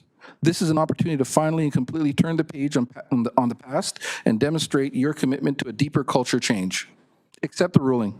Move on. Let's work together to find ways to make the TTC safer, better, and more reliable for riders and workers. Thank you. Thank you. You have a question, Vice Chair Mahavik. Thanks much for your presentation. Twice you used the term willing to work with us. Could you paint a picture what that would look like? How would that be? How would that happen? Well, as you can see, I think in the beginning when this was a line of contention, the post-incident and the for cause were issues with us. I think when we crystallized and put a more finite point on random testing in our pursuit of arbitration, and we were successful. So right now the TTC has a number of avenues in order to address any things that they feel that are concerning, including I think it's pre-hire testing, I think it's post-incident testing, and then they have for cause. So right now, if the TTC feels and suspects reasonably that if somebody comes to work and that there is a tangible concern, that they can test an individual to try to get any result or information that they could follow up on that may need some sort of quote-unquote consequences. There are tools there in order to protect the system and have people feel as though they have a safe, reliable system right now, and we're continuing to work with them. We're always willing to listen. Still, so what does willing to work with us mean? Like a committee or a task force or a third party, or like what's in your mind? Well, I don't know what the TTC is proposing as the employer. What are you proposing? What I'm proposing to give up any chance for judicial review and continue as the status quo. And if there's something to work with and discuss with us, let's have that discussion. That has yet to happen. I think the TTC has been galvanized in their position of having the random testing, not working with us, and then hunkering down with this, and then doubling and tripling down on this judicial review. We think it's wrong. There's a systemic issue of culture right now at the TTC, and I think an avenue like this or pursuing it is going to further deteriorate that relationship. All it's going to do is incur the greater costs and greater frustration amongst the workforce. Thank you. Thank you. Does anybody else have any questions? Commissioner Sachs? Marvin, thank you for all the time you spent talking with me about this in this last little while. I think that we all understand that there are occasions when the TTC can test after something's happened. But one of our obligations is to try to keep impaired people from getting behind the wheel because the consequences can be so serious. If this test doesn't reliably and in a timely way detect impairment, are you open to other before the fact testing, whether it's, finger to nose sobriety testing or Montreal Cognitive Assessment, or are there other kinds of before the fact testing for drug impairment that you and your union would support and accept as fair? So thank you for the question. But first, I just want to reframe everything. This random drug and alcohol testing was never a test about impairment. It was a failure in the narrative to talk about it somehow making the system safer based on quote unquote random drug and alcohol testing. So what we have here, in my opinion, is that this was an oral swab test, which tested particulates in your oral cavity, was not anything to do with, there's no scientific evidence that had a correlation between what they tested and any semblance of impairment. So even if they were to get the win that they were looking for, it wouldn't make the quote unquote the system safer in that framework. If there's a discussion to talk about other avenues, alternatives, whatever, have a discussion. We're always willing to have a discussion, but I think you need two hands to clap. And right now we're one hand clapping, trying to work and try to figure out what may or may not happen. We had this judicial opportunity, we had this arbitration reality. We won. We are grateful for this win, but at the same time, everybody wants a safe system. Everybody wants to have a safe system with their peers working beside them, where everybody wants to have go home to their families. And right now, I don't think the TTC has anything on the table would address your concerns. If there's something to talk about and listen to, we would obviously open up ourselves to talk and listen, but right now we don't have that dynamic. Okay, I understand there's nothing on the table at the moment, but I just wanted to be clear that you're open to a conversation about random before the fact testing if we can find something that's fair and actually indicates impairment. Well, I think the random narrative is part of the issue, that something being there as random is something that I don't think that we really are in agreement with to try to do for the workforce. What we're talking about is some tangible mechanism that is the TTC is trying to re-implement that doesn't work. And it's been established in facts. Let me finish my point though. It's just a matter of, if there's something to listen to, we would listen. I don't want to preclude and make it seem as though that we're not agreeable. We're always willing to talk and listen. I don't think this is a matter of bargaining. It's just talking as the employer to bring something to the table, and we can talk. But I don't think we've had that yet. Are we as a union, and there are other unions along with us that are having to deal with this, we're willing to talk. Okay. We're willing to have a discussion and listen to what's going on, and we can go from there. We haven't had that opportunity yet.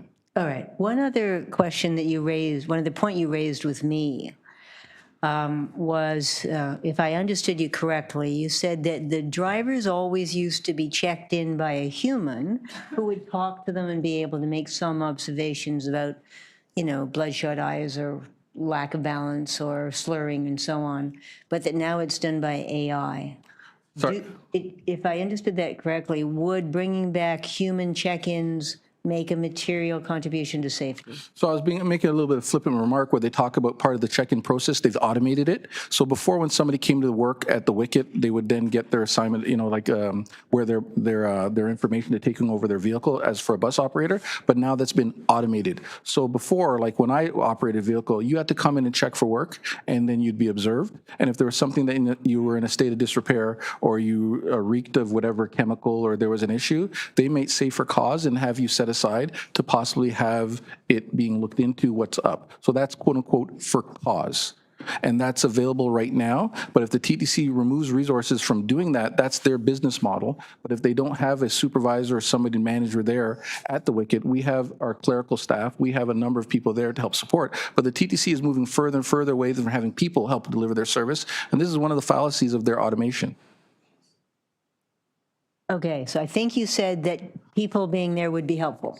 Well, maintain being there would be helpful, right? So right now, so at a random division, let's say you're coming into work as a transit worker, you're picking up your fare box, or you're picking up your material, getting your way bill, whatever, to start your day. There's somebody there addressing you when you show up for work. Now the TTC has a kiosk, which pushes out where your vehicle is and that kind of thing. They're moving away from what used to happen, like there was a greater opportunity. If they want to, they have that opportunity they wish to have somebody there, and at times they may have been able to interject if there might have been an issue or suspicion. If somebody reeks of a chemical, if there's an issue for cause, slurred speech, or something that would give somebody tremendous concern, we wouldn't want that person out there in the public. As a union and as a transit rider, I wouldn't want somebody commandeering a vehicle that has those kind of symptoms of something that needs to be explored. That person could be just ill, right? But at the same time, there might be something else that might cause and threaten harm for other people. We would like that person to be addressed as well. Thank you. You're welcome. Thank you. Next, I have Commissioner Bravo. Thank you. So I appreciate my colleagues' questions around the human oversight piece being the trigger for a cause, as you're saying, and you've answered that question already. Are there any other transit systems in Canada that use the random testing, to your knowledge, right now? Not to my knowledge at all. And I think if information was available, the TTC would have produced it in arbitration. What about via rail or CN? I mean, the kind of if there's a person impaired running rail, that's pretty dangerous. You're right, and I don't think there's anywhere in transit, and I open the opportunity for anybody to correct me, that there isn't any other transit organizations in Canada that has random testing as a way of doing business. So as far as I'm aware, I could be wrong, but I don't think there's any sort of transit that has that available for random testing. I could be wrong. Please correct me. Sorry, federally regulated. Sorry, I'll take that correction for municipalities, but federally regulated. Thank you. Yeah. So okay. So there is something here that's anomalous. You have indicated that you agree that there is a duty of care that the TTC has to make sure that efforts are being made to ensure that no one who's impaired is on the road. That a touch point with a human is a good line of defense, and that testing is something that you support, but the randomized element is what is what is not charter compliant. Is that correct? Yes. So I think initially there was a lot of resistance to everything that was going on, and I think we kind of made it a little more finite regarding the random testing. So as I said before, right now the TTC has in their tools that if there's something, an issue, we're coming for when it's going to for cause, or it's a matter of post-incident. If there's something that happens, that an irregularity in action or an inaction that caused questionable behavior or whatever, that they can test somebody in order to see that there's an issue or that there's not an issue. Those tools are available to them. And if somebody was non-compliant, that it could be, that would be recognized. But again, our issue is the randomness and the intrusion for privacy and the support of the arbitrator with this decision over 380 pages long, supporting that this thing should be abolished and should not be in any way interfering with the well-being of a worker with the TTC. What about the reliability of the test itself? I think it's secondary to the question of charter rights, but from your perspective, what did the arbitrator say about the reliability of the test? Well, not, that it's not reliable, but the other thing is, this was a test, again, was never about impairment. This is about compliance with their unilaterally decided testing levels, and that you're quote-unquote compliant, that you could lose your job, where there's no correlation between what they tested for and the nanograms they tested for, that you would lose your job. It was sort of like they were testing for if somebody might have used in their lives, as opposed to being a threat and harm on the workplace.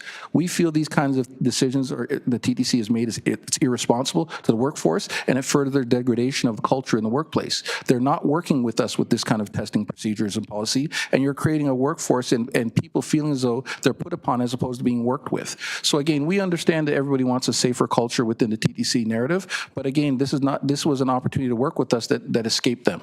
So we feel as though with an arbitrator's ruling, with the deliberate decision that gave clear indications of what was wrong and what is considered dignified and what is not, and it's outlined right there in black and white for everyone to see. We waited a long time for this ruling. We're grateful for this ruling, and we feel the right thing to do is to uphold this ruling and move forward. And if there's something that TTC wishes to discuss, we can always listen to what to be said and try to work going forward. But I think this ruling should stand. Thank you. Commissioner Kim?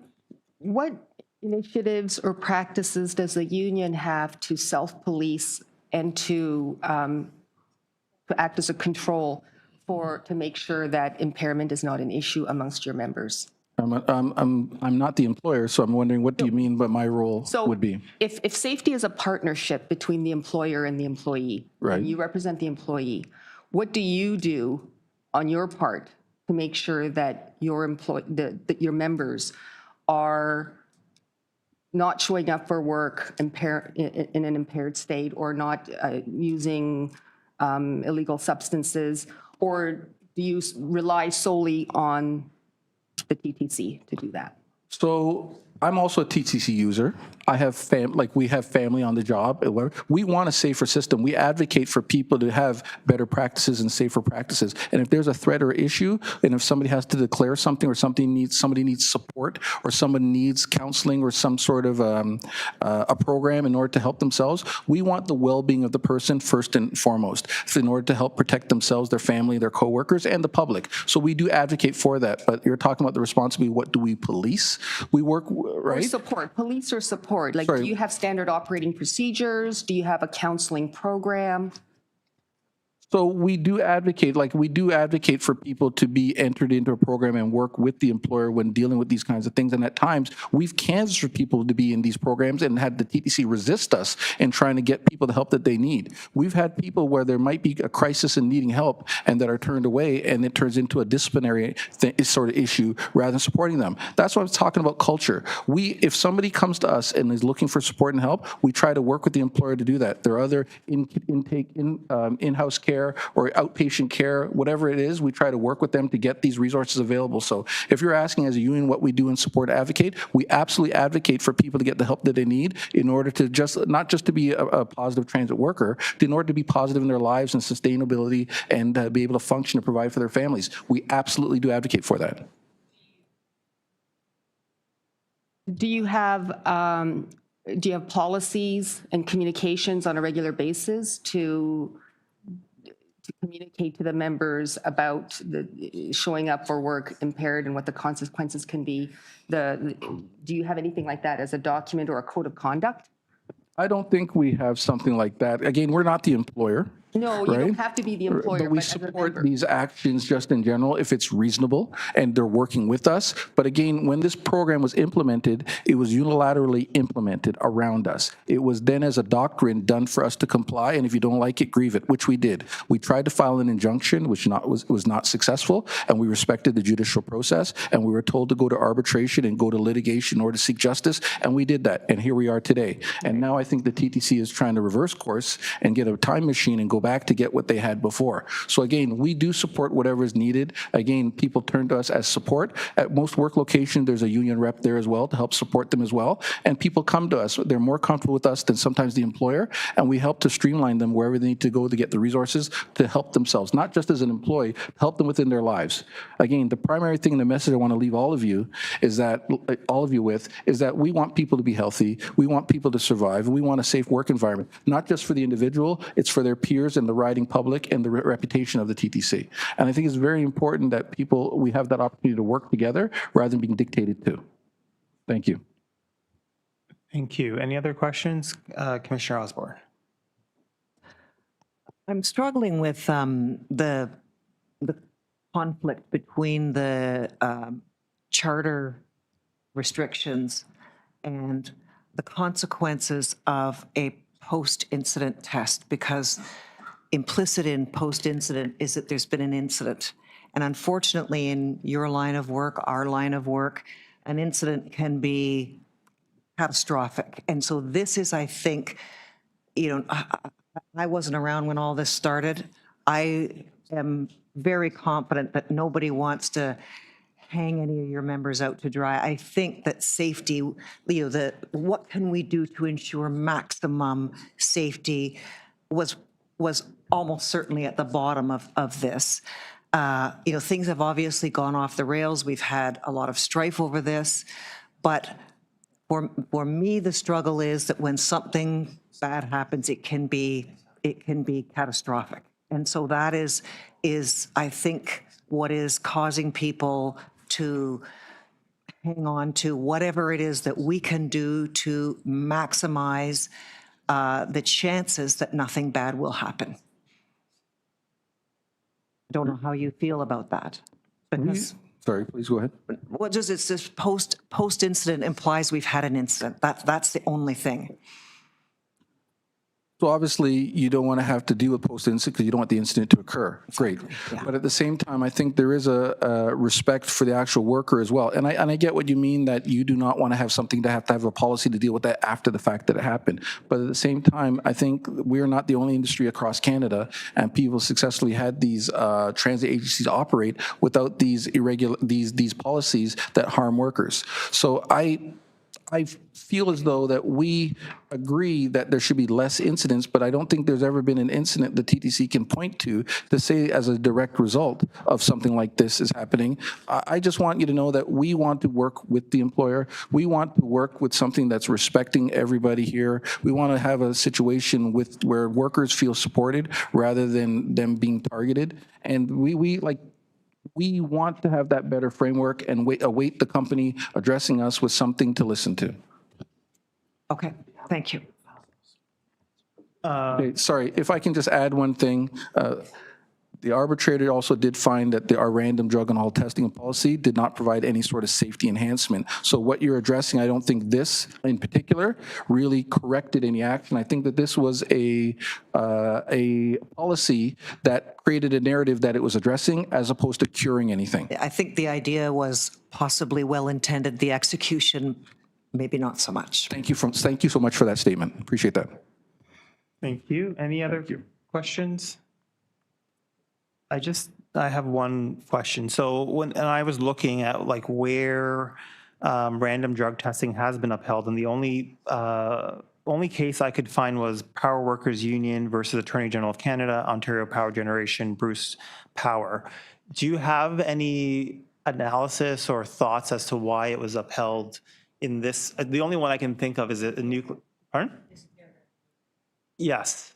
Sorry. So I didn't hear that comment. Sorry, if you could can you expand a bit on why it was upheld here for the power workers, but it was ruled out of unconstitutional in this particular case? What's the difference that we should be aware of? I think that's beyond my scope to answer why the power plant would have that adhered to as opposed to us.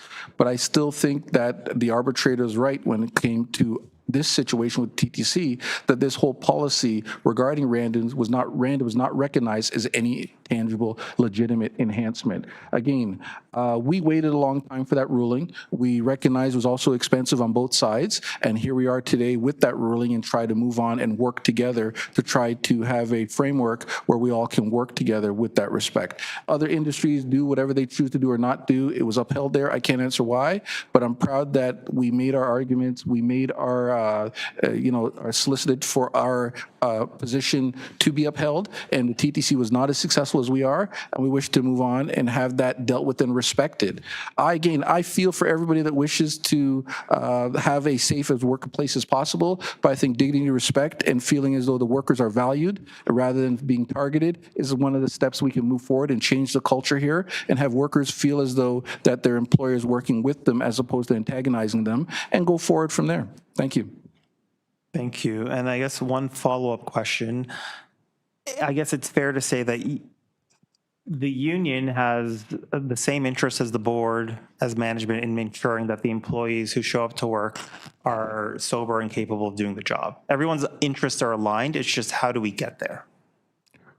Without abusing any sort of privilege, charter, dignity, and workplace, again, we want to work within the law. We want to work within the charter. We want the TTC to also do the same when addressing their employees. We don't want that dictatorial sort of position where they just say, do as we say, work now, grieve later, and we'll figure it out down the road, because here we are 10 plus years later. And it's a wounding situation that the TTC has caused on their workforce. I cannot tell you how many times and how many union reps, past and present, that have dealt with workers feeling marginalized by their employer. And it's a wounding exercise to deal with this. So again, we want a safe workplace. We also want a workplace where we're respected, that we're valued, and we're treated as though that we're part of the answer to delivering safe, reliable transit, as opposed to being treated as though we're a disposable, renewable resource. We are the people that actually deliver this transit that you're all negotiating and dealing with, and we want to feel as part of the solution. These kinds of policies and these kinds of situations that you're implementing against us works against that. This is a situation of a company of people. This is an organization where we're all trying to work together, and these kind of adversarial dynamics do not work towards that that kind of framework that makes us all feel whole and valued. Thank you. Seeing no further questions, thank you very much. Does anybody want to ask questions in public, I guess? No? No, all in camera? Okay, so we're going to go on camera now. Thank you very much. Thank you. Have a good day, everybody. So I'll just read the motion out that the TTC Board recess and sit as a committee of the whole to consider the following confidential items. Measures to be applied to negotiations by or on behalf of the municipality or local board, TTC 16.9, Fair Collection System Update, Labor Relations or Employee Negotiations, TTC 16.10, Collective Bargaining Labor Update, litigation or potential litigation, including matters before administrative tribunals affecting municipality or local board, advice that is subject to solicitor-client privilege, including communications necessary for that purpose and or litigation privilege. TTC 16.11, Fitness for Duty Grievance Update. Have to make a motion. All those in favor? Okay.